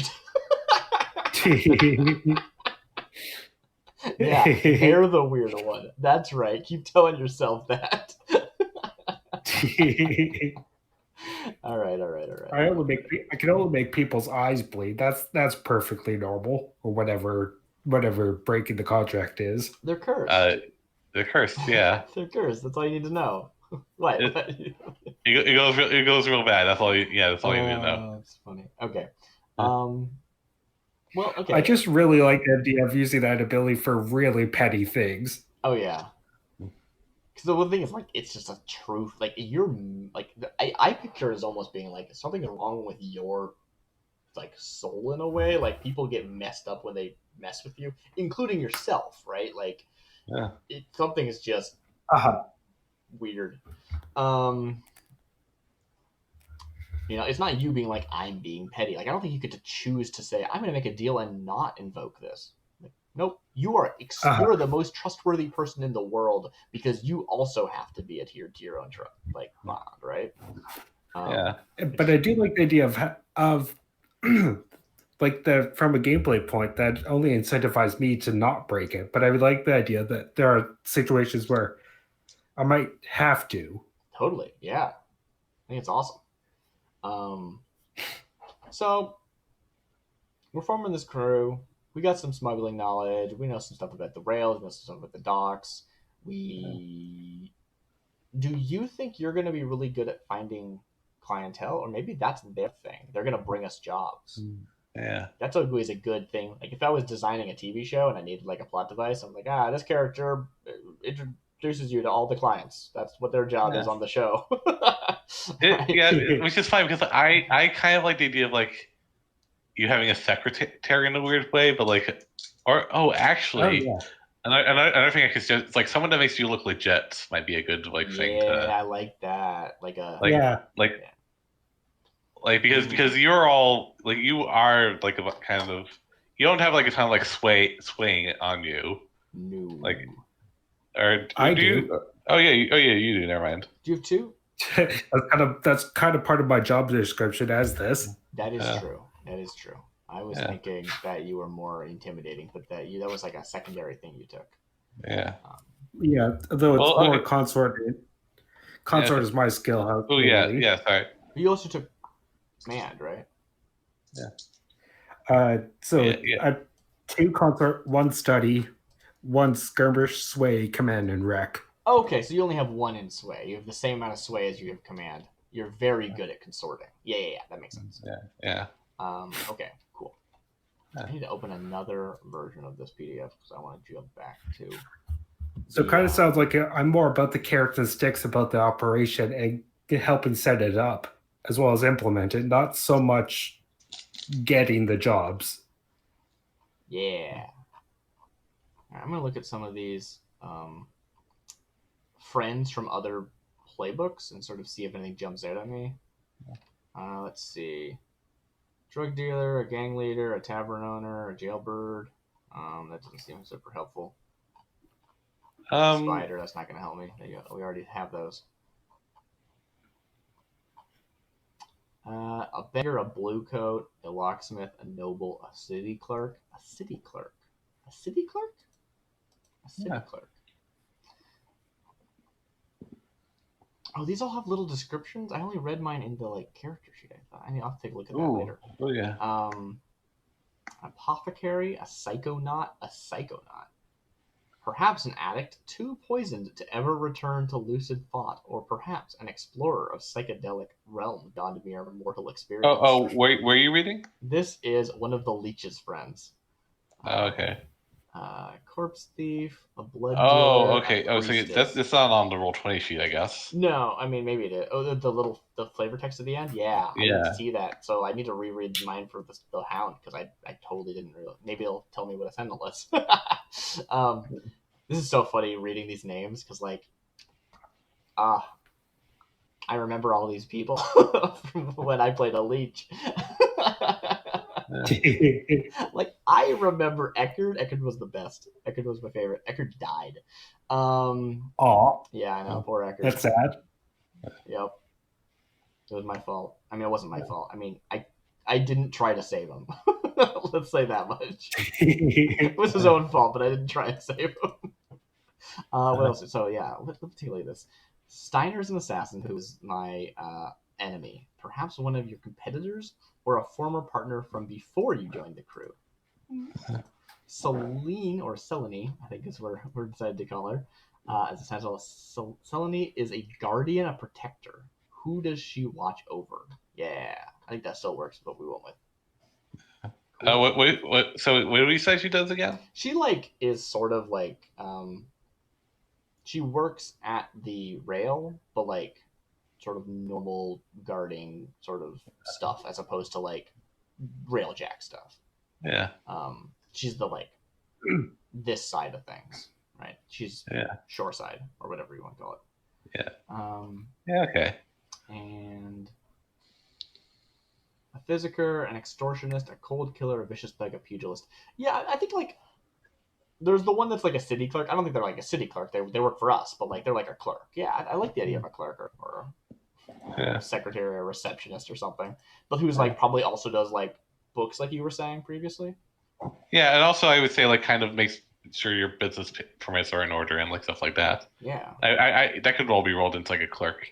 Yeah. Yeah. I think that sounds great. Yeah. All right, let me find a name quickly. Yeah, give us a name. And all right. Ooh, Ramona Cook. I like that. That's very funny. Yeah.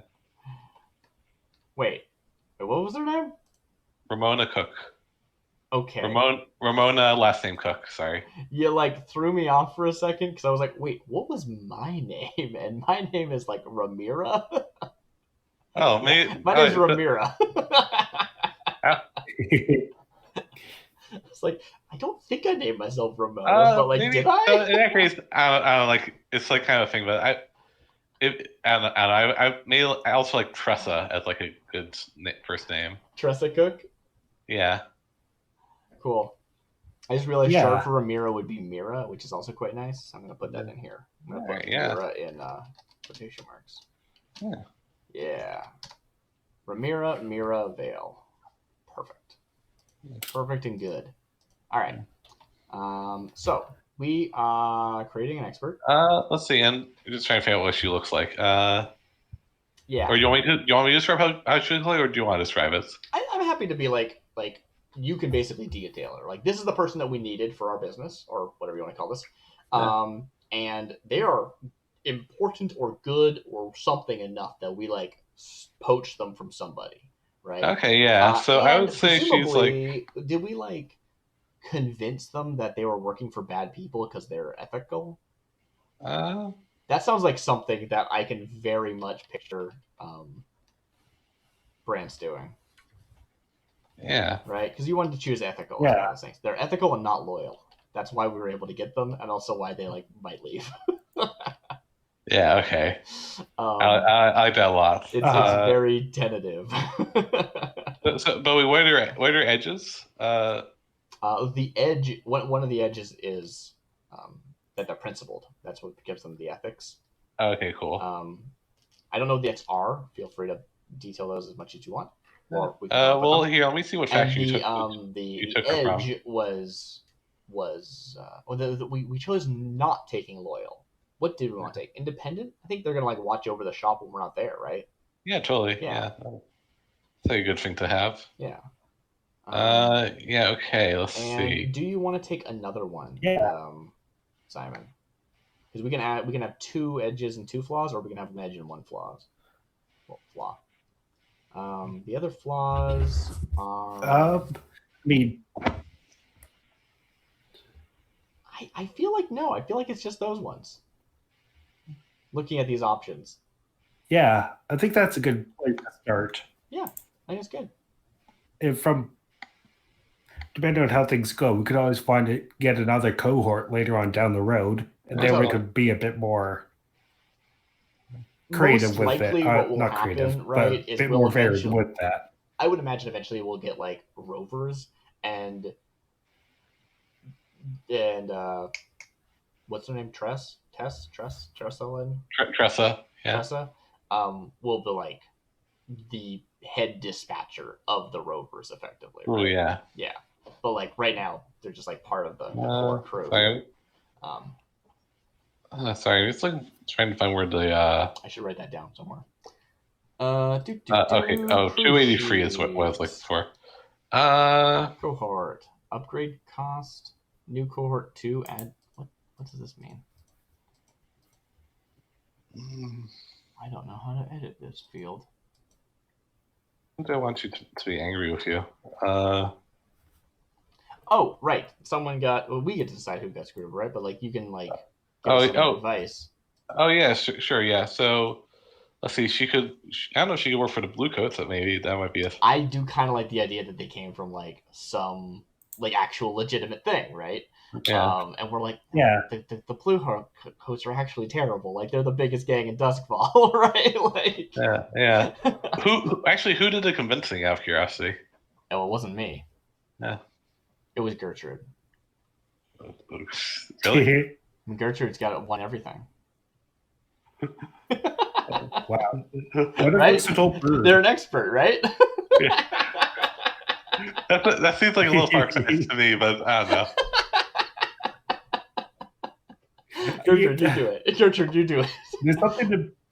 There's something fun about having a bird be the cause of someone to turn to lawlessness in some capacity. It's funny here, though, right? Because, like, it says an expert has quality equal to the current tier +1, period. It doesn't say, like, they have their quality equal to that when doing stuff that is pertaining to their expertise. You know what I mean? It's really weird. I think that's implied, but I don't know why it doesn't say that. Yeah, I would say that personally, right? But yeah. It probably if you send her into a fight, I would not give her any dice. Yeah, exactly. I assume what it's supposed to mean is like creating an expert. This is their expertise. It's the only thing it can do. Period. Right? Oh, actually, another thing she might have worked for the Church of the Ecstasy of. Ooh, church person. Oh. Yeah. Yeah. Like a good church person. And we persuaded them that ghosts are cool. Yeah. Yeah. Oh, I like that. Yeah. What are you talking about? Ghosts are cool. Also, bird is the word. Yeah, that. Have you seen a cool ghost bird? Although, to be fair, I am down with ecstasy of the flesh, so, whatever. Yeah. It's all good. It takes all kinds. Yeah. That maybe something different.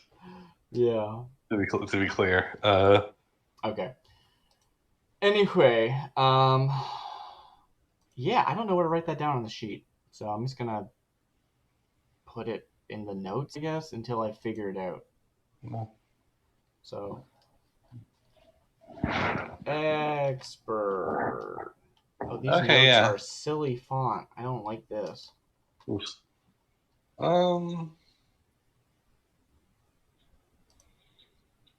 All right, I'm just going to add it as an upgrade here. There's like an empty upgrade slot. I'm just going to put it there. And the upgrade is going to be expert clerk, which I feel like I need a better name than clerk because it just seems like the name is Tressa? Tressa Cook the clerk. There we go. Who I should actually put the yeah, okay, I'm still gonna have to like put notes in here so that I can write down their wait, there it is. I think I found it. Ha ha! That's a vehicle. Expert.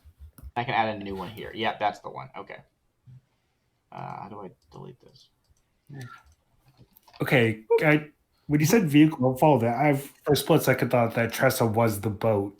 No, not boat. Boat. Sorry. The carriage or vehicle we're going with. I mean, maybe they're a carriage driver. I don't know.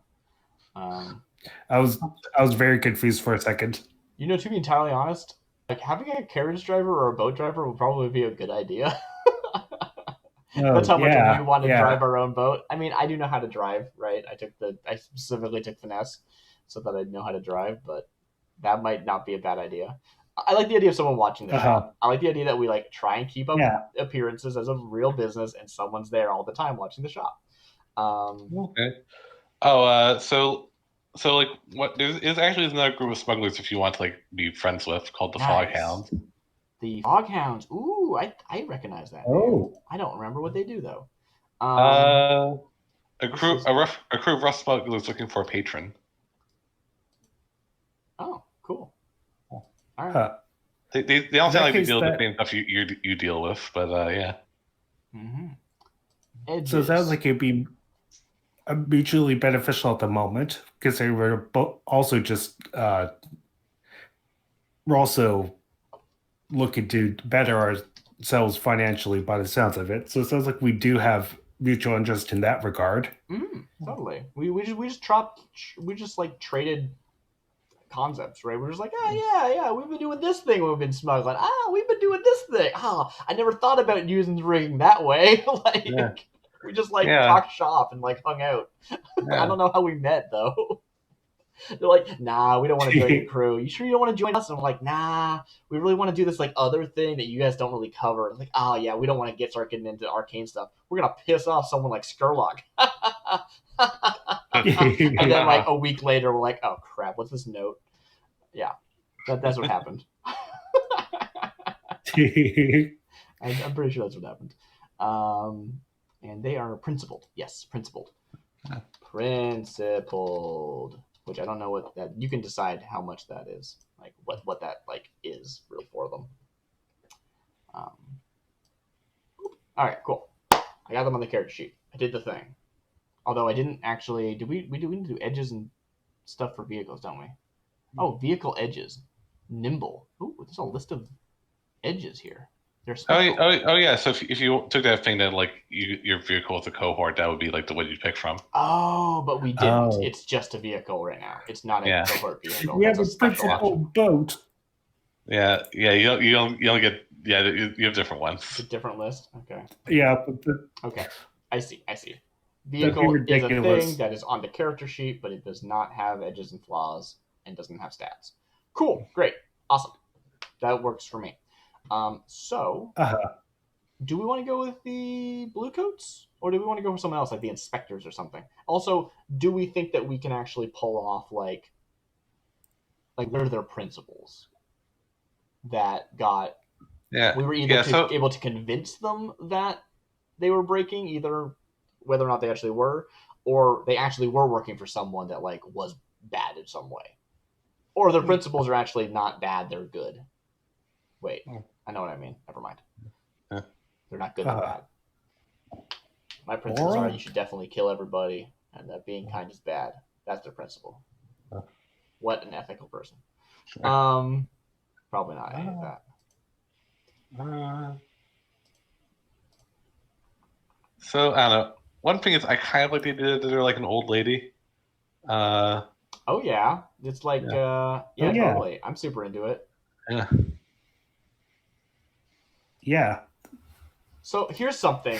Maybe I should be doing this backwards. I'm going to take a look at the factions and see who I think would be interesting to have. Because, like, I'm a little disappointed we took neutral on Skurlock, because if they're neutral, it's less chance they're going to show up at all. Now, I think they still will show up, because we are stepping on their toes. Oh, actually, so one thing about the crew upgrades thing, you can pay your last coin to faction you made friends with to get +1 with them. Oh, really? I thought it was the opposite. Like we're about to take a -2 or a -1 with somebody. Hold on a second. Let me just check it again, because I believe I'm pretty sure there's that mechanic in there. There's a line. Let's see. I'll find it. Crew creation. Yeah. So you get one status, but you can take 2 status with them instead. And likewise, one faction was harmed when you died it, take -2 status, or spend a coin for only -1 status instead. Yeah. So in that case, I think I'd rather have be... a +1 and a -1 than a +2 and a -2. But maybe not. Maybe I'm wrong. Because we can only afford to do one. In that case, right? should we just get the extra coins to have Skurlock pissed off at us? Oh, do we want to say we'll take the -1 with Skurlock, and then we'll like have a +2 with the Foghound and a -1 with some other faction? Yeah, totally. And then we spend all our money. Yeah. But we end up with more interesting stuff without taking a -2, because -2 is actually pretty scary. It's so close to 3, and 3 is war. Oh, no, I thought it was 4. Is 4 war? No, -3 is war. Okay. It only goes from +3 to -3. Yeah, that's what I thought, but I wasn't sure if it was like, it goes to -3, and there's no more lower than -3, because -3 is just called, because -4 is called war. I would have believed. Yeah, that. -3 is they're trying to kill you. Yeah. Okay. So it's not too hard to accidentally go from -2 to -3, but if you go from -1 to -2, you have time to fix that. I think that sounds really good. Speaking of which, there's not like a faction? Do you have a faction sheet somewhere? I'm looking at the book. I don't think there's a list of factions. I wasn't sure if it was like, it's not like a handout for that or anything. Okay. No, it's not really a handout, but it's like a list that has like all the blurbs for all the factions. Okay. So there's a third mode to the sheets. There's character mode, mode, and there's faction mode. Yeah. Wow. Yeah, I'm looking at 283 is where I'm looking at. Right, I'm talking about Roll20. There are 3 types of character sheets. There's character sheets, crew sheets, and faction sheets. Ooh, that's cool. But I think it's not like a list of all factions and our relationships with them. It's specific to a faction. Maybe not. Underworld, and you put in the faction tier, hold, status. Yeah, okay. So it doesn't start. Oh, generate factions. Boop. Does that just do all of them? Yeah, this is the one. Okay, let me just change the name of the sheet so that it doesn't say Cheshi Grarik. Alright, faction in players' journals, all journals, edited by all players. Okay, save changes. Okay, this is the faction sheet. It does not have a picture. And it's got all of these folk, and they're already. That's super handy. I'm gonna look at that. Yeah. All right, we did it. We figured it out. Huh. All right. So anyway, this is the main factions in Doskvol. We could have taken Lord Skurlock and taken status 0, but we're gonna take a -1. Something to point out is tier. We haven't really talked about this yet. So would I put down the notes to where you at? Like why? That seems like a good idea. Yeah. So there's different types of factions, right? We got underworld, institutions, labor and trade, citizenry. Citizenry is actually like a big deal. It's like the entire it's like the general. It's like the general population of a district. Okay. Yeah. So like, Night Market's on there, Crowsfoot's on there. Coleridge is on there, right? Labor and trade is a lot like unions and stuff and things like that. And fringe, the fringe. I don't know. I guess that's just weird. Okay. Weirdos. Yeah, it's weirdos. Yeah. Fair enough. Yeah. So institutions is something that's like a really interesting thing to take stuff from, right? If we want to steal something from somebody. I'm also seeing that Railjax is its own faction here. Yeah. Hey. Anyway, I don't know. Sounds fun. Yeah, and there isn't that thing. So let's just choose a favorite contact. Let's choose a favorite contact. Okay, this is for the sheet later. Okay, so that's the thing is like there used to be a version where like every player character brought in a +1 and a -1 with a thing, so you have a lot more messy stuff. And if I had that, I'd be like, I want my Railjax, but I'll take -1 with my Railjax or whatever it happens to be. But that's not. I mean, that's fine. Yeah. The point is, we I don't could expect play that we're with gonna. that. I'm just saying I don't expect that we're going to like piss off the Railjacks or like Yeah. help the Railjacks will help us. Or wait, so did you decide on like someone to piss off for the you took Tressa from? We haven't decided. I think it's either like an underworld thing where it's like some other gang, like I think it'd be pretty cool if it was like the Dimmer Sisters or something. But I like actually please do that. I like that a lot. But yeah. then there's also the option of being that's like cool. the Blue Coats or the Inspectors, which like is much more managerial and sort of makes sense why they would have someone like that. But the thing with the Dimmer Sisters is I'm not sure what the principled thing there is. Like we're going to be doing stuff just as bad as the Dimmer Sisters are. Okay, I would imagine, or at least similarly bad. She might have principles in that she doesn't want to be involved in this like occult stuff. Yeah, and the Dimmer Sisters are occult. And you, I don't know, but also you're doing occult stuff, so I don't know. Exactly. Yeah. So it's sort of a weird, like, we are probably not going to spill as much blood as like All Fire and Born or something, right? Like, Bill Hooks that could be would be an interesting one to take a -1 to. The Bill Hooks. Who are the Bill Hooks again? The Bill Hooks. They're tough gang of thugs wielding hatchets and meat hooks. That's it? Okay. Well, I mean, I can say that's what you know about them right now. Okay, what if maybe something like labor and trade, right? Like the ink rakes or something. They're journalists. That would be a skill set that's relevant, but somehow we're able to convince her that the ink rakes suck. I mean, or we could have just poached them. Like it might not be actually related to her principles. Yeah. Right. But I mean, yeah, you might just offer more money, and like they might, and like and then the ink rakes might say like, hey, or like journalistic integrity and stuff might be a thing. Yeah. And she was like, in Doskvol, no. I don't know. I mean, well, that's the thing, right? Not among the ink rakes, but maybe she has that.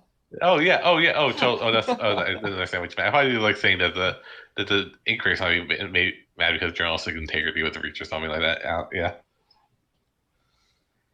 Yeah, no, that'd be kind of interesting. She was like actually pretty legit. She was like actually a really good. I mean, the thing is, she's not a journalist anymore, so I don't know. She's she's a clerk. Actually, sorry, who? Let me see. There actually it should be like a ministry of bookies. Oh, the Ministry of Preservation. Oh. The government body of the Imperium that oversees all transportation between space and distribution of food and other vital resources. That might be. Is that on here? Yeah. I'm looking at the book, but I found it. Yeah, it's tier 5. Yeah. That's something we haven't talked about. Tier, right? Like we mentioned it briefly. We have tier 0. Everything is bigger tier than us. Yeah. If you want to piss off the big people, that's fun sometimes, or they'll get you killed. Whatever. Skurlock here you can see is tier 3. Who we were pissing off. Awesome. Well, you'll only be a -1 with them. It's yes. Yeah. Oh, I see. You asked if you should put the note in the notes. There's a section for status. Oh, I see. Yeah, nice. Too. I thought you were going to write down like doesn't like that we stepped on their toes in distribution or whatever. I'll probably add that after the show. Sure. What's the Foundation? Let me take a look. I'm just adding the. That was like something I come up with as a teen. Foundation. Here it is. The powerful ancient order of architects and builders. Many of their enemies have disappeared behind the docks and mortars of Doskvol. Brick and mortar. You have an enemy who's an architect. Oh, yeah. Could she be from the Foundation? Oh yeah. Okay. Yeah. Totally. Okay. Yeah. I like that a lot. They're tier 4. Oops. Definitely made a wrong decision there. Yeah, I think she's from the Foundation. And like, angry because like office politics is just great. Like Yeah, no, she has to be. Yeah. And she's like not an architect. She just like works for them. Yeah. Right? She just knows, how to do the books and stuff. Oh yes, yes, please. Oh, yes, yes, yes. And so, I want to also go back to the Foghounds. The Foghounds are kind of boring as people. They're tier 1. Can the smuggler rigging be stuff that I learned from the Railjacks?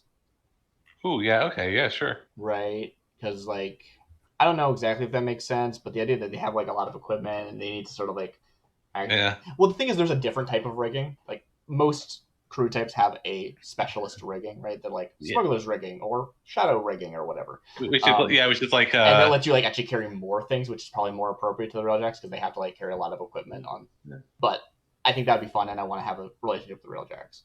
Is that cool? Yeah, totally. Yeah, so I'll put you at +1 to Railjacks. Cool. And Right. yeah, so I could say that like they it's not so much that they it's not so much that you trade stuff as they you actually got this stuff from them. Like Oh, you it's got like, from your some old actual job. like Yeah. type of like it's like actually like gear effectively. Yeah, it's scary. It's scary that you got from your old job, and it's like And like this is the thing is like I probably have a bad reputation with like whoever runs the rails, but the actual jacks themselves, the like just the workers. No, you're a strong worker. Like you pulled your weight out there. They know that. Yeah, totally awesome. I love that, and like because like that's an interesting one, right? It's like you were helped by someone, which means you get +1, and it's like doesn't that mean I owe them a favor? And it's like, well, it's the other way around, right? You have +1 with someone, so they helped you get this stuff, right? Yeah. So I like that, right? Yeah. I have an in with the Railjacks. They helped us get this stuff. Does that work for you, Simon? I didn't like. Oh yeah. Yeah. Of course. Cool. Awesome. Yeah, I'm happy with that. So both of us have our like a faction that's tied to us. Friends and enemies. Yeah. Okay. Cool. Awesome. Great. I love it. Yeah. Okay. Nice. That got me really excited. Okay. So we spent. Are we keeping the extra coin? We have a negative on. No. You spent both coin. So we didn't spend on Sturlock for a -1. Oh, yeah. Does that mean we start with bonus with the Railjacks? Because like we could not. We don't have to have +2 with the Railjacks. I'm okay with that. Yeah. Okay. Yeah, you can get +2 for Railjack. Yeah. So if you spend both of your things on the faction aspect, not the faction aspect. Yeah. So that, in that case, you'd be 2 -1. Yeah. What do you think about that, Simon? I think we're probably better off just keeping 1 coin at the beginning of the game. Okay. I don't feel like we need to be like super chummy with the Railjacks. Okay. Take a coin. Yeah. And then, another thing we might have to keep. We'll have to keep track of later on down the road would be inspectors and blue coats. Oh, totally. Since super happy. That's good. But that's not something we should really concern ourselves with now. But that's something we definitely have to consider as we grow notoriety. Yeah, the more bad stuff we do, maybe everything we'll do will be fine, and no one will mind, and it'll be great. Yeah, all your plans will go splendidly. Yeah, I mean, what are we doing that's actually illegal? Like, think about it. You can't tell me. You can't think of one thing we're doing that's actually illegal. I can think of several. Right. Choose a favorite contact. So there should be a contacts list for smugglers, right? Yeah. If I go to smugglers, I see that we have. Where is that sheet? Ooh, look at these opportunities. I've scrolled. Contacts. So it's yes, but it doesn't have the Ellen, a dock worker, perhaps a friend who can help with infernal paperwork. Excuse me, infernal paperwork of the Empire. Excuse me. Or is it just take that? Yeah. Yeah. Okay. I just I wouldn't have guessed that from the term a dock worker.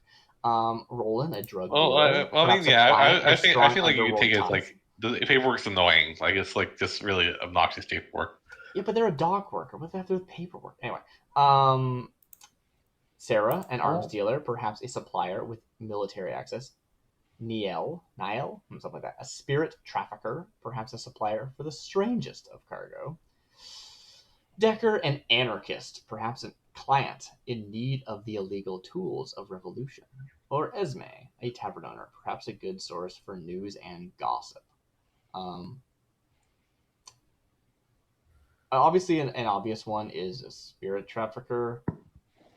I kind of think it's like less interesting if we get them all through them. Like I think we need to sort of like have different sources and stuff, and like that's not going to be our like favorite content. Like, I also like I'm kind of like a fan. Like I like the idea of having multiple like businesses. So like yeah, totally. I mean, to be fair, I think that like we have all of these as friends, right? They're all contacts.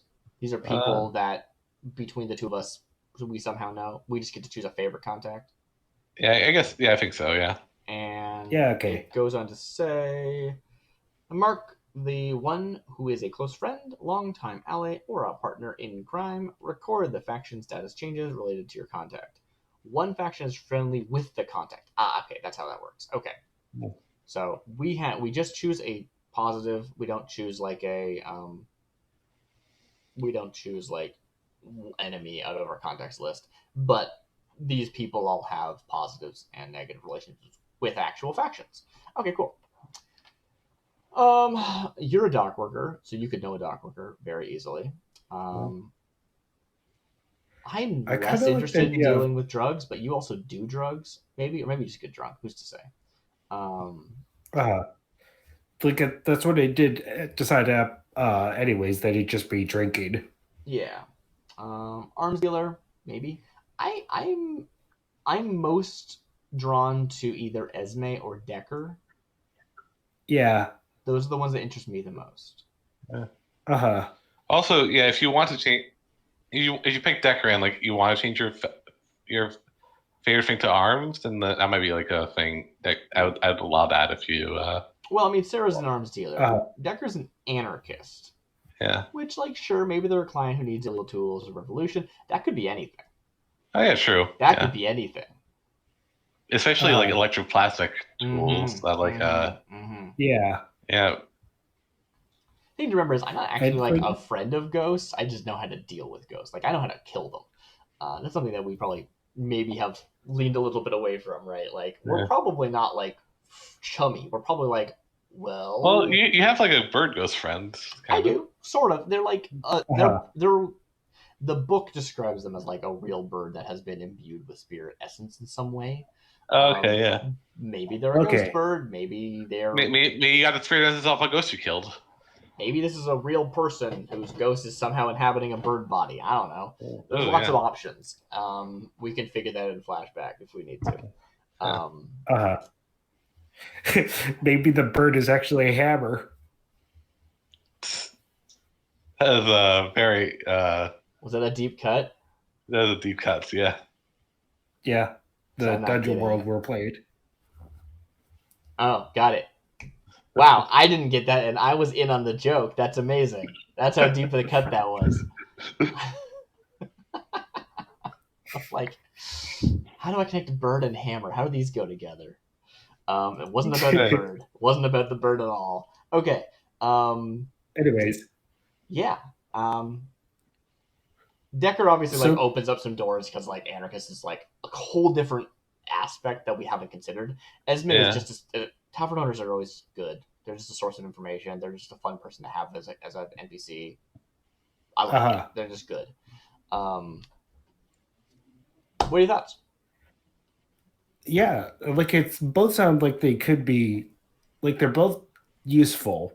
Like I mean, like they should be as this, but like a kind of thing where we're trying to find the right balance with all our checks and balances with what is fun narratively and what is fun mechanically. Yeah. And like we're really leaning to kind of spirit smuggling kind of, but like it could be spirit smuggling or it could be like, arcane reagents and baloney and stuff that's electroplasm and like stuff like that. Cult supplies, that kind of stuff. I mean, I've seen lots of games where it's like, oh, hey, we are drug dealers and we're going to stretch the drugs so they go further by mixing in Leviathan blood. That was a smart idea or whatever, right? Like, we could easily be like, oh, we smuggle in this thing that is then cut with drugs, right? Even if we're not drug smugglers. Like, there's so many ways of doing stuff like that, which might, maybe that's, I mean, Spirit Traveler just says supplier for strangest of cargoes. It doesn't necessarily mean it's literally like ghosts. I don't know. It's a whole thing. Again, this is sort of like the actual question we're answering though is like, we as a crew are close with a specific contact. This is our favorite contact. They are the one who is a close friend, a longtime ally, or a partner in crime. Which again is, maybe that's one or two of us. Maybe it is the crew as a whole, depending on how long the crew has been around and if we've like done jobs. Hard to say. But And I presumably we know all of them, but one's close enough that we get tangled up in their own entanglements. I feel like if we went with Decker, it would be more partner in crime. Yeah, and like Esme, like just kind of how Tavern that kind of leans to being one advantage of like Decker friend. is I can definitely think of one faction that would hate him, and one faction that would like him. Yeah, Decker is one of those very good shoe-ins for this will cause story to happen, right? Yeah. Then again, if we go, you know what, I kind of, as much as I think anarchy is an interesting thing to have happen in the story, I don't know if I want to be the core focus. Esme is a very good, just like, this does not force story to happen. They're just a nice additional person, and that lets us do whatever we want in the game as opposed to being pushed in a specific direction, right? Same thing if we choose Nael, the spirit trafficker. Plot that...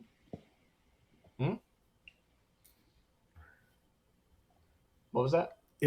It's kind of like a plot hook where eventually we could follow this thread wherever it goes, but with Decker, like it's already kind of defined. Like it kind of gives that impression that we're going with spirit anarchy somehow, or arcane anarchy. I'm leaning away from Nael, a spirit trafficker, would be fun because I think it's so focused, and I want to have the option of doing other things. And I think that's the same problem as the anarchist. I think Esme is just a really good pick. I think so too. Maybe they even are the tavern that you drink at, like you know them really well. Yeah, totally. They can be fair, yeah. But by virtue of having Elaine, Roland, Sarah, and Nael, it's also like we're not shutting them out. They're still totally. We still know them, maybe, but that just means that we still have those options available to us. It's just with like if we're leaning into Esme, that just means that we have. I think there is a way of interpreting this as like, these are all contacts. Most likely, we'll do a job for each of them at some point in the game. Yeah. Esme, we've already worked with a lot and are close with. Okay, that sounds good. Or whoever we choose. Yeah. Yeah. I think that's probably a good way of thinking of it, because we're going to be needing to work with a spirit trafficker. We're going to need... Decker's going to show up and be like, hey, I need the stuff, man. And we're going to be like, okay, we'll get it for you. Yeah. But, you know. Yeah. Or you might like take this mysterious package to the spot and don't worry about it. I will not worry about it. I'll worry about nothing. Yeah. Okay, so so you want to go with Esme? Because we need to decide like who likes her and who hates her. Yeah, I think Esme is just like a nice sort of non-specific pick, which not every option needs to be huge, right? I mean, yeah, totally. We already went pretty specific with the ghost passage. With our, we are. We're already pretty hard into something. And I just kind of want to diversify a bit, I guess. Or not, like, I don't know what I'm saying. Yeah. Maybe we should just lean in and be like, it's Nyasa or whatever her name was. I'm not looking at the sheet anymore. I like Esme. Let's go with Esme. Okay, cool. Let's see who likes her, who hates her. Let's see. I think like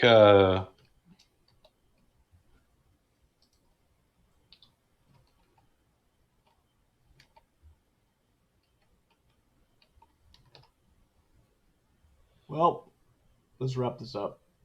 yeah, It's yeah. getting Sorry, long. yeah. There's a lot. This is the very last step, so we gotta. Yeah. Yeah, but I don't know. Like, tell me about Ismay. Like, which is she a good person or bad person, medium person? As like a person? Yeah. Actually, yeah, I would say like Citizen of Night of like Night Market might be good with her. Ooh, that sounds awesome. Oh, Do yeah. you drink in Night Market? Yeah. Or like, see, here's a question. Like, you chose a vice purveyor for your drinking, right? What'd you choose for that? For what? Your vice purveyor for drinking? Yes. What'd you choose for that? So it's stupor. Yeah, I know. Like, where do you drink? Huh. I feel like it's Is that something that wasn't defined already? like Which is fine. I thought it was. That's all. Yeah. I'm thinking like the veil would be a good place for that. Maybe Yeah. not. Maybe it's not directly just drinking inside there. It's more kind of cutting deals so I could bring home a bottle or 8 or whatever. Sure. Depends that that's like in a district, but that's not night market, Yeah. right? Like night market is Yeah. where you do business. Okay. You don't do it. You don't drink there, right? Yeah. You know Yeah, that's that's not there. it means to where the veil is. I forget where the veil is. Well, I mean, I think there's a few options there. The It's night either market. that So Esme that is means, related to like your it could be the drinking. docks.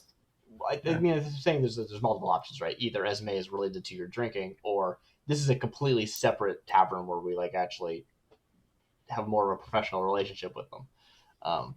Whatever. I love the idea of the being a bar in night market where we can find the comings and goings because I want to have goodwill with the citizens of night market. That just seems nice. Yeah. Seems like a good thing for us to do. It's unrelated to that. Yeah. Okay, yeah. So I'll put you +1 Citizen Night Market, and let's see wait. And I think like by the same token, I feel like the Blue Coats don't like her because she is she is has this bar full of criminals, and like or that's my picture at least.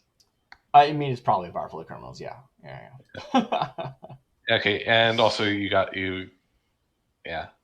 Yep. I'm gonna add some notes to these factions. Lord Skurlock was had like a claim on our. Well, yeah, goods type. he wants to control all the arcane coming and going around here, and you not just paying him tribute as a foreign to his side. Nice. Okay, so controls arcane goods. We've got a relationship with the Foundation because we poached Tressa from them. And we have a relationship with the Railjacks. Former goodwill from like camaraderie. I don't know what the word is there. That's not actually super helpful as a term.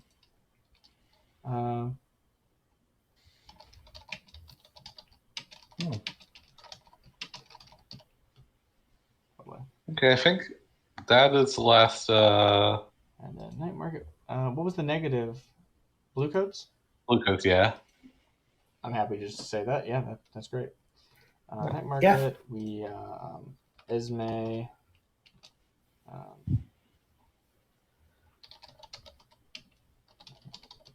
That's the last thing. There's nothing else. I believe. Let me just double check because I believe that's the last thing. Because they're actually. Yeah, there isn't like a ton involved. I remember correctly. Yeah, so that's the thing. Just use your contract, and then like this list is a crew upgrade. So yeah, that's the last thing. All right, character contact. Yeah. If we wanted So to, we we could got take +2/+2 instead of -1/-1. Or +1/-1. I think +1/-1 is fine. Yeah, you don't want to go war with Blue Coats. Yeah. Awesome. Yeah. I don't think we're forgetting anything. Yeah. I think we did it. Yeah. Yeah. 5.25 hours. Yeah, that's well. That's the kind of thing of, like, we had like a goal that we had to get through. Like, I'm totally okay of like stopping in the middle of the score if like that's how it works out. But like here, I feel like we want to like do this all in one sitting. Yeah, we want to do this all in one sitting. And it's like you can definitely get through this much faster than we did, but like I think we really fleshed out some stuff that I'm Yeah. really glad we did. Like I don't Uh-huh. you could have just been like, all right, this one, this one, this one, this one, Yeah, totally. done. But I like thinking about it and actually, Yeah, totally. And it's nice that we're all on the same page on at least where characters and initial story and intent where we're at. It's nice that we're all on the same page in that regard. Mm-hmm. Yeah. I think so. Okay, cool. I think that's it. Anything maybe we should like review what we decided maybe and then close out the show? Yeah, sure. I don't know. We said a lot of stuff. We did say a lot of stuff. I am playing. Yeah. Introduce yourself and your character, and let's close this out. I am playing Ramira, or maybe Mira Vale, the Jack, who is a hound from Severos, worked as a railjack, and has a sparrow as a hunting pet. Yeah. That's really cool. Simon, who are you? I'm playing Brent Scar, also known as the Frog, a Skovlin dock worker who spends the off hours organizing and help cooperating crime.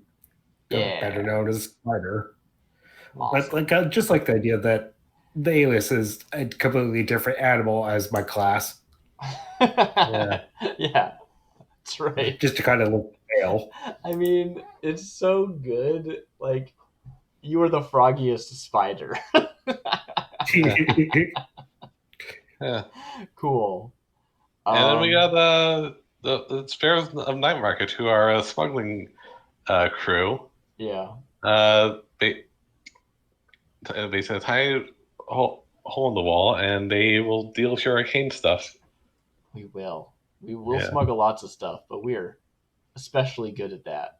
Yeah. Come for us when you need arcane smuggling needs. Yeah. All right. I think we did it. So, next time we're gonna go on our first job, whatever that may be. Yeah. That's something I'd like to sort of like float. Do you want to like come to us with a job, or should we be like trying to find one? I think I might come to you with one. Yeah, we're putting ourselves out there. We took professional, right? That was our professional. You have a bit of a reputation, so someone might come to you. We have a reputation, and that might be a good way to like get into the action kind of thing. All right. Yeah. So we'll be doing that next Wednesday, probably starting at 8 again. I'm trying to keep that consistent. Try and do like an 8 to 12 game next Wednesday. Yeah. Cool. Anyone else have anything they want to say before we close out? I think that's it. I don't know. Hi. I think that's it. Yeah. I'm DarcyBits. This is my Twitch stream. I also play on SideQuest Live, where we play D&D. It's good. I don't have anything in particular to Hawk, but hi, I'm B. Yeah. Simon? There's not too much about me. I can't really think of anything else that I'm doing. Nice. It's really notable. Good night, everybody. All right.